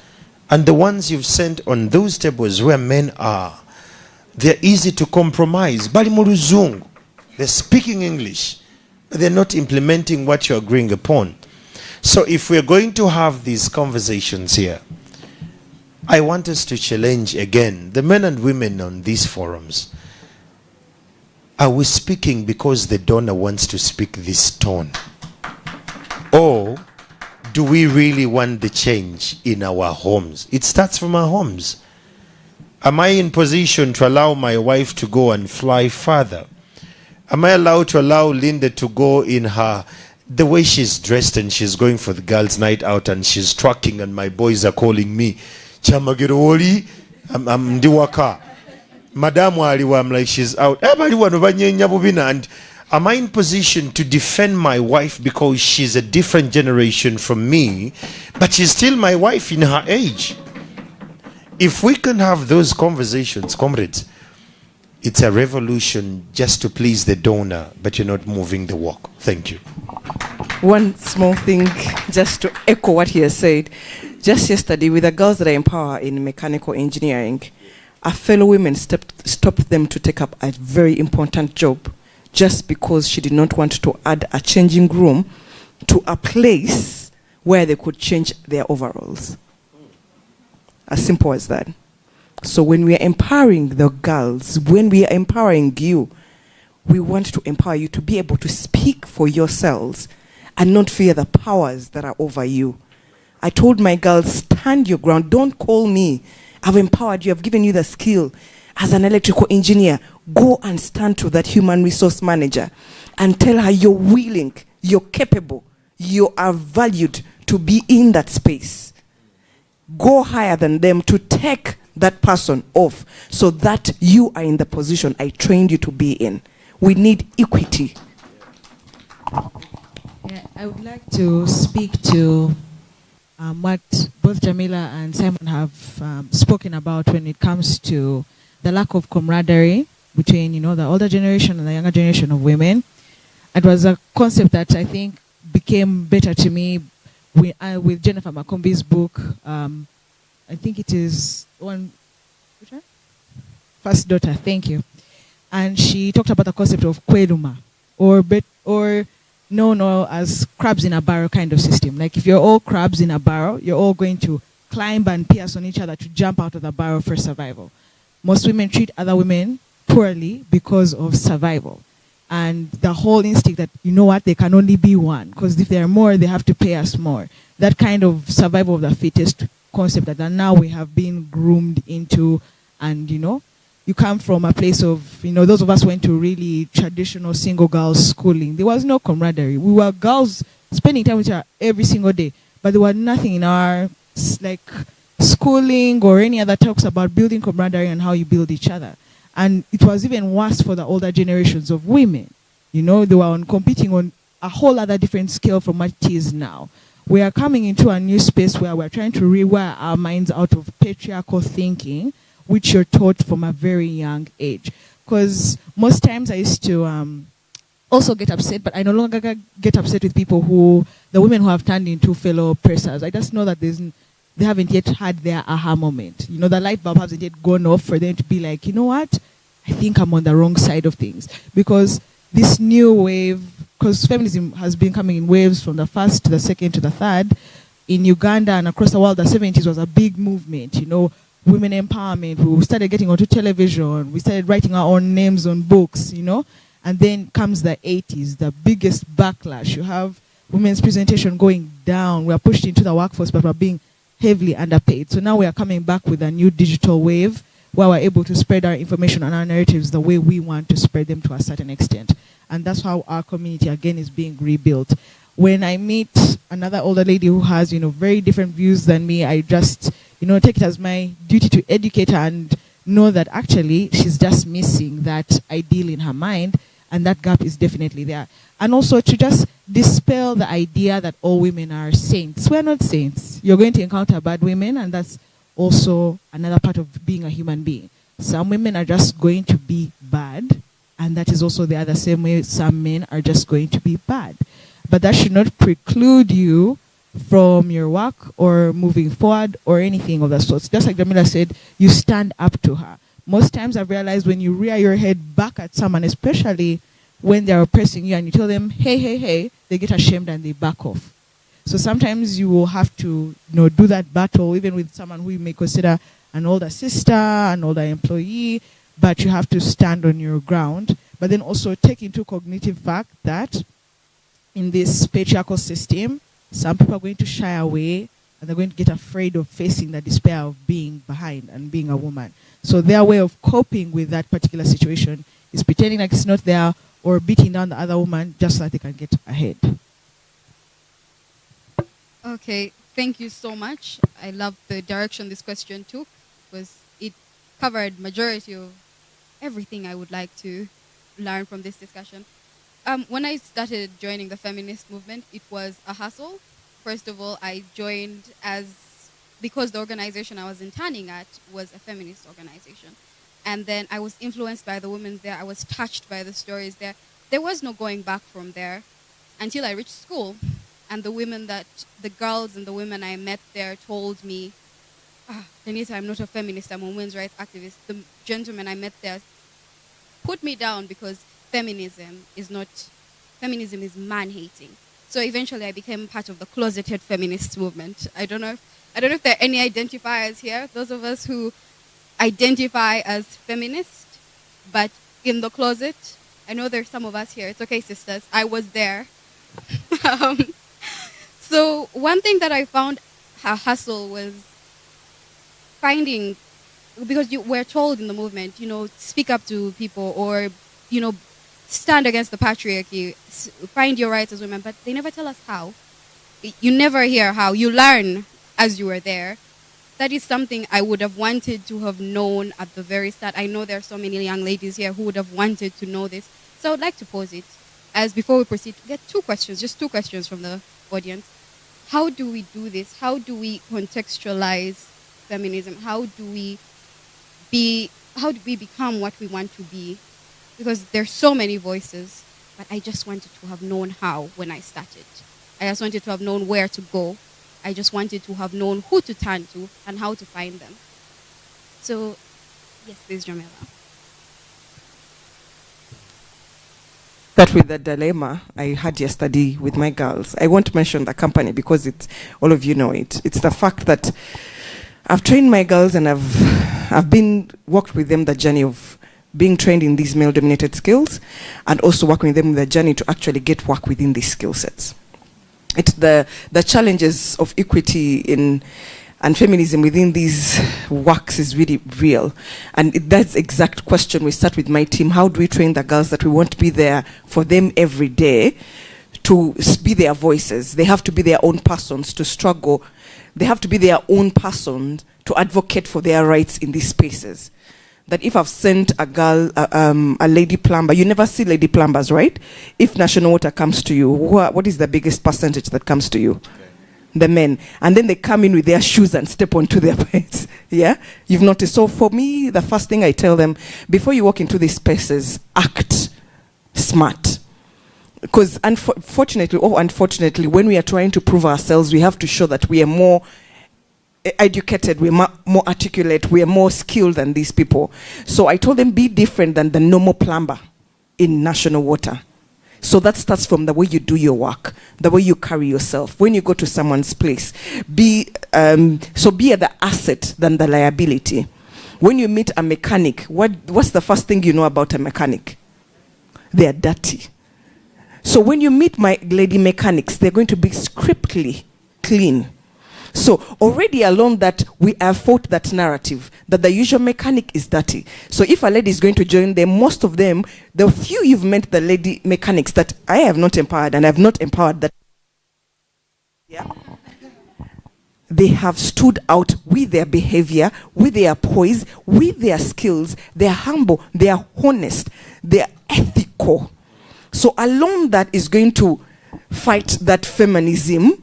But you're not going to come and shout. You're using your skills. So when they get to the workspaces and still they're being fought, because we went to a garage and the first thing the guy told us, these people are weak. How are they going to handle a machine? Technology has come, my dear. They are pulleys that carry the engines. We educate the guys who own these garages. By the way, you need to buy this machine. So I've told the girls to be the voices, to be the teachers, to those guys who put down the feminism, that this can be done different, and I can do it much better. So first they become the assets, not the liabilities, and then I teach to to try and navigate the power over us? How do they handle the power within, the power dynamics within the workspaces they're actually going to? For example, that human resource manager, I tell them, you have other ways. Look for the boss's Twitter handle. Let's go behind and talk to the boss of the human resource managers. So they navigate through the power dynamics within the workspaces that they're in, so that they can assume their power and their power can put forward. So, but before we get to the shout out, they have proven their worth. And their worth is much more than the men that are trying to put them down, than the women that are trying to put them down. So this human resource manager yesterday showed she did not have the skills that she learned, because my girls went out there and proved their worth more than her. So that's what I teach them. Thank you. Sorry, I get passionate about that. I could feel your breath. My issue here is, how do we bridge this gap? It starts with patterns at home. When you have children, who do you buy for a baby doll and who do you buy for a big truck? I believe in homes. I believe in family. Who gets to ride daddy's bike and who gets to play fumba fumba? So these things start from homes. And up here we are scavenging with fixing things we failed when we still had time. We start with the formative years, between 0 to 12 years. Let's allow children be children. And it's at that moment that you're going to start to nurture them to what you want them to be. Again, it comes with patterns. Someone who grew up in a home where they were limited to just cooking, where they even had a rota. Barbara, you're cooking today. Brenda, you're cooking the other day. There is no Andrew cooking anywhere. Don't get shocked when they come up here and they've failed in some arenas. So I strongly believe that there's some patterns we need to break right from home. If we say that you wake up in the morning and you do chores, you're going to do chores. There are days I wash my car with my daughter. And I tell her, it doesn't matter whether you're a girl or what. You must have some skills. I'm not going to baby you this, baby you that. When they beat Zaza, I'm all up in arms. Anya kubyo mwana wobwala. No. Anya kubyo mwana. So it starts with our tones right from our homes. Why do you buy her a pink color and you buy him a blue color? Those of you who have read the book, Blue is Not for Boys, I think it starts we need to switch our minds as parents from the word go. You're not going to come and you're all saying, "Ooh, daddy did this." And for the boy, you're just going to look at him and you tell him you're a man. You don't cry. No. If he's hurt, I want to see him that he comes and says, "This is unfair." My son is 7 years, but he calls for meetings. He tells me, "Muchala we ngiri gyatwisa mwana nga toliwo sinambulukufu."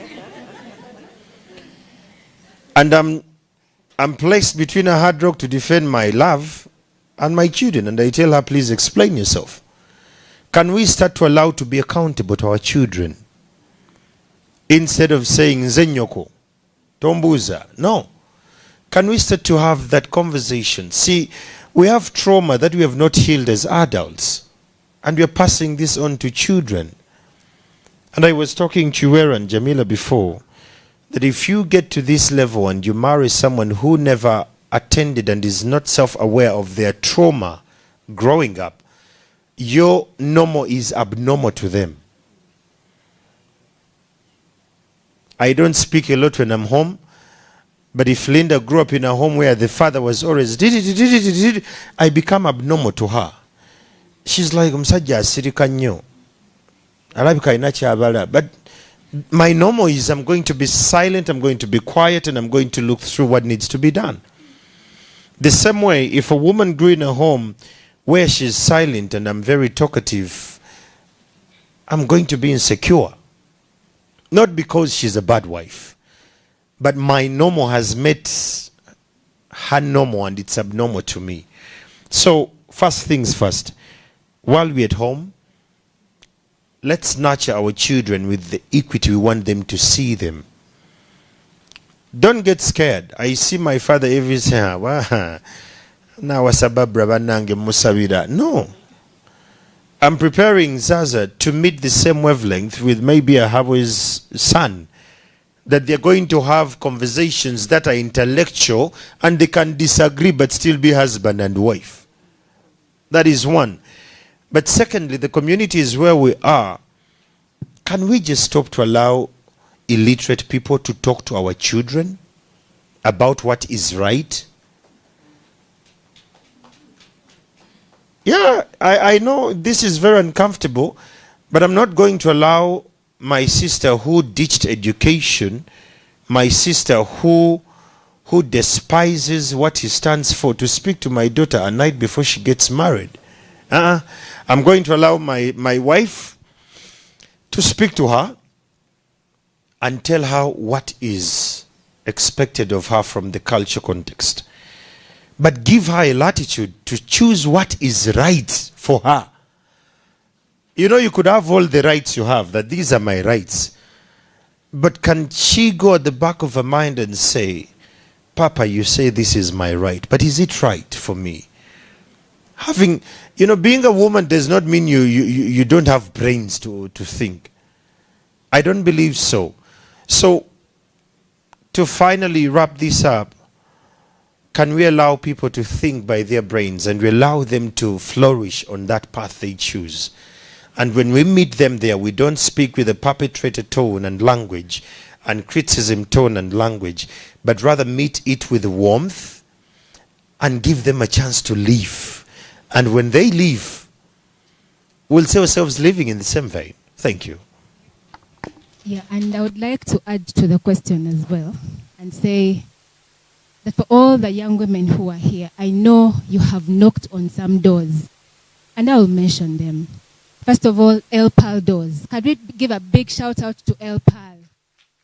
Yeah, for nurturing the voice, the confidence through debate and public speaking. And then for the mentoring and empowerment program for young women. For Action Aid, seeing the team Mercy Grace Munduru, seeing the team Isabella Akiteng, seeing all these teams, right?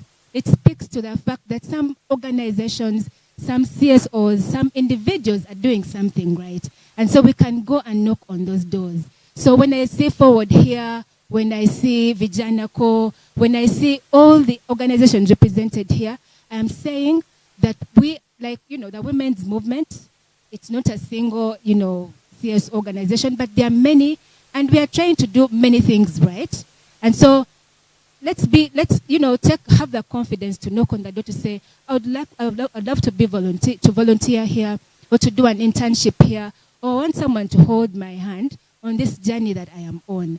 I also loved the theme of this Elle Parle, the power of the inner voice, right? So when you listen to your inner voice and you give yourself the permission for that to be nurtured, and eventually after a journey of mentorship, after a journey of someone holding your hand, you will be able to do the things that the girls have showcased this afternoon. Thank you very much. Okay then, thank you so much for that insight. We shall have one question from the audience before we close the panel discussion. Just one question. Anyone? Yes, please, the lady there. Kindly keep it short and brief. Someone could get a mic to her, or...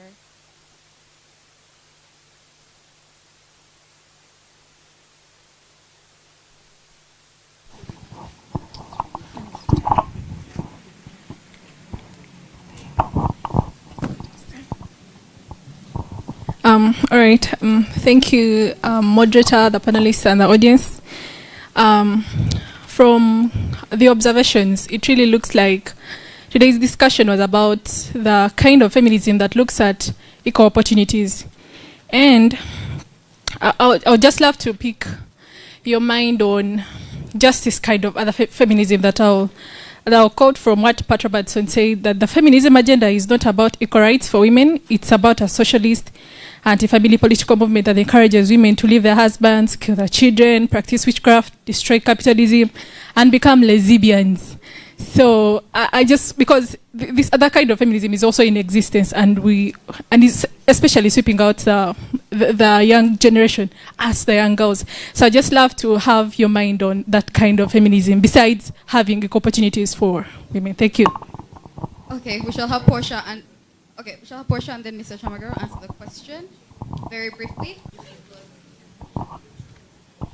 I wish I had that that quote so that I could break it down piece by piece by piece, but unfortunately I don't have it and I don't have that time. I wholesomely disagree with that quote. Feminism does not encourage any of those particular things. When they talk about the family structure, what feminism questions in that family structure is how women's labor is not counted and how much we have to carry into families that is not recognized, as not appreciated. You have the family structure that says that we love mothers, but a society that doesn't make room for mothers to thrive. There's no paid, the maternity leave is not at par. You go to buildings, there's no at feed your child. Even our restaurants there's no space for children to exist, but then you say that you love the family unit. If you love the family unit, support mothers. Pay them. Support their husbands to support them. Where is the living wage for them? Where's the welfare for mothers? Those who are saying feminism is the one that is breaking the family unit. The society is breaking the family unit by being so incredibly capitalist and refusing to support the family to thrive. We go to the next one. When they say feminism encourages women to be lesbians or anything like that, sexual orientation is not influenced by how can I say, by just only thoughts or anything like that. If someone has made that choice, ultimately, especially in an African country, to present that way, by the way, nothing was going to stop them.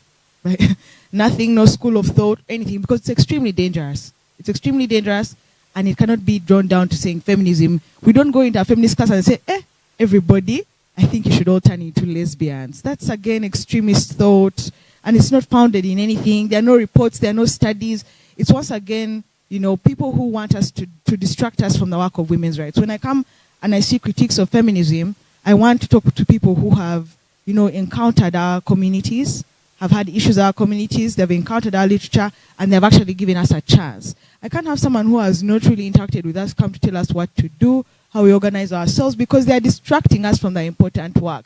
As I've taken a time to fight with someone on Twitter, there's someone who needs my help. There's another girl who needs my help. All of those different school of thought said, women have been doing this, or they're breaking down the family. Well, that's distraction. They're not allowing you to point your mind to the real systematic issue.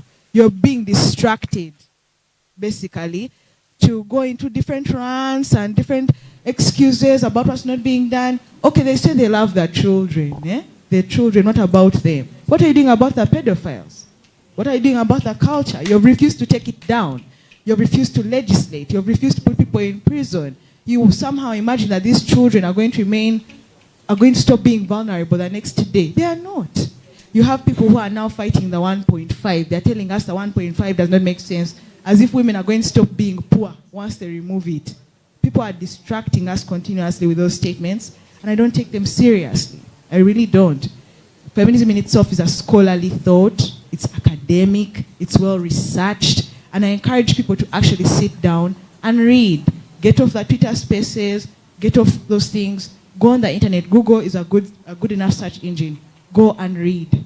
Go and read about what's actually happening to the women on ground across the world and in Uganda in itself. Then you'll cease to have these debates because you know that it's actually work to be done, and it's a lot of work to be done at that. You will not bother with the time to wonder, this statement or what the family is, because then you will know the real enemy of family, and you know what it will look like. So that's what I would say to that question is, I don't give those people time because they've not put in the work.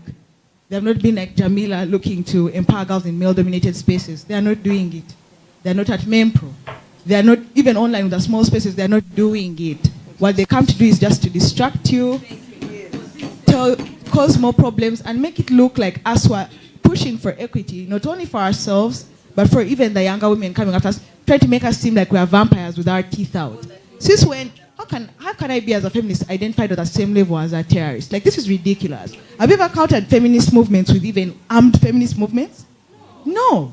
How can we suddenly be the face of the worst person in the world? It's insane. It doesn't make any sense, and it's not founded. And what I can live with is, if you find a woman in any society, and everyone is pointing fingers at her, she's this, she's that, No.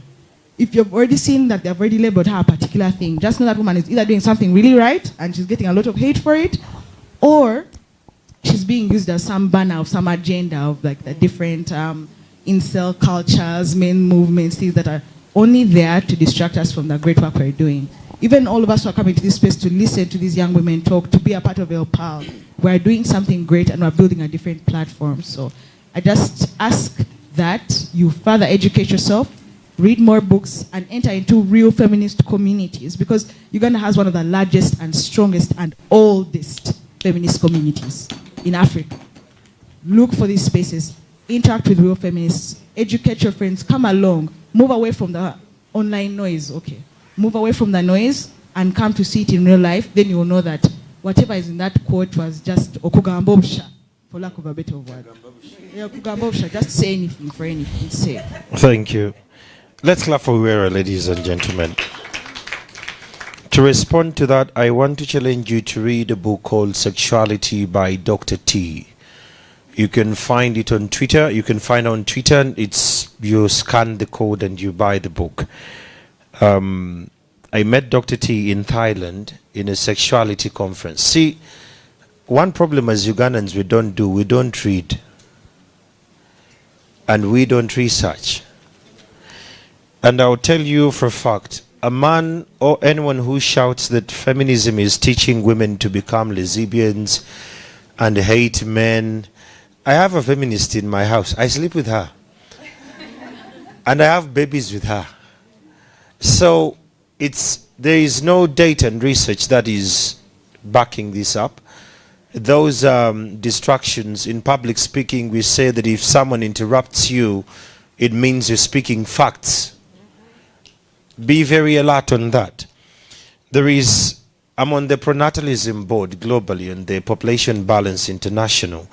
There is a new movement that is called the child-free movement. Have you heard about it? Now, the child-free movement, when you interact with them, they don't tell you they don't have sex. They just don't want babies.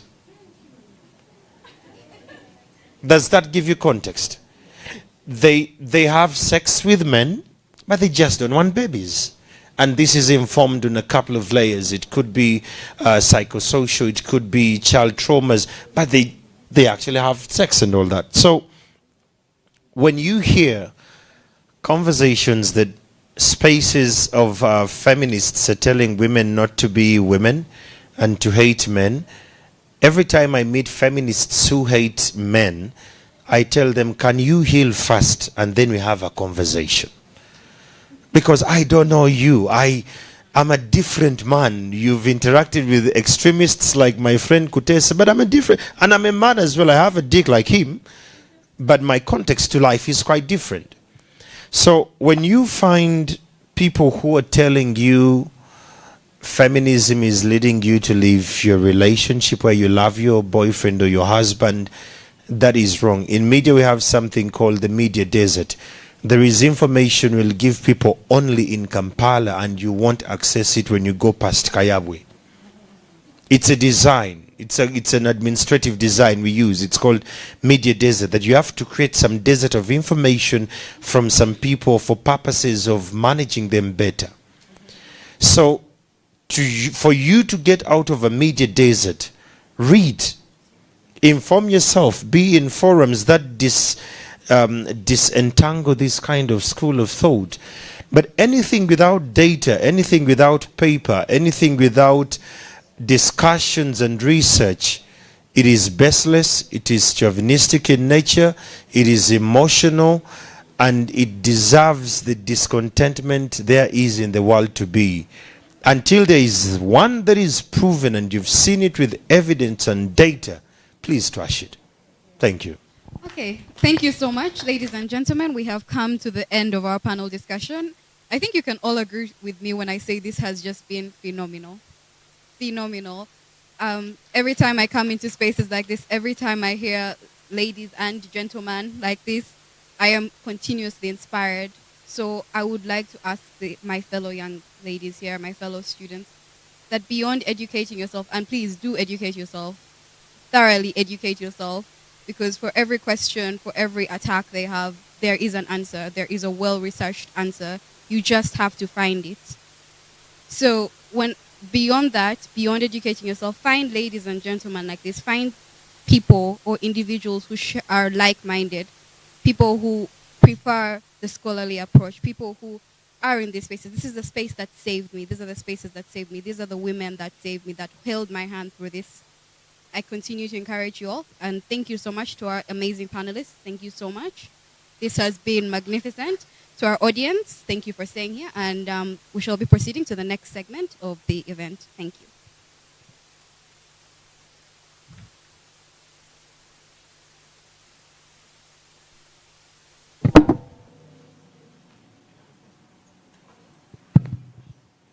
A round of applause to our panelists.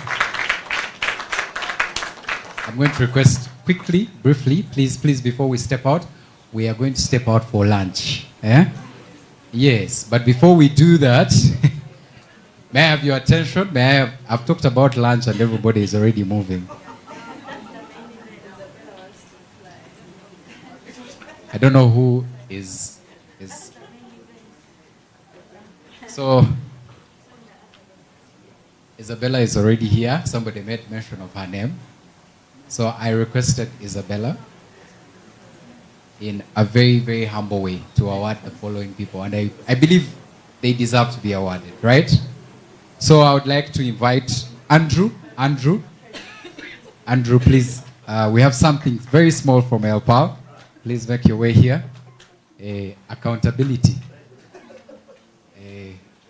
Please clap for Andrew. Thank you very much. Andrew, this is, thank you for accepting and sharing your wisdom at this very panel. This is from Elle Parle, and we're very grateful.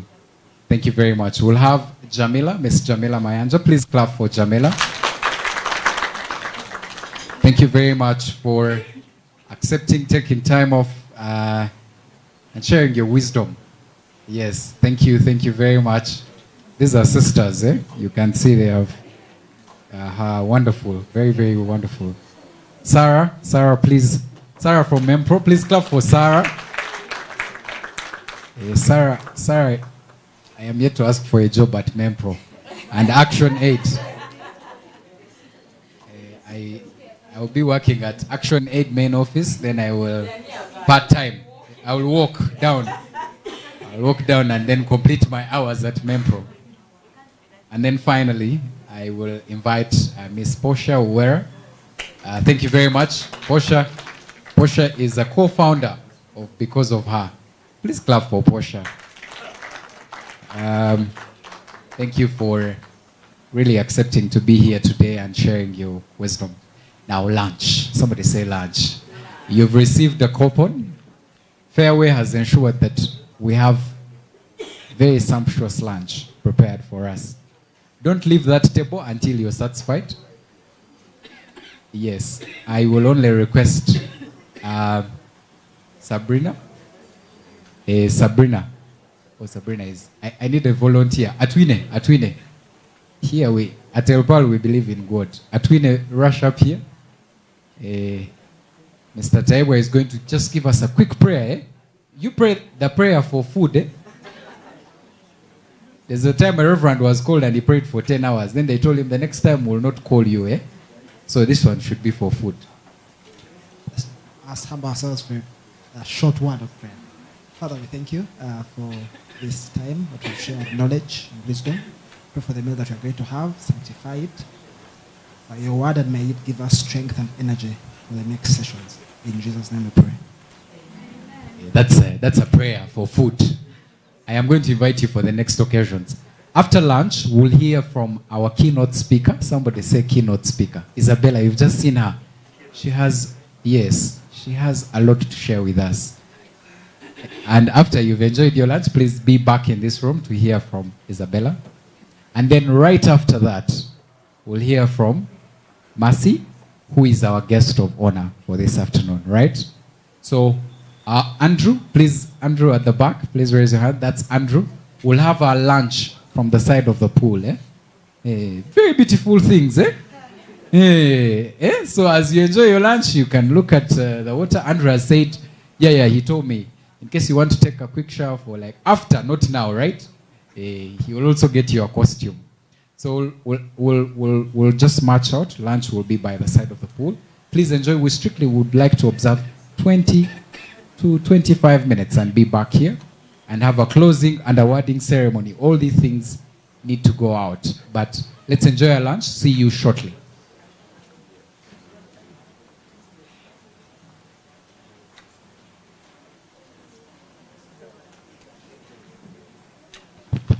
Feel free to seek directions from Andrew. Andrew is just the tallest gentleman in the room now.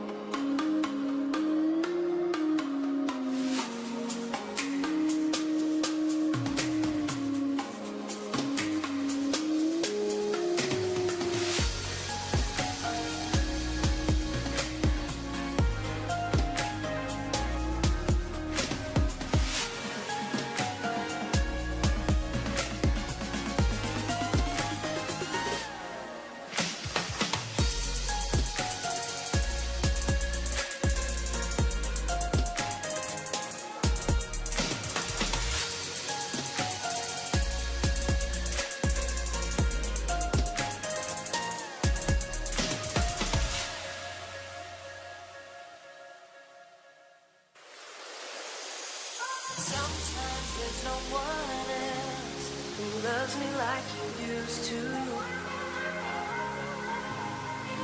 Sometimes we're not ourselves. There's no one I can turn to. And I know all the feelings that we shared are in the past. And I know your relationships are never meant to last. And I'll take some time, but I'll be alright. We're moving on. We're moving on. I know times are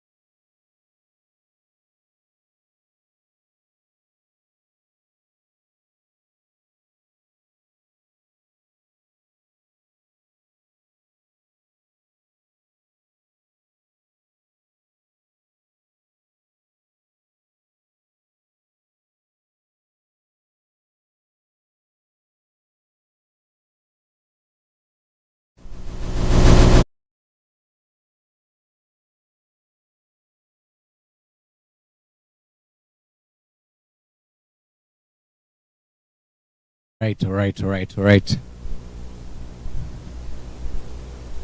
Hello. When I say hello, you say uh-huh. When I say uh-huh, you say hello, right? Hello. Uh-huh. Hello. Uh-huh. Hello. You guys, you've just had lunch. Eh? You just had lunch. So when I say hello, you say uh-huh. Hello. Hello. Uh-huh.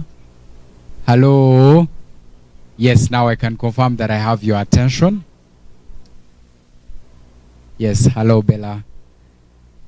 I can confirm that I have your attention. We'll be back from the lunch segment. We've come to the afternoon segment, which I would like to say that I believe that is very brief. And we'll do as follows. So I'm going to read to us our program for the afternoon.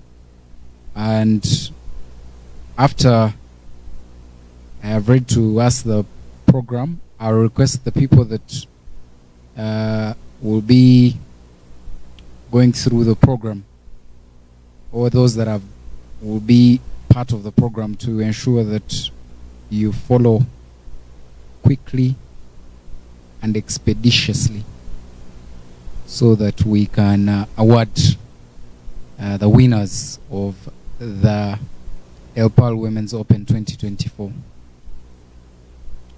Okay, so our program is going to be as follows for this very afternoon, or this very part of the afternoon, the after lunch segment.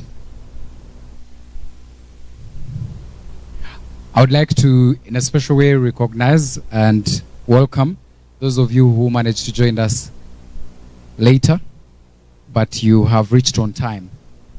So, in case you've just joined us, we're having the finals for the Elle Parle Women's Open.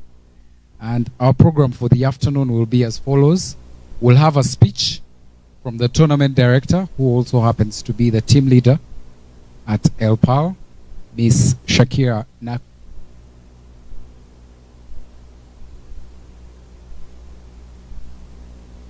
Can we have some order? Yes, let's have some order. Let's have some order. All right, so we'll hear from the tournament director, Miss Shakira Nakalema, who is the team leader at Elle Parle. We've also accorded a few minutes to our partners, and we have representatives from each. I will confirm those who will be speaking to us. But as we speak today, we have Action Aid. Please clap for Action Aid. Action Aid is please clap for Action Aid. Guys, we've just had lunch. In this room, the only person who is not allowed to clap is fasting. So those of us who have just had lunch, you have to clap. You have to clap. So we'll have a speech from a representative from Action Aid. We'll have a speech from a representative from MEMPRO. Please clap for MEMPRO. We'll also have Vijana Corps. Please clap for Vijana Corps. They have ensured that we are live throughout this tournament. And then a representative from the Debate Society Uganda. Those are the speeches we'll have very briefly. If I accord you a minute or two, please do not stretch that further. And then thereafter, I'll invite the keynote speaker, Miss Isabella Akiteng, or people, they will not. And then we'll hear from our guest of honor. And then we'll have announcements of the final results. And then the award ceremony. We have a photo moment. We've prepared that even after your lunch, we are quite generous in that kind of a way, fair way, that even after your lunch, before you depart, please take a cup of tea. So it's not mandatory. If you feel you can't exercise it, please do not. So that's our program, briefly. You can see it's very, very brief. So if I invite you, please make your way here and make your comments as briefly as that. I'll let you know in what order the partners will be speaking. It's just going to be very, very briefly. But before I invite the tournament director, I'd like to recognize, he was yes, Ashraf. Ashraf works with Open Space. Please clap for Ashraf Kakare. Thank you very much for accepting our invitation and being here this afternoon. We truly appreciate. Ashraf is also coordinating and is one of the conveners of the PAUDC. Please clap for Ashraf. We are hosting it as Uganda. So we have a very big person in our midst. If I request him that you get slots at PAUDC, the ladies, that's where you clap. Now I'll tell Ashraf, you know, you have seen the debate. Okay. I will now take this opportunity to invite the tournament director, Shakira, who will also make her speech and remarks and give her remarks in regards to this tournament. Thereafter, we'll then have, I'll invite her again to invite the keynote speaker, but we'll then, after her speech, have speeches from the partners. Shakira, you're welcome. Please clap for Shakira. I have an opportunity to work with a very serious lady. She doesn't sleep. She will call you at 2 a.m. and say this proposal is not done. We still have work to do. Please clap for Shakira as she makes her way here. She has fought tooth and nail to ensure that we have this year's edition.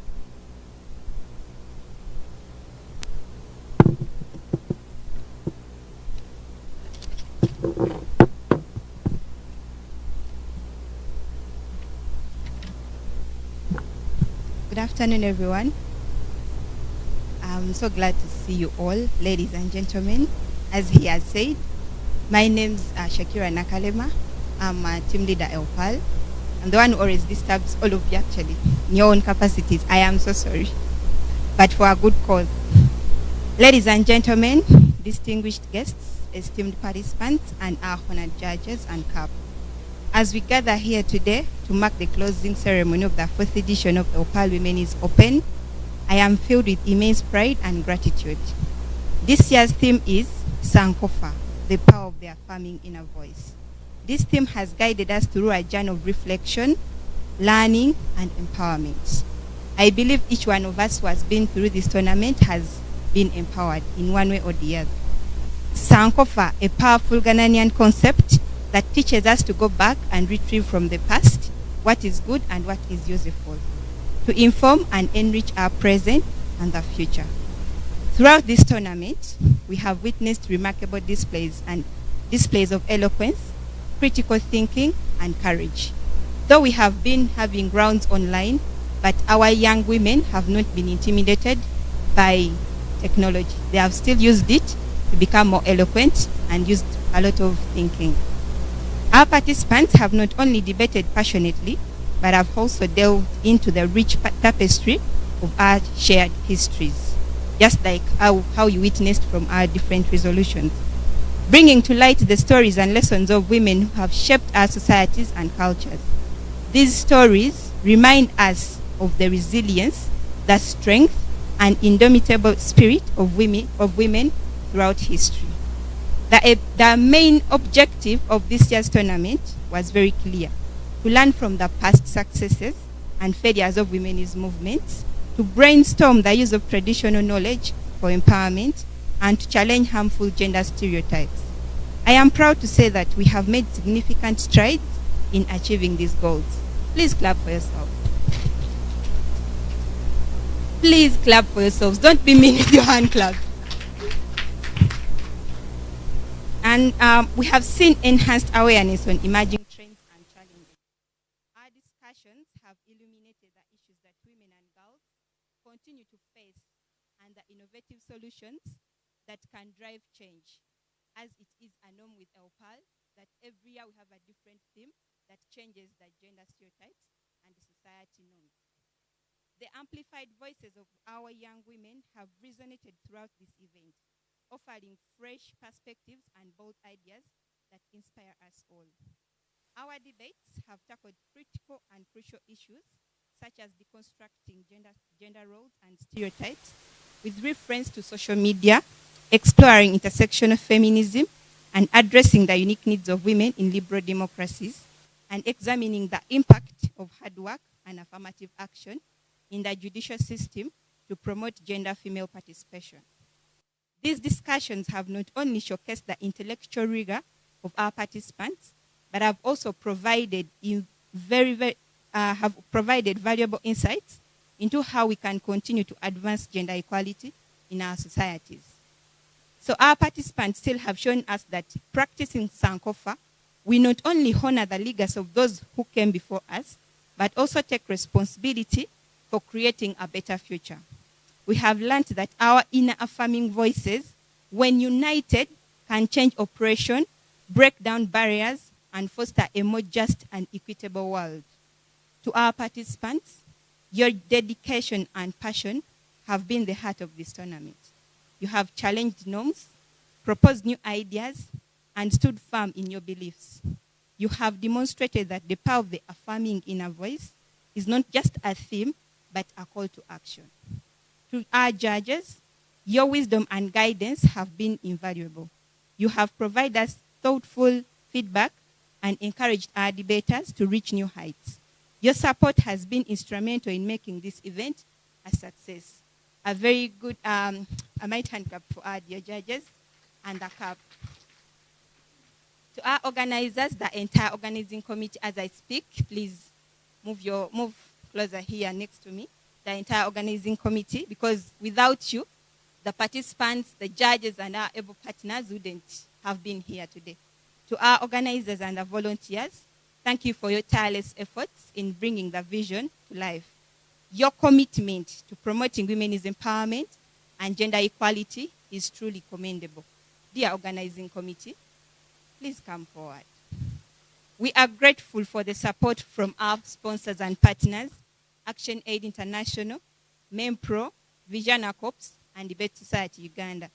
Your contributions have been pivotal in making this event a success, and will continue to be crucial as we move forward. Still, when we come back to you, please do not chase us away. We have a very big vision for Elle Parle, and one day we want to see that we host a very beautiful event, and everyone shall witness it. Dear organizing committee, please come forward. As we look towards the future, yes, come here. I need all of them here. As we look towards the future, I am excited to share our vision for next year's Elle Parle Women is Open. We envision a tournament that continues to grow and thrive, reaching even more young women and providing them with the platform to express their voices, share their stories, and advocate for change. Next year is going to be better than this year, because next year it will be 2025, and it shall be our 5th edition. I am thrilled to announce that Elle Parle will be expanding its impact. We shall not only be hosting a Women's Open and Live Our Young Women Live, but later this year, the top 10 participants of this very tournament will advance. Thank you. But this year, we are going to expand our impact. So later this year, we shall have our top 10 participants from this very tournament to advance to a leadership academy. There is something we are going to start up. It's called Elle Parle Women's Academy, apart from the Elle Parle Women's Open. So it's completely part of Elle Parle, but a different arm. So by establishing this, the academy will provide these outstanding young women with mentorship, career advancement opportunities, and support to further their personal and professional growth. As we conclude this year's edition, let us carry forward the spirit of Sankofa. Let us continue to learn from the past, amplify our voices, and work towards a future where every woman and girl can thrive. Remember, the power of the inner affirming voice lies within each of us. It is our responsibility to use it wisely and courageously. Thank you all for being part of this incredible journey. Together, we are making history and paving a way for the generation. Thank you.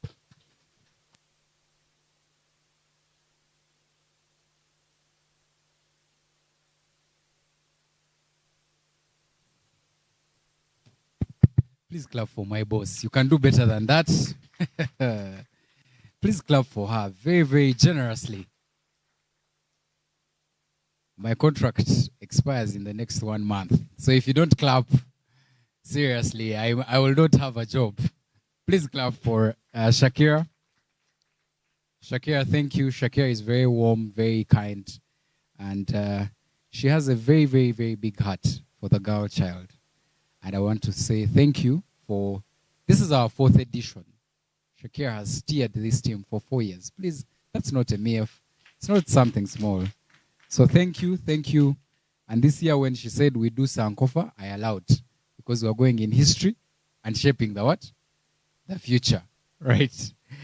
All right, so please, I would like now to take this opportunity, and I told you, our very, very wonderful partners, I am requesting that we use, we be as brief like the team leader. Yes. So may we have a representative for MEMPRO, that is Sarah. Please clap for Sarah as she makes her way here to give our remarks. Please clap for MEMPRO. Where is Sarah Anzoa? Aha, that is our president of MEMPRO. Thank you, Peter. And what better way to stand here with the MEMPRO girls? MEMPRO girls, come and we share this pulpit together. Sarah, Belinda, Mary, who else is it? Please clap for them. Oh, yes, and the bigger MEMPRO girls. Isabella and Mercy. Right. So last year, when we supported Sarah to be a part of the Elle Parle, she came as a participant for the public speaking competition. And she emerged the best. You people, the best. And this year, we were notified that she's going to be an adjudicator. That is progress, right? And that is what we believe in as MEMPRO. The inner voice lies in each one of us. And you have every permission to utilize that voice powerfully in whatever way, through debate, through public speaking, through policy, and all the other things that lie before you, the future that we have and the now. So for MEMPRO, we believe in voice. We believe in the agency of every girl and every woman. We believe in providing the platform, the resources, us, so that we create a better society for myself, for the girls, and for the women. And so we are delighted every time Shakira came to our office to say, we have this. It was a delight for us to be a part of this beautiful creation. And so we thank with Elle Parle, really. We thank every partner who has believed in this vision to make this possible. So we thank you so much. Please give yourselves a round of applause. Yeah, so thank you very much, MEMPRO and the MEMPRO girls here and all the partners, really. Action Aid, Vijana Co, the Debate Society of Uganda. You're doing an amazing job, and the future is as bright as you have seen it this afternoon. Yeah? Yeah, so have a good, let's look forward to the crowning of the prizes. And all of us are winners, no tears. Yeah, all of us are winners. So thank you very much. Yeah. We can do better than that. We can do better than that. Thank you very much, MEMPRO. Thank you very much. We now believe that the future is bright indeed. I will now take this opportunity to invite Annette. Please clap for Annette. Annette is the reason why we are live streaming. If you don't clap for her, the network might go off.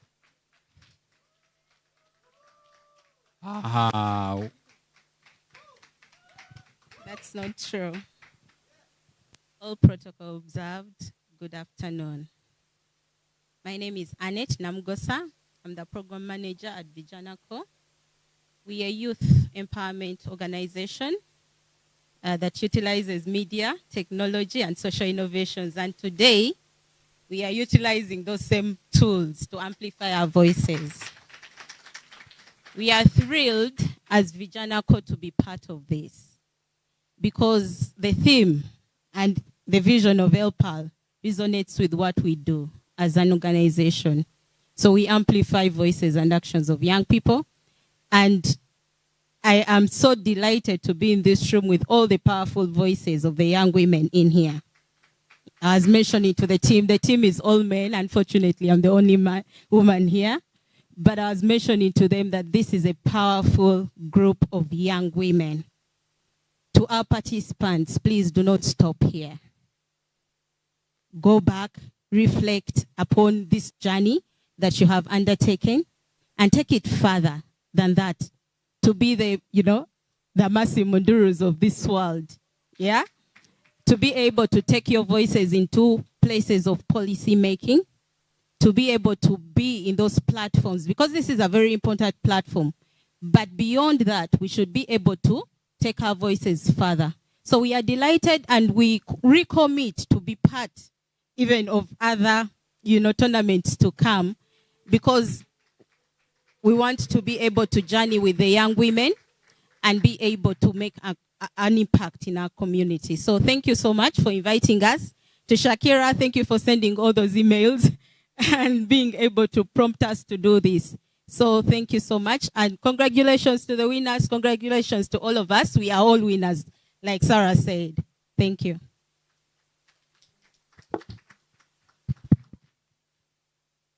They mentioned recommitment and people are not clapping. You don't want live stream, eh? Ugandans with not liking nice things. Eh? Some of you are appearing on your screens for the first time in your life. Eh? And you're not clapping when Annette says, we recommit. We recommit. Eh? We recommit next year, we'll be back. Annette, thank you very much. I look forward to coming to your offices. If you'd like me to serve tea during your break time, I will. I also do other bits of work. I can deliver letters that you want delivered, just to ensure that that commitment comes to life. Thank you very much. I will now take this opportunity to invite our last partner. Please, these are the people who have ensured that we have a good, conducive environment. All these people that I have spoken. But on this other bit is the technical wing. So please welcome Blair from the Debate Society Uganda.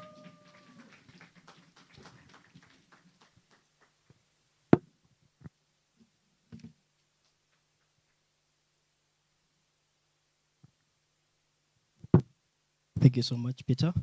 A good evening to us all. Firstly, I want to thank everyone that's been able to make it here today on a Sunday. As Debate Society Uganda, it's the first time we've held a special, activity on a Sunday, and one of our fears were that people may actually just not show up. So you have shocked us very positively, and we're very proud that you're here today.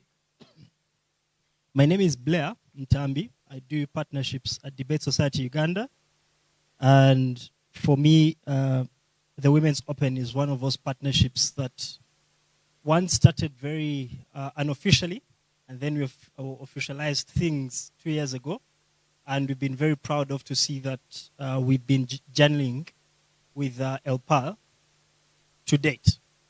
We are so proud of our team from Elle Parle, but especially the participants who have been part of this tournament. When we were doing an audit for the partnerships this year, one of the components that we look at is where our people end up. If we're participating in our activities, how do we track you? So we're doing a kind of tracking of our people. We noticed there were so many, but we also noticed that they're doing so many amazing things. So ladies and gentlemen, I want you to put your hands together. For one, that if you're here, you're going to be a very big person. You're going to do many big things when you step out, but also for the fact that you have decided to take the right path by being part of Elle Parle. Please put hands together, clap for yourselves. So the reason as to why I insisted that you clap for yourselves is because this is a very unique opportunity. There are very few opportunities in the country that challenge you to speak up, to build your confidence. And from where you come from, I'm sure many of you can even shy away from a classroom presentation. Many of you could be shying away from a work meeting where you're the one who is supposed to be presenting the PowerPoint presentation or whatever. But this challenges you because you're on the spot. You are alone. You're here. You're on your own. You have to speak. You have 7 minutes. You can either take one and run away. You can do anything. But for us as Debate Society Uganda, one of the things that we set out to do is, number one, make sure that we build confidence of our participants. And that's one of the things that we try to get into each year ready to do. The other is critical thinking. The other is leadership through public speaking. Why these things are very important to us is because we have a challenge, we have a gap in the country where leadership does not translate into critical thinking, where the things that the leaders are doing do not really resonate with the whole definition of what leadership should be. And we believe that that gap has to be, sorted from within. I believe that these kind of platforms, when we come together and partner with initiatives like ActionAid, with initiatives like Vijana Corps, and the many partners that have already supported, we believe that then we can do much, much better. So if I tell you a little bit about our mapping, I was looking at Bella. I hope these guys know you by now. You could just wave to them again. Bella is one of the people that ideated the concept of Debate Society Uganda. And when we're mapping how much good she's done in the country and how much we've achieved through what she has done, how many people you've impacted and lives that have changed, because you decided that debate needs to have a platform, then we believe that we're actually running a very good cause. So when we decided that we should always mobilize adjudicators for this kind of activity, it's because we know there is tangible benefit. So if you've adjudicated here today, please just be so proud of yourself. And trust me, there are many people in this room that I just see, and then so many people below them, their lives have been changed. Ashraf at the back, he's accidentally standing, which is a very good thing. So I hope these guys can see you. Ashraf is one of our leaders at Open Space Center, which is one of our very first platforms for university debating in this country. So when you see a person like Ashraf, trust me, there are so many lives beneath him that have been touched. Emma there, from Writing Our World. Emma, you could also wave to us. There are millions of young people at secondary school level that may know Writing Our World, and they know this platform that allows them to speak their truth. They may not know Emma, of course, but they will know that debate changed their lives if they can stand and, make their case. So that is what we believe in, and that's what we stand for as Debate Society Uganda. So I want to thank you so much once again for making time. I want to thank all the partners. I want to pray that we don't let the candle die or burn out. Let's keep it, bright and lighting. Let's keep supporting this activity, Elle Parle. I know Shakira talked about the academy, but that also will definitely need a lot of hands to support it. I think if the cause is good, the money is justified. So let's keep giving. Thank you so much. Back to you, Peter. Please clap for Blair. Thank you, Debate Society Uganda, for ensuring that we speak the English, but with some flavor. Thank you very much.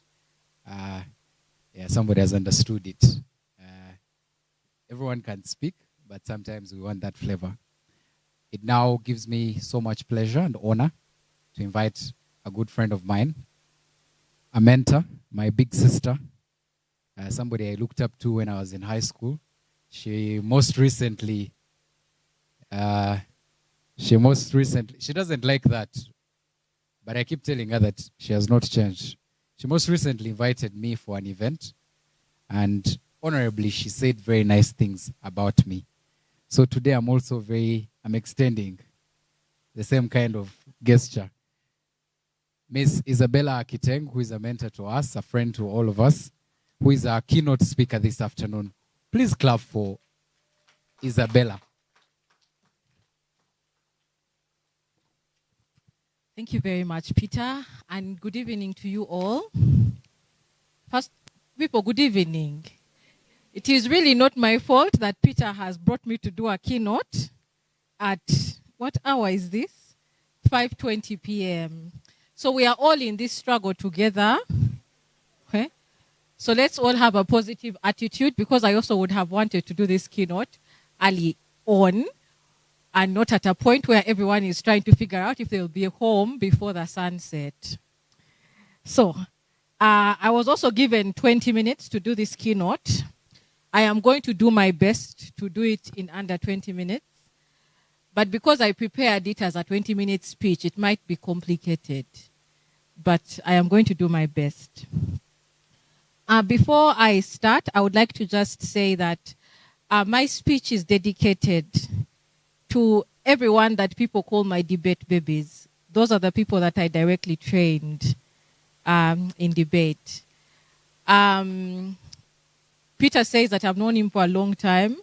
Peter was my debate baby that I met in S1. Yeah. So I met Peter in S1, and I think Blair was also in S1. Yeah, yeah.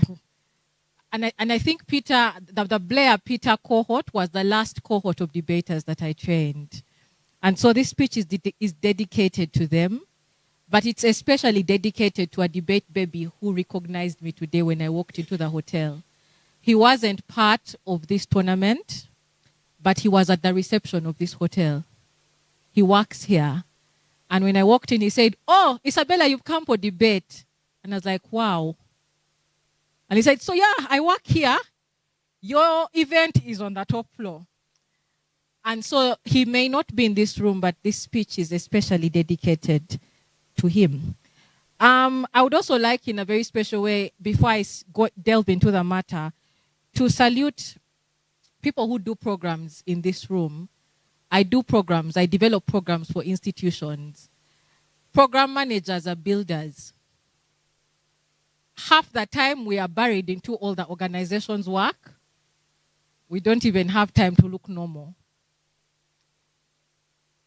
And so I don't think it's a coincidence that for all the partners in the room, it's the program managers who are representing those organizations today.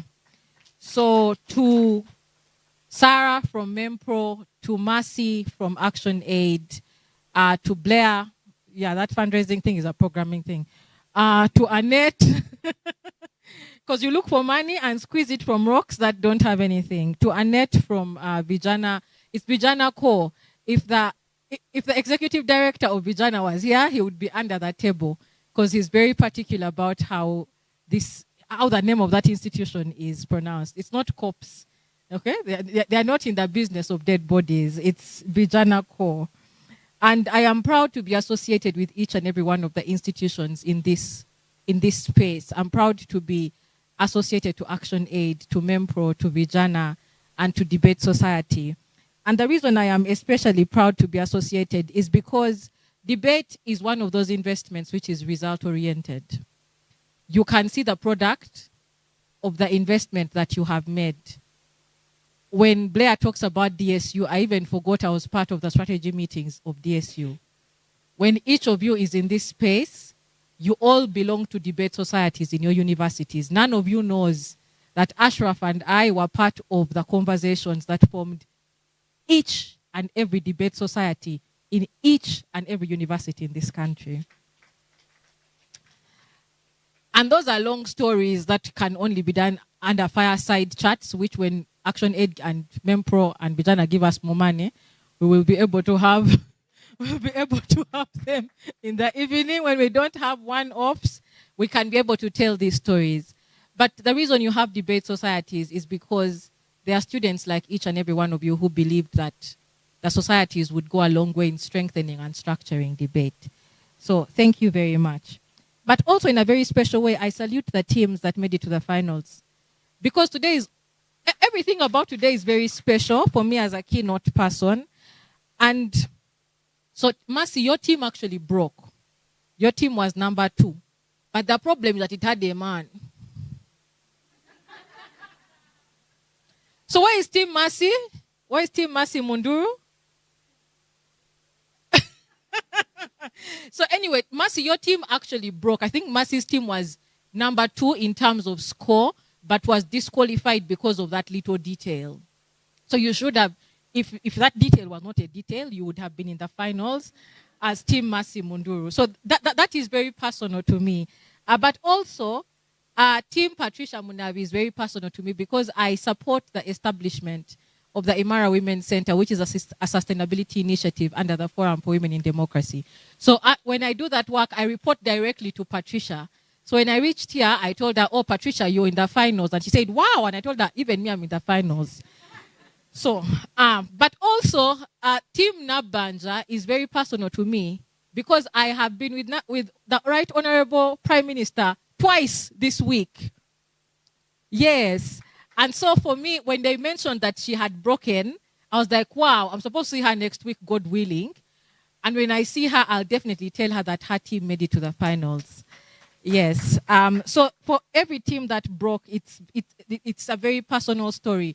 Prima is a personal and very good friend, a fire-spitting feminist. And now I need to get to the speech. So, Sankofa. Sankofa is around the power of inner affirming voice. Now, when you see me stretching, please forgive me. I wrote my notes using glitter pens, so I'm now struggling because of the light. But let me see. Yeah, I think this is better. So, when we talk about the power of inner affirming voice, I wondered what angle to take. And I would like to start this speech through a quote by Audre Lorde, which might or might not make sense. But it made sense when I was writing this speech. And it goes and says that invisibility, which makes us most vulnerable, is that which also is the source of our greatest strength. When we talk about visibility, at times it's the things that we see. And Shakira rightfully talked about Sankofa and the fact that it's a Ghanaian concept about returning to one's roots and to be able to do what is valuable and necessary if we are to move forward. The concept of Sankofa by default suggests that at times in our pursuit for greatness, there are things that we might leave behind. There are things that we might not pay attention to. And yet if we just went back a little bit, we would be able to get the invaluable and necessary information to be able to move forward. Shakira also mentioned that Sankofa is usually associated with a proverb, with a Ghanaian proverb that says that it is not wrong to go back for that which you have forgotten. And you might have forgotten this physically, but it might also be something that you have forgotten and it's stuck into a certain part of your brain that your brain might have chosen to forget because of issues of trauma. And that is why going back is very important. One of the things that Sankofa emphasizes is the importance of self-reflection if you're going back. It's the importance of resonating with one's heritage and experiences. It's the importance of getting lessons from the past for personal growth and resilience. Sankofa also emphasizes aspects of healing and forgiveness, which some of us do not think are key in the work that we do. We think forgiveness is for the weak, but going back to the things that are valuable means that you're healing and that you're forgiving. Going back also means that you're affirming yourself and that you are deliberately investing in growth. One of the things that I would like us to look at when we are looking at this keynote, which I really would have loved to do in the morning, is some of the common statements that come our way. One of the common statements I think from last year to this year is a statement that has come up when we have conversations around cyberbullying. Okay? And one of those statements is that the online is an extension of the physical. What we see, what is up here? Oh, okay, me. What you see on the online is actually the abuse that we see on the virtual spaces is an extension of it's a manifestation of the abuse that we see and witness in the physical. The other common statement that we have interacted with is one on feminism for those of us who identify as feminist. And that is a statement that says that the personal is political. When we look at the analogy of the iceberg, which is something that people always talk about, the analogy of the iceberg talks about the greatest strength of the iceberg not being the tip that you see, but the bottom that holds the biggest aspect of the glacier. When you look at the analogy of the duck and the swan, It looks and appreciates the elegance of the swan on the surface as it swims. And yet, if you looked below the surface, there would be a lot of paddling rigorously at the bottom. What all these analogies basically extends to us is that the bigger picture always starts from an inside invisible place.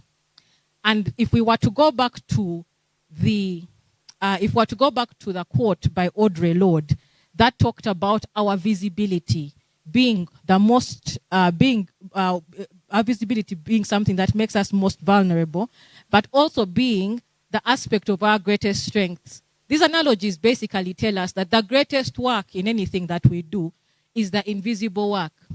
And that invisible work needs to be visibilized in all that we do if we are to truly manifest in our strength.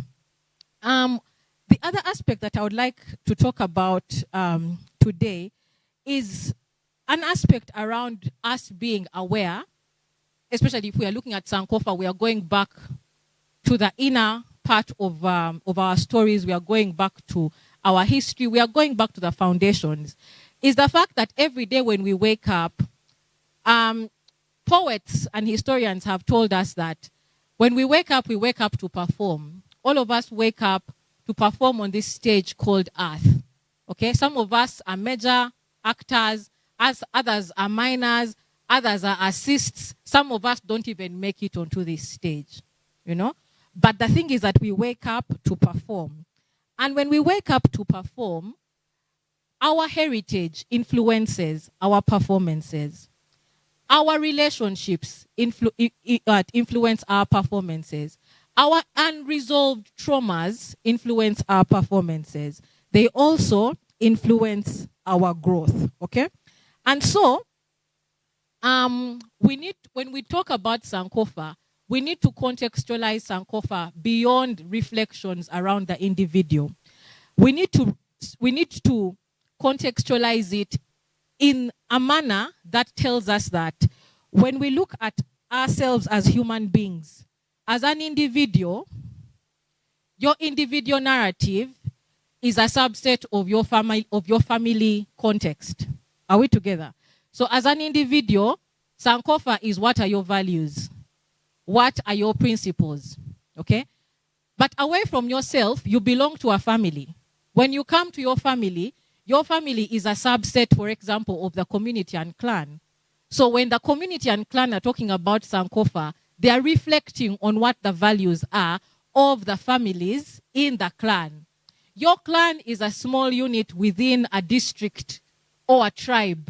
So what does Sankofa look like for your tribe? It means revisiting the history, the healing, the forgiveness, the culture, the learnings at individual family levels. If we're talking about tribes, it's not just a tribe. When a tribe begins to reflect, it reflects through the lens of family. But tribes do not end in themselves. Tribes exist within regions. So when regions begin to reflect on Sankofa, they have to go back to the detail of the tribe.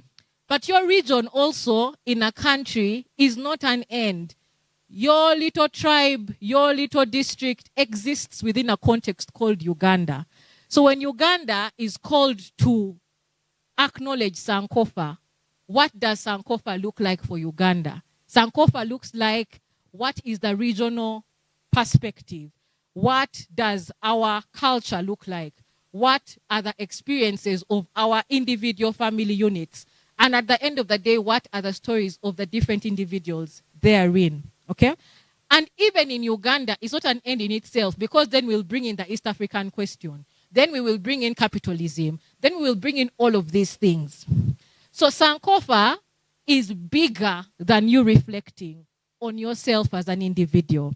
It's bigger than your story as Isabella. It's bigger than your story as Blair. It's big because of the contextual aspects to it.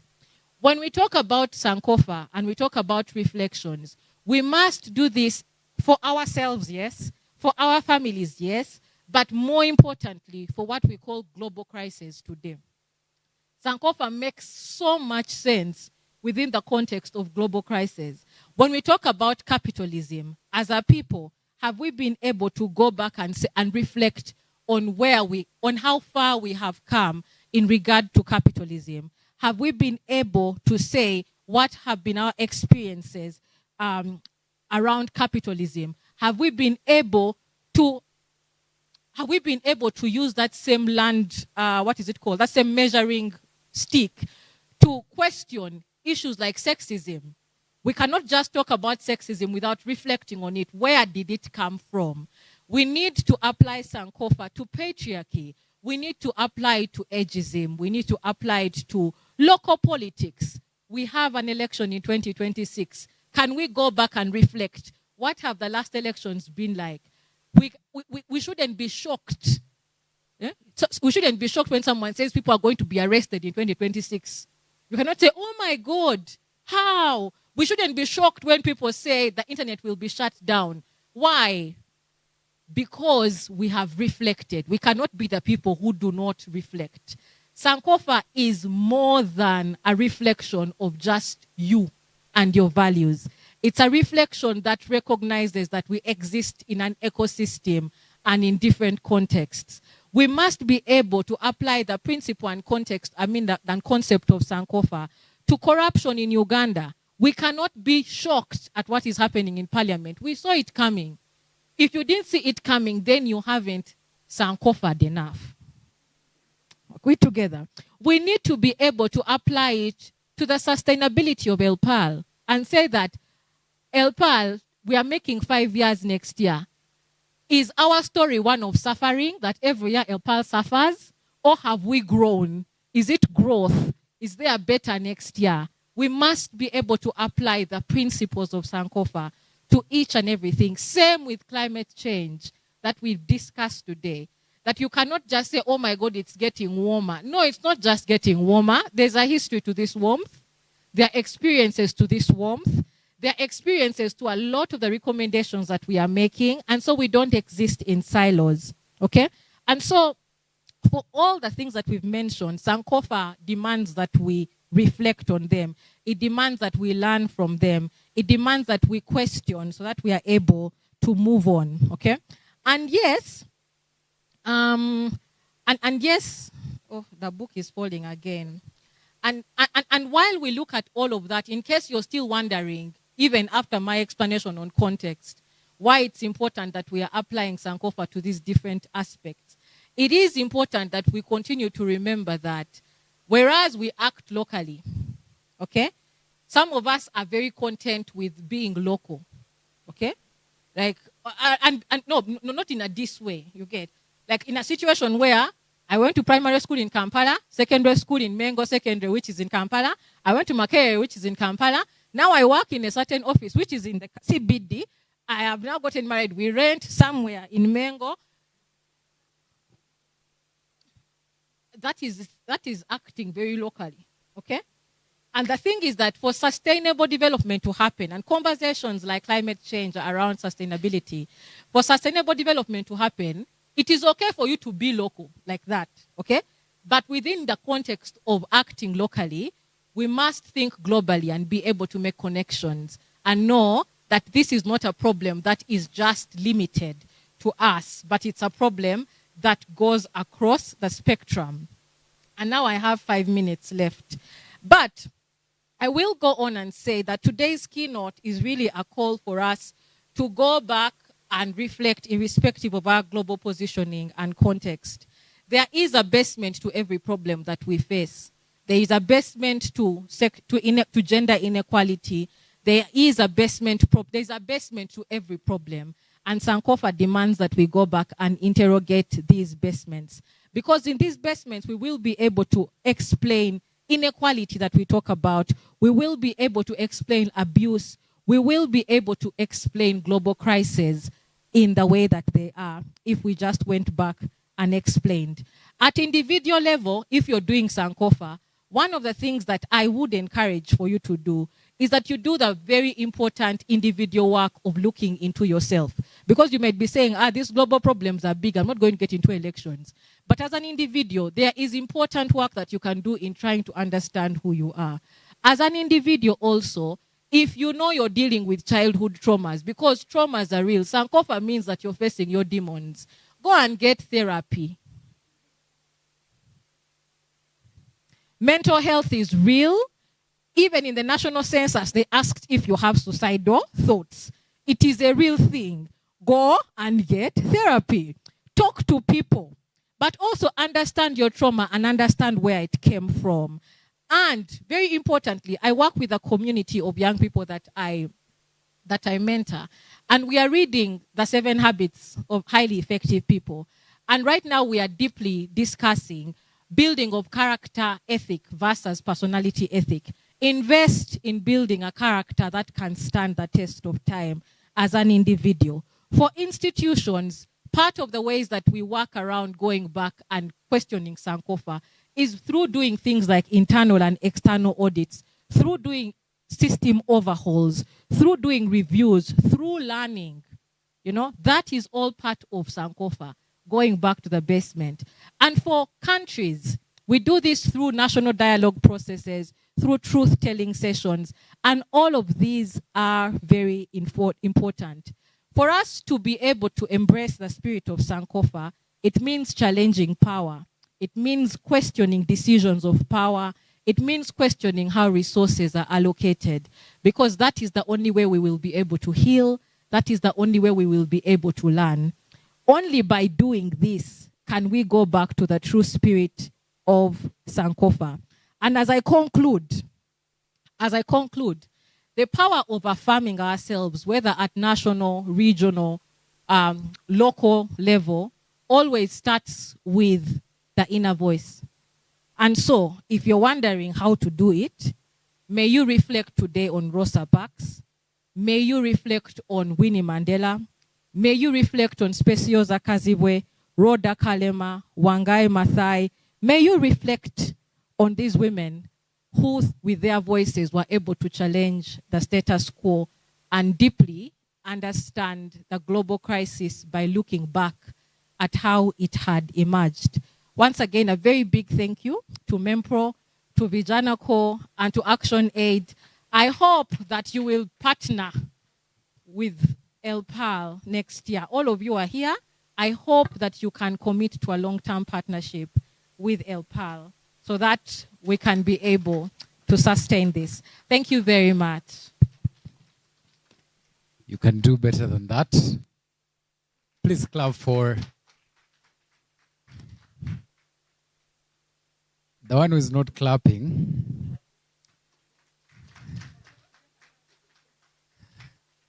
No, is the person who is not clapping is not thinking global.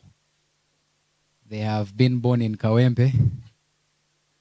They studied at Kawempe Muslim. If you went to Kawempe Muslim, please, I apologize. Their girlfriend is at Kawempe Muslim. Their neighborhood is Kawempe Muslim. They want to run for area MP of Kawempe. Their PO box address reads Kawempe. Thank you very much, Isabella, for a very insightful and very timely speech that you've given us. Your keynote address has truly been remarkable. I would like to challenge us. What are your principles? What are your values as a person? What are your values for your clan? If you have a clan here that you represent, you know, there are people who identify, so they have stopped representing their clans. Then I've already talked about people who don't think global. They have asked us how are we thinking in shaping global conversations. They have also tasked us that if we need to make any differences, the reflections begin with us. Don't go outside and then think you have started the reflections. Start with yourself. Another interesting question that has been posed to us is that everybody here has a performance. So what are you? Are you an assistant? Are you a major? And how are you using that title that God has given you? Are you assisting other people? If you're a major, are you elevating other people? And lastly, very, very importantly, something that has stood out for me is that the greatest work in us is the invisible work. Very, very serious statement right there. If you're to forget everything that Bella has said, The greatest work is the what?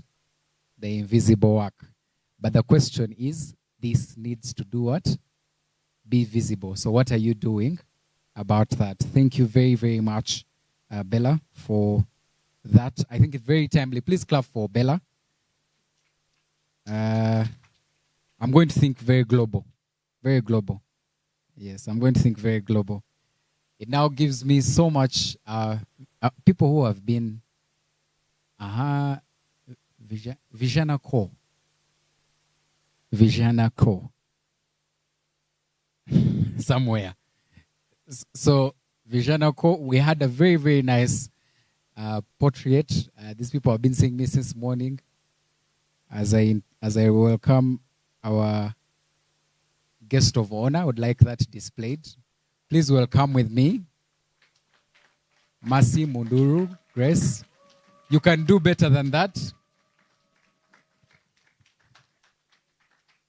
I was told Mercy travels a lot. So when we extended our invitation and she said she would be here, I told Shakira, the tournament is done. So thank you very much. Thank you. You know, when they say guest of honor, I just, and being a Sunday, it reminds me of going to local churches to do fundraising, and you come as a guest of honor. I wanted to tell Shakira, can you call it something else? Can you give me another title apart from guest of honor? But I guess it comes with age and also where we are. Our tournament director and everybody at Elle Parle, our esteemed judges, our very wonderful team of debaters, our partners who are here in the room, Vijana Core, DSU, Mempro, ActionAid, ladies and gentlemen, good evening. Yeah, my name is Mercy Grace Munduru. I work with ActionAid International Uganda as the head of programs and fundraising. And in that role, I support our work here in the country, but also in the other areas where ActionAid works. I will just say a little bit about ActionAid because I know there is a wide range of people here. I don't take for granted that you may not know, but also that the opportunities for collaboration and partnership. So ActionAid is part of a bigger federation of 47 countries around the world, and ActionAid Uganda is an affiliate of that. In Uganda, we have a physical presence in 15 districts around the country, but a programming presence in 32 districts. I think by end of this month, we will be in about 45 districts and now in all the regions in Uganda. We work across 3 priority areas. One of them is on people-led climate justice and humanitarian crisis. We also work on women and youth participation, and we work on advancing accountability. And so those are the 3 pillars on which we work. All of our work is centered around there, and allow me invite my colleagues from ActionAid to stand so you can see them. That's my boss, Ivan Paji. Ivan is the reason we are here. Today I saw Frank. Yeah, Frank is over there. Ivan is the coordinator of the Strategic Partnership Agreement, which is the program that supports this work with Elle Parle and other young people organizations. Frank works with our communication department, and he does work on a digital space. I don't take for granted that you're here today to support this work physically. You could have stayed home and known that this will happen anyway, but you're here, so I thank you. I also bring you greetings from our country director. He was in the event for last year when I was on maternity leave, but he was the one that gave me feedback about how that went. And so when I presented to him that we had an opportunity to support Elle Parle this year, he just said yes without hesitation because he was here. He has traveled to Ghana, so yesterday he sent an email to say that now you're the acting country director until I am back. And that threw me off balance. But so I bring greetings, and I'm very careful the things I'm going to say here. I just want to first of all say that what a time to be alive. What a time to be present. What a time to listen to timely conversations. important conversations where we're saying the right things at the right time by the right people. Last week we were having the climate justice, the climate week of action together with partners in this room. We were discussing issues around climate justice. And when I sat here and listened to the debate, it reminded me, it actually got me very emotional because we were discussing the right issues at the right time, in the right space, and offering the right solutions. Regardless of which side the debate was, we were having real conversations. This is not just about a debate. These are real issues that affect us. These are real issues whose impact we feel. Whether it's the feminism we spoke about, whether it is climate justice, believe me, where we are headed, these issues don't care who you are. They don't care whether you care about them. When the floods come, they sweep all of us. I come from West Nile. We're unable to use Karuma Bridge right now. It doesn't care whether you're an MP or you're a minister, you have to find an alternative route to Kampala. When the River Nile bursts its bounds, it doesn't care whether the president was going to West Nile. You have to find an alternative. So the issues we're talking about are issues that affect all of us. It doesn't matter who you are, what status you are.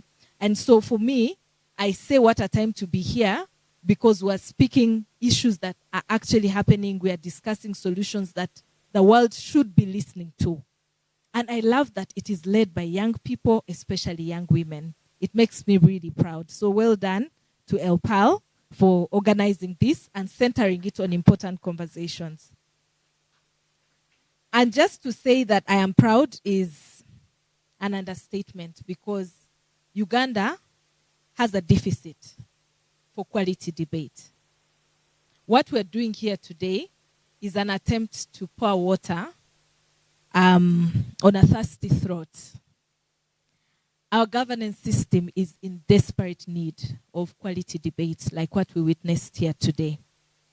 Many times when I sit where I sit, because we do a lot of work with governance, I lose hope. When I hear the quality of debate in our parliament, in different spaces, when I see the depth of issues, my heart breaks. But today, I'm reminded that the Uganda I dream about is possible. I am reminded that the Uganda I aspire to live and work in is very possible. And what we're doing today is to prepare for that Uganda. We're preparing a breed of leaders that are going to shape discussions in that Uganda. Because believe me, if we applied depth, if we applied thought, if we applied research to issues that affect us as a country, we would not be where we are today. We would have a completely different country. What these girls have done here today is not just the debate. I believe they took time to research. They took time to practice what they're going to say. Because in between what you are saying, there would be an interruption. And you would see that if you're not prepared, you cannot respond adequately to that interruption. That means they actually took time to conceptualize the issue because you can cram things. But when a question just comes across the room, you can fail to answer. But seeing these girls respond to those issues in a timely manner and applying depth to the discussions means that they go away from here with knowledge about something as critical as climate justice. Debating something about, having mechanisms to hold the world leaders or the countries that are accountable for the climate crisis we're in today. They're speaking about mechanisms that could actually bring redress to our communities because, as they said, that climate justice is an issue of rights, that the people that least contribute to the crisis pay the heaviest price. So we have to have an accountable system that will enable those communities to access justice. And so what was being discussed here is very relevant to what's happening in the world today. And so I'm very happy that we are part of this conversation. I just want to say that as ActionAid Uganda, we are committed and very deliberate about working with young people. I see how Isabella has clapped. Yes, we are. And MEMPRO Vijana, GSU, Elle Parle, we've worked with you before. As such, we support young people's organizations very deliberately. Personally, I didn't like leadership most of my life, but I found myself always in leadership.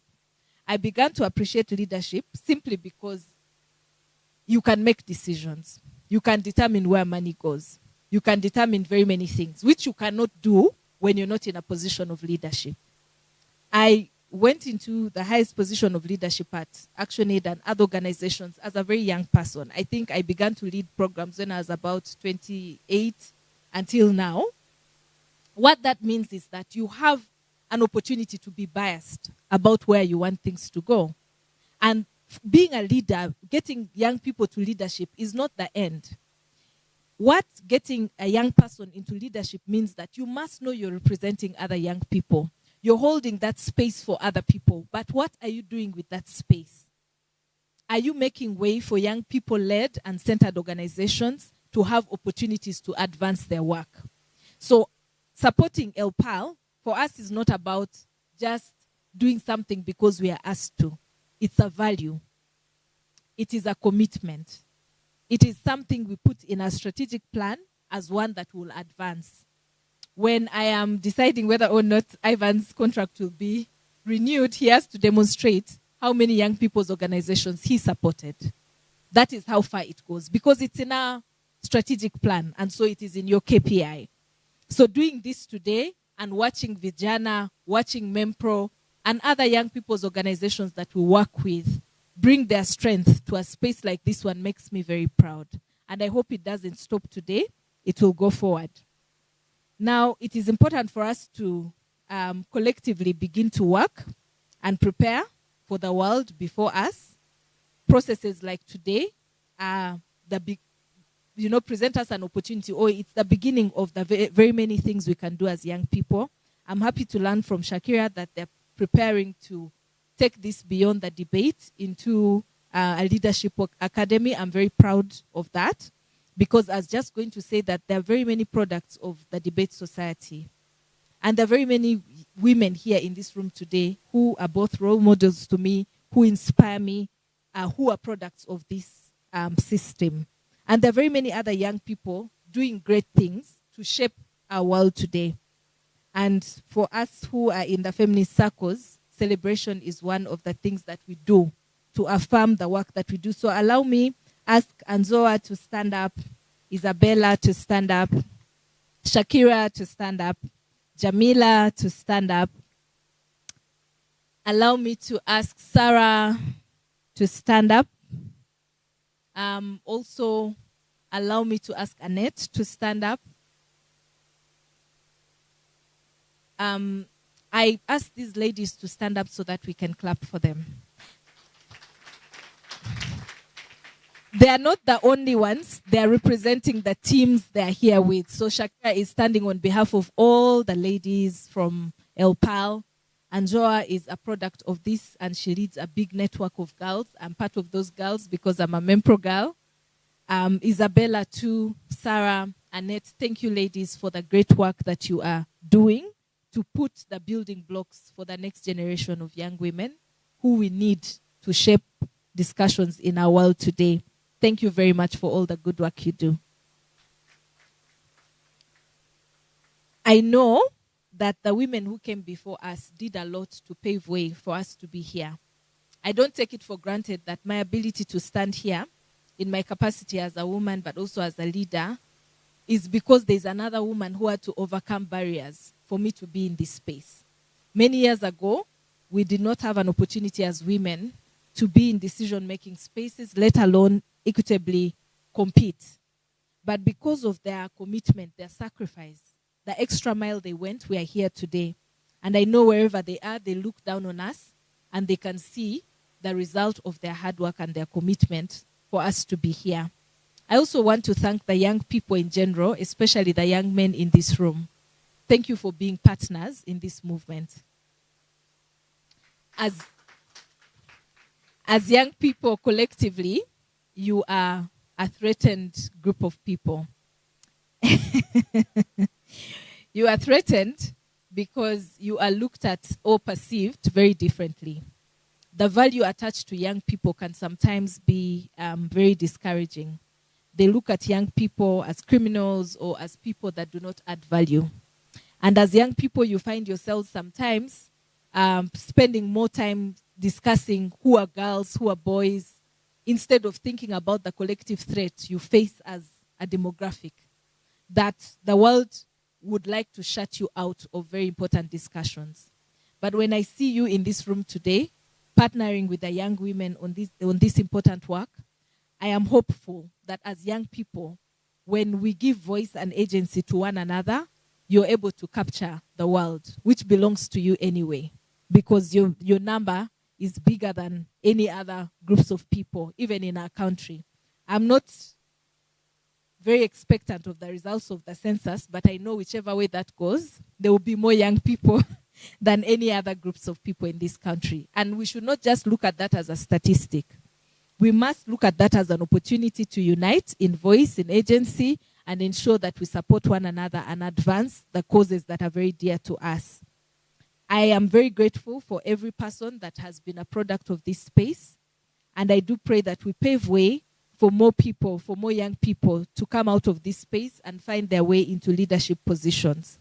Many of the things we have to do are going to require us to be brave. The Uganda we're in today is not for the weak-hearted. You have to be brave. You have to be confident. You also have to be fearless, because some of the things you have to do will require you to overcome your own fears, will require you to battle what is inside of you and allow yourself to bravely confront issues.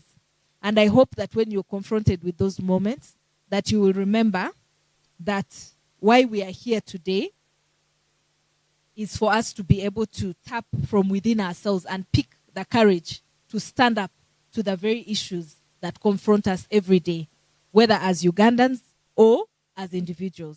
So I do hope that after this event today, you will think, as a young person, what am I contributing to the collective struggle of making this world better? Each one of us is doing something. Shakira is doing something with Elle Parle, with her team. There are individuals like Jamila who are doing something. DSU is doing something. As individuals who are doing something at family level, in your workspace, in your friendships, in your networks and circles, you're doing something. Every day ask yourself, what am I doing? Sometimes we're tempted to criticize what people are doing. You come into this space and you start to say, oh, Shakira, the other thing was not okay. The certificate had a problem. This and this and this. But you're not thinking about, what am I contributing to this struggle? Their names are inked in the legacy of this country because through these efforts, they've blessed somebody. What about you? As I sit here every day, I ask myself, what am I doing for young people? What am I doing for women? What am I doing for children? What am I doing for the most disadvantaged? Whether in my personal capacity or in ActionAid, what am I doing with myself? And I'll just end by saying that jobs come and go. Today I'm in ActionAid, tomorrow I'll have no job. But what they call work is what is within you. That is what lives with you. That is what you take with you at home. That is what you take with you to the bar. That is what you take with you wherever you go. That is work. Nobody can take work away from you. Somebody can take your job, but not work. And work is your values. Work is what you believe in. Those things are things that money cannot buy. Yet, they can bring all the money to your feet. So what is your work? What is that thing that sets your heart on fire? That thing you believe in. That thing that does not need an office. In that even if you didn't have money, you would be able to do it. That thing for which people look for you and say, where is Mercy? Mercy, I have this challenge. Can you talk to me? Can you pray for me? Can you encourage me or something? What is that thing that people identify you for? Beyond the offices, beyond the titles, beyond anything we wear. What is that thing? What is that value within you?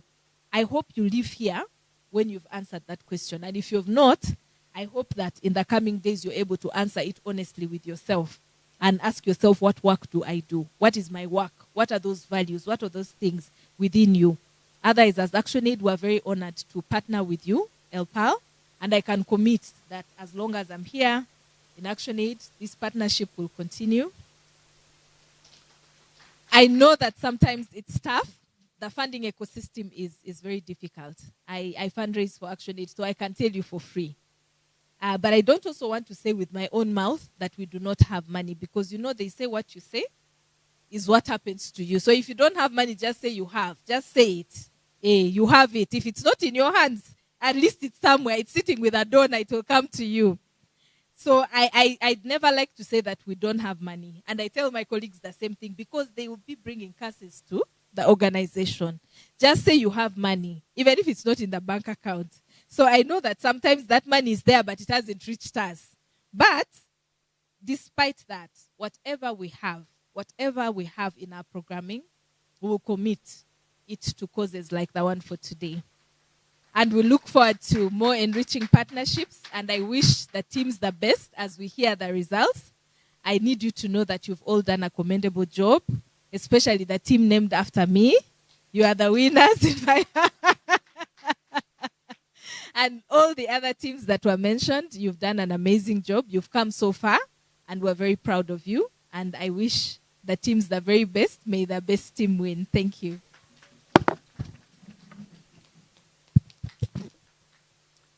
Please, you can do better than that.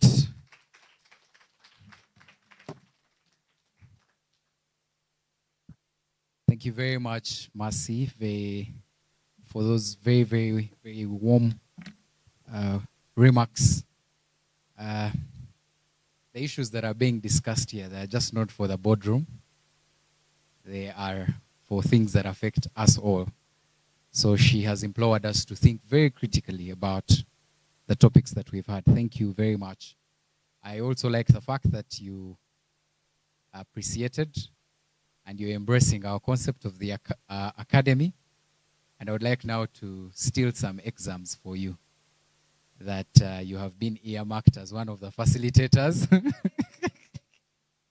Please clap for that. She has already accepted. She's very understanding. If we send that email, we will, but only expect a confirmatory note. So you being here, we take it that you, and you saying that again in your speech, we believe that you believe in the academy, and we hope that it is a resource like you rightly said. So thank you very much. Thank you very much. The other thing that I also want to remind you is that you're a very threatened class of people. The guest of honor has told you, because you people speak the truth, you people are very brave, and you people are actually well-read. But she has also asked us to use that for us to make change. Thank you very much for intriguing our minds to that. She has also told us to pave way. How many of us have been leaders in those positions for 10 years? So pave way to the young people. Sarah is here. Sarah is a powerhouse. She came here and did wonders, and she's still tremendously doing that.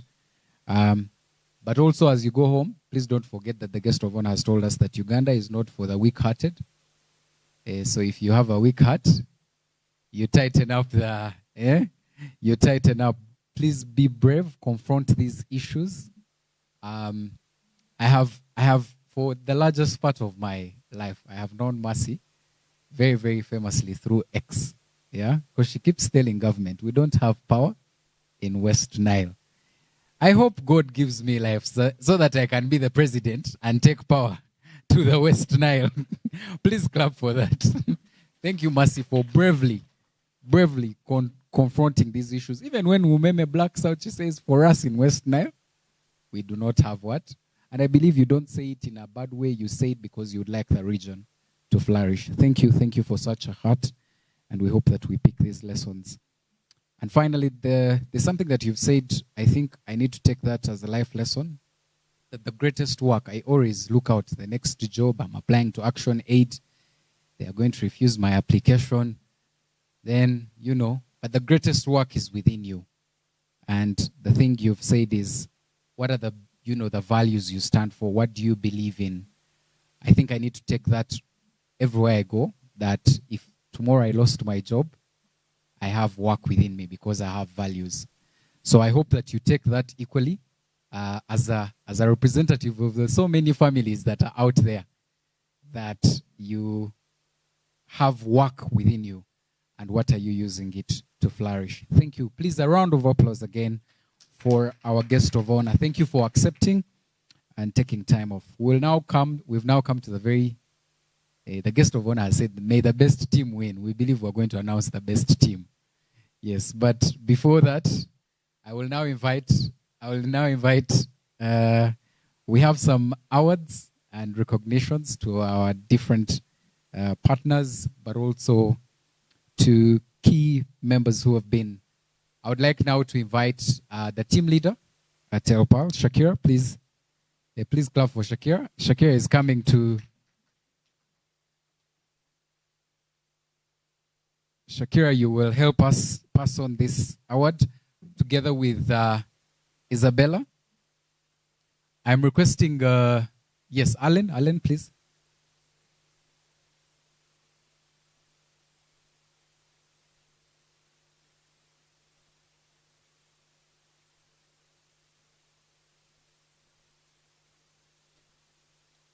All right, so I request our guest of honor, please make your way here. And Isabella, we're requesting you.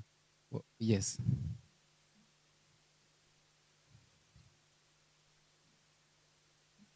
Would like to give these tokens of appreciation.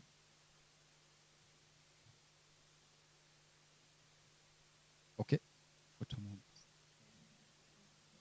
Yes. So we'll start with the team leader and then Bella later.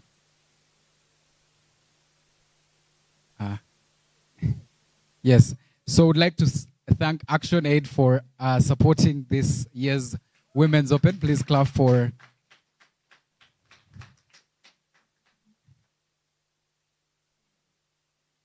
Just a moment. We have another award. Ivan, I've been told you should also come and receive this on behalf. Please clap for Ivan. Ivan, please accept our small tokens of appreciation. This way. Yes. Yes,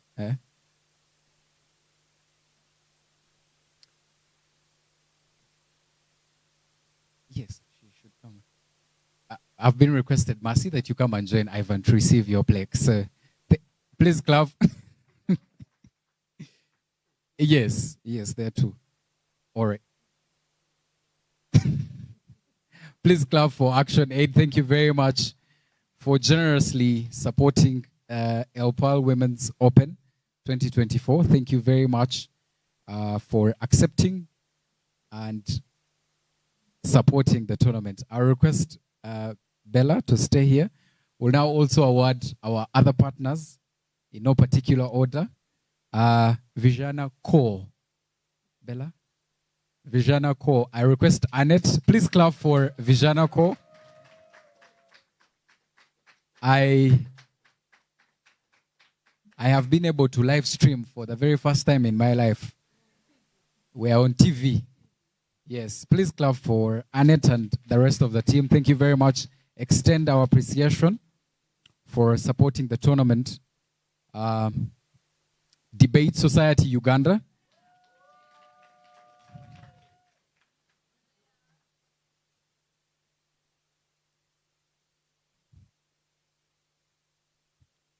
Thank you very much, Debate Society Uganda, for supporting the Elle Parle women.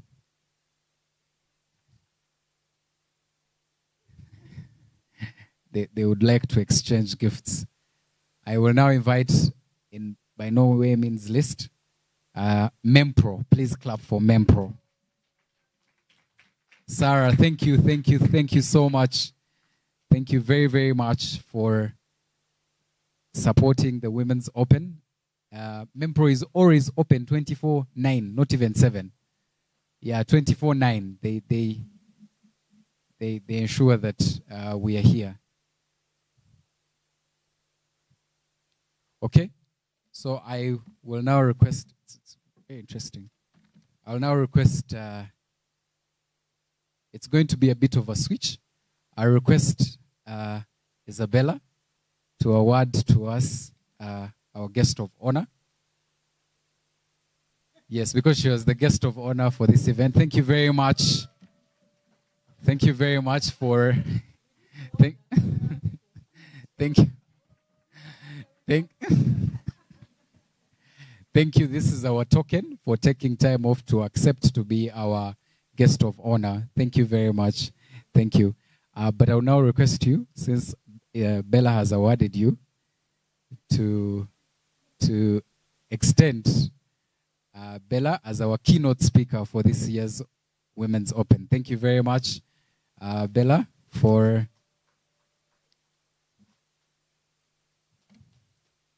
okay.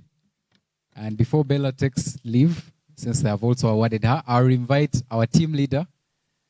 Yes, our team leader, please. Please clap for Shakira.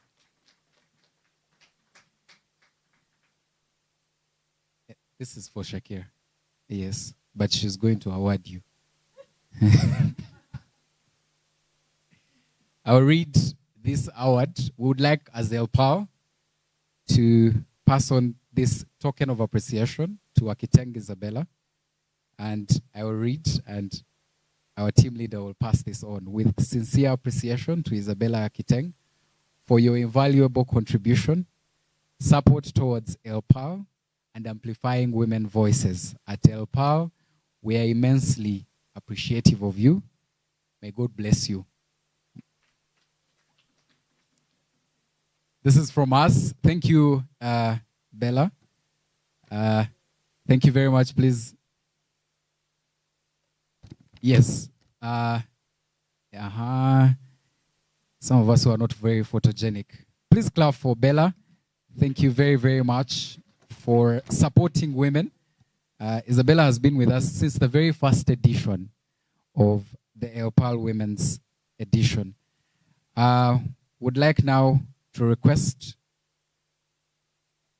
No. We have burdened you enough. Yes. Thank you, Bella.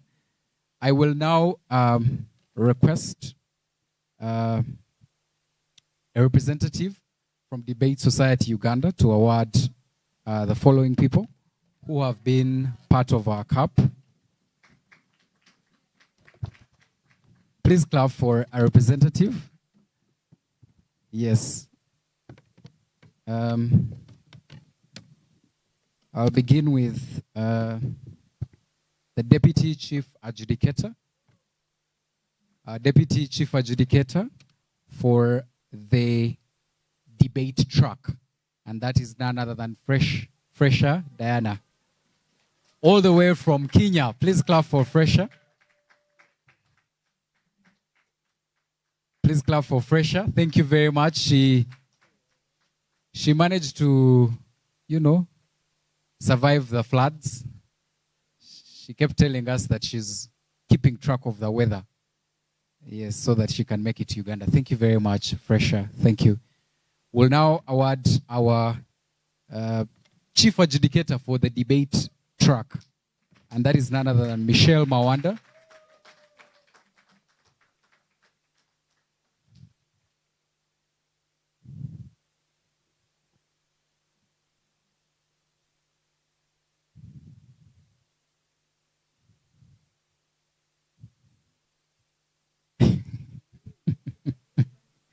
I don't know how they are. Please clap for our Chief Adjudicator. I will now invite Annette. Thank you, sir. Very, very much. Thank you. Annette has stepped out. I wanted her to award our public speaking track. Is she here? Oh, Annette, I know you were confirming if the network is still on. I'm still on. Yes, please make your way here. I'm kindly requesting you to award these people. Please clap for our Deputy Chief Adjudicator for the public speaking track. And this was none other than Sarah Anzoa. Please clap for Sarah. Thank you very much, Sarah. And well done to you. And then also, I don't know if she's, yes, she's still here. Oh, she had stepped out. I know she was confirming if we still have 5G in the room. Please welcome with me the chief adjudicator for the public speaking track, and that is none other than Miss Atwine Sabrina. She was our chief adjudicator. She was our chief adjudicator. Please clap for her. Please clap for her. We're coming to the very tail end of our awarding ceremony. Please clap for Sabrina. Sabrina has very instrumental. She came up with, graphics for the teams that broke and a couple of things. Yeah, thank you very much. I will now request, because we've come to the very tail end. And before we do that, before we know who the winner was, because that will be announced by the chief adjudicators, I will now request, beginning with the public speaking track, our CA, may you make your way here? I have no powers to announce who won or who is the top or the best public speaker.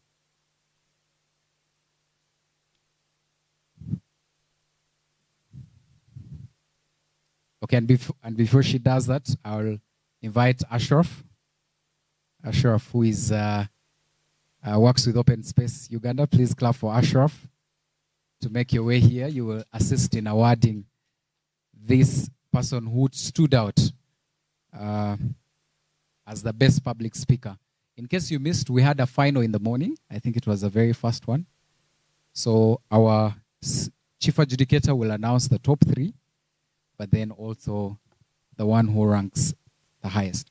Okay, thank you so much. I would like my deputy to come here with me so that in case anything goes wrong, you stone us together.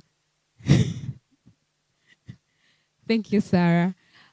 So thank you so much. I will announce the results from the public speech finals, and in no particular order. Kidding. This time around we have an order.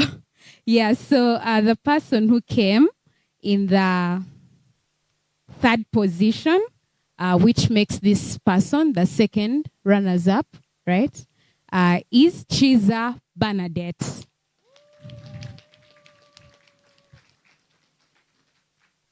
Thank you so much, Chiza Bernadette. Stand up, let's see you, and wave to us. Well done, Chiza. And the second person, the first runners-up from the public speech category, Elle Parle 2024, is none other than Namgobe Vicky. Is Namgobe Vicky here? Oh dear. Okay. Let's give it up for Vicky, guys. Thank you so much. And that leaves us with the winner. Let's do drum rolls. Louder ones. That's the first, actually. Yeah. So the winner of Elle Parle. Oh, we are still drumming, guys. Yes. The winner of Elle Parle 2024 public speech is... Guys, who? You don't know, eh? Virunji Prima. Guys, we keep doing it until she reaches here. Virunji Prima was incredible. She won with an average of 80%. That's something very big. Yes, guys, keep going. Yes. Well done, Virunji. She says that when a woman talks, oh, thank you so much. Yeah, so guys, listen, let's all actually keep calm and we let her take her blessing. Congratulations, Prima. Wonderful. Yeah, that was it from us. Thank you. Thank you very much. Congratulations to... Oh, it's okay. Thank you very much. Yes, you can see how success is sweet. The camera does not want to leave. The camera does not want to leave the best public speaker. Congratulations to, please clap for our chief adjudicators. It's been very tiring, but thank you. And also thank you, Ashraf, for accepting. I will now invite Sarah. Sarah, we are getting to invite to award the best overall speaker. Yes, Sarah from, you know when we keep saying Sarah, so we need to say Sarah Mempro, Sarah Senior, because Sarah is also president. Please clap for Sarah, who is our representative from Mempro. And I have no capacity to do this because there was a chief adjudicator. So I'll invite the chief adjudicator to let us know who was. We had different speakers at this tournament, but there's a person who tops all these speakers. And in no way should we leave this person. So the chief adjudicator.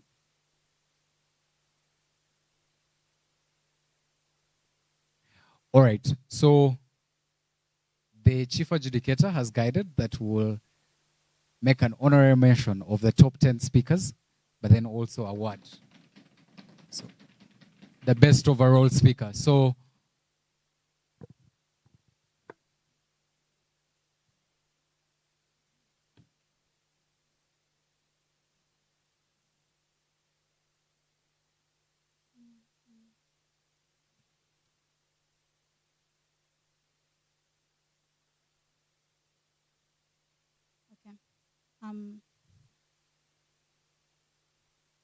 In position 10, we have two speakers with an average of 69. We have Nalubiri Daisy Serwanga and Biona Nevie Joan. Congratulations, guys. You did great. In position 9, we have Bernadette Kiza with an average of 70. Guys, please clap for that speakers. In position 6, we have two people with an average of 71. In position 6, we have Kahinju Deborah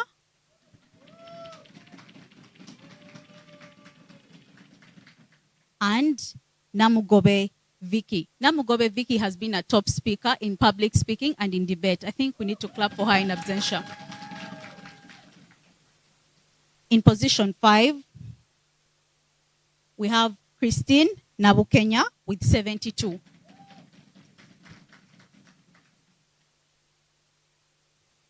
In position 3, we have two speakers with an average of 73. We have Nakalanzi Melody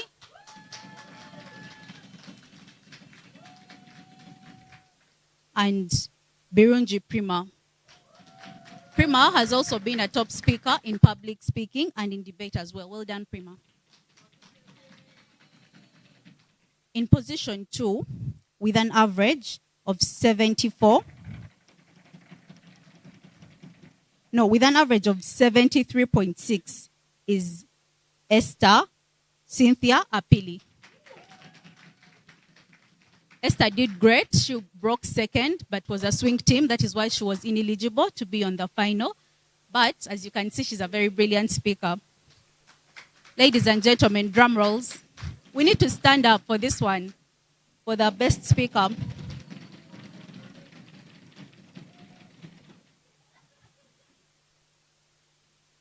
Yes, it's a standing ovation for the best speaker. I know we are tired. Let's try to.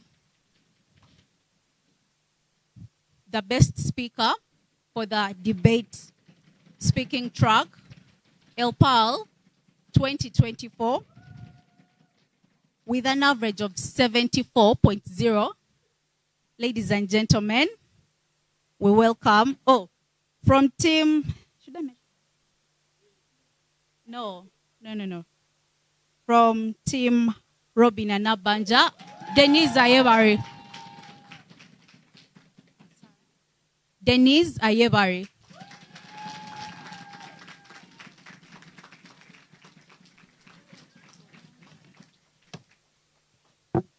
And awarding that is none other than Sarah from Mempro. Thank you. Thank you very much. This has been, she tops the speakers for this year's Open. It's just that you haven't seen the flash. Okay, now the camera is on. Congratulations. I'll request the chief adjudicator to stay with us here because now we get to the moment of truth. We had a final and they said may the best team win. But before that, they will have to award the first runners-up. There were 4 teams and the CA will announce the first runners-up, and awarding the first runners-up, I'll request again Miss Isabella Akiteng to come and award the first runners-up team that made it on this year's Women's Open. You know Isabella's, please clap for Isabella. Isabella's team was at the final. We are yet to find out if it won. It was at the final. We are yet to find out if it won. Oh, wait. What a very perfect consolation.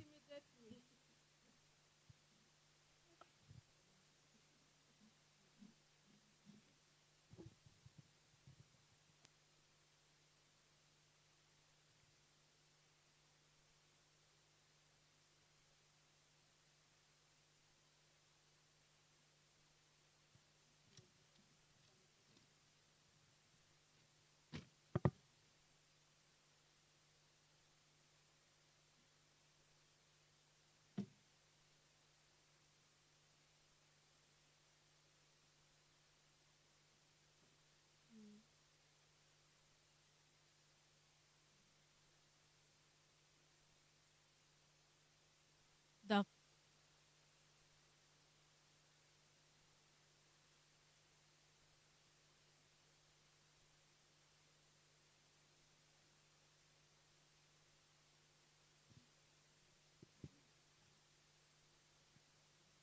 In position 3, the positions were 4 for all of us to share. In position 3 was the team, and these are the second runners-up, was the team that argued opening opposition. Team Prima, Babiha, Nachitende Mary, and Namtebi Belinda. Opening opposition, yes, Patricia Babiha. What did I say? Oh, Patricia Babiha.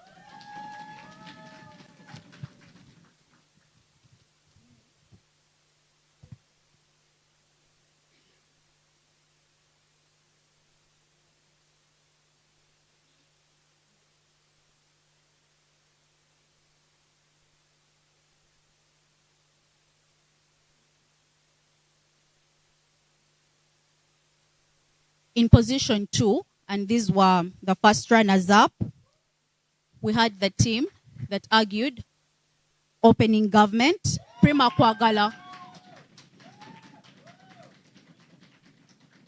Team Prima Kwagala had Karunji Mary Sharon and Kahinju Deborah Yeson.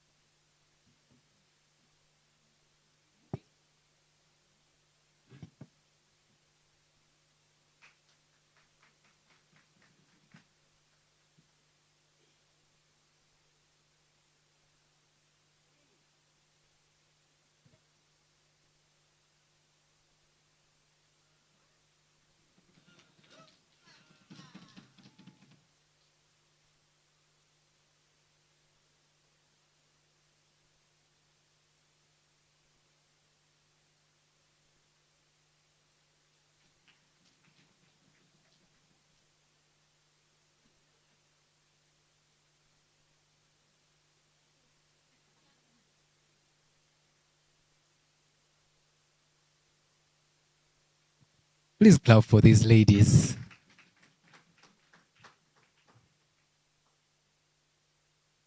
Thank you. Thank you very much, Bella.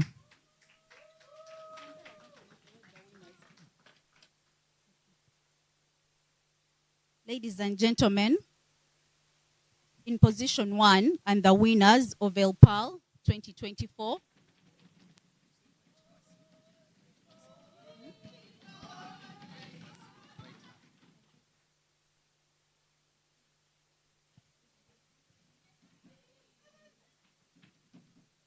The winners of Elle Parle Women's Open 2024 will be awarded by our guest of honor, please. Please clap for our guest of honor.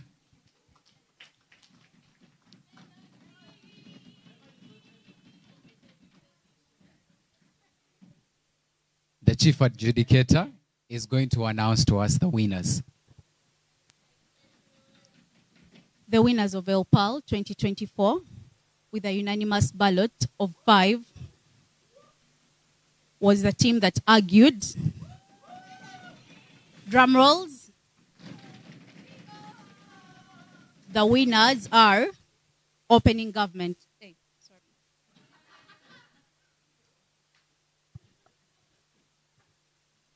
The winners.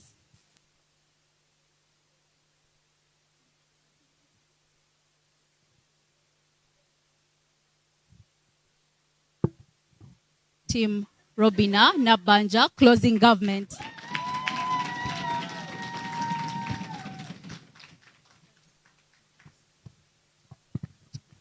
Please make your way here quickly. The team Please comprised clap of for Ayebare Denise and Right Prima Honorable Birinji. Nabanja's team. We hope that you can write to the Prime Minister.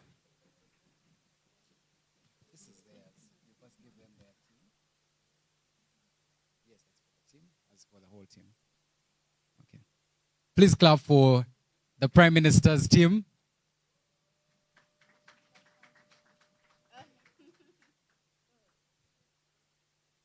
Okay, and then each of them has a certificate. Well done, well done. Please keep clapping for these ladies. Keep clapping for these ladies. Each of them has a certificate. Wonderful, well done, well done. And each of them gets a medal. Please keep clapping for these ladies. They have done tremendously well. They've done tremendously well. We would like to thank you for bravely participating. And all right. And because yesterday we won FA Cup,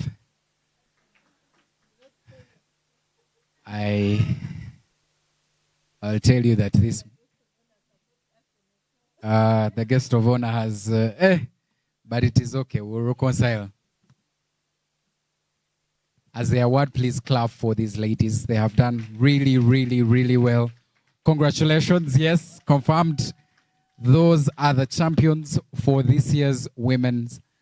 Yes, thank you very much. Yeah, you can have. These are the champions. Elle Parle Women Open 2024. Congratulations. Yes. Okay. All right. All right. Okay. Thank you very much. Thank you. Thank you. Thank you, our guest of honor. Thank you very, very much. We've come to the tail end of our program, but I'd like to remind us that the academy is on its way. They read top 10 speakers, and by the powers vested upon me through the team leader, I would like to notify you that if you are among the top 10 speakers, you qualify for the inaugural Elle Parle Women's Leadership Program first cohort that will kickstart in August. And we look forward to reaching out so that you can be part of the training. We hope that you can embrace it.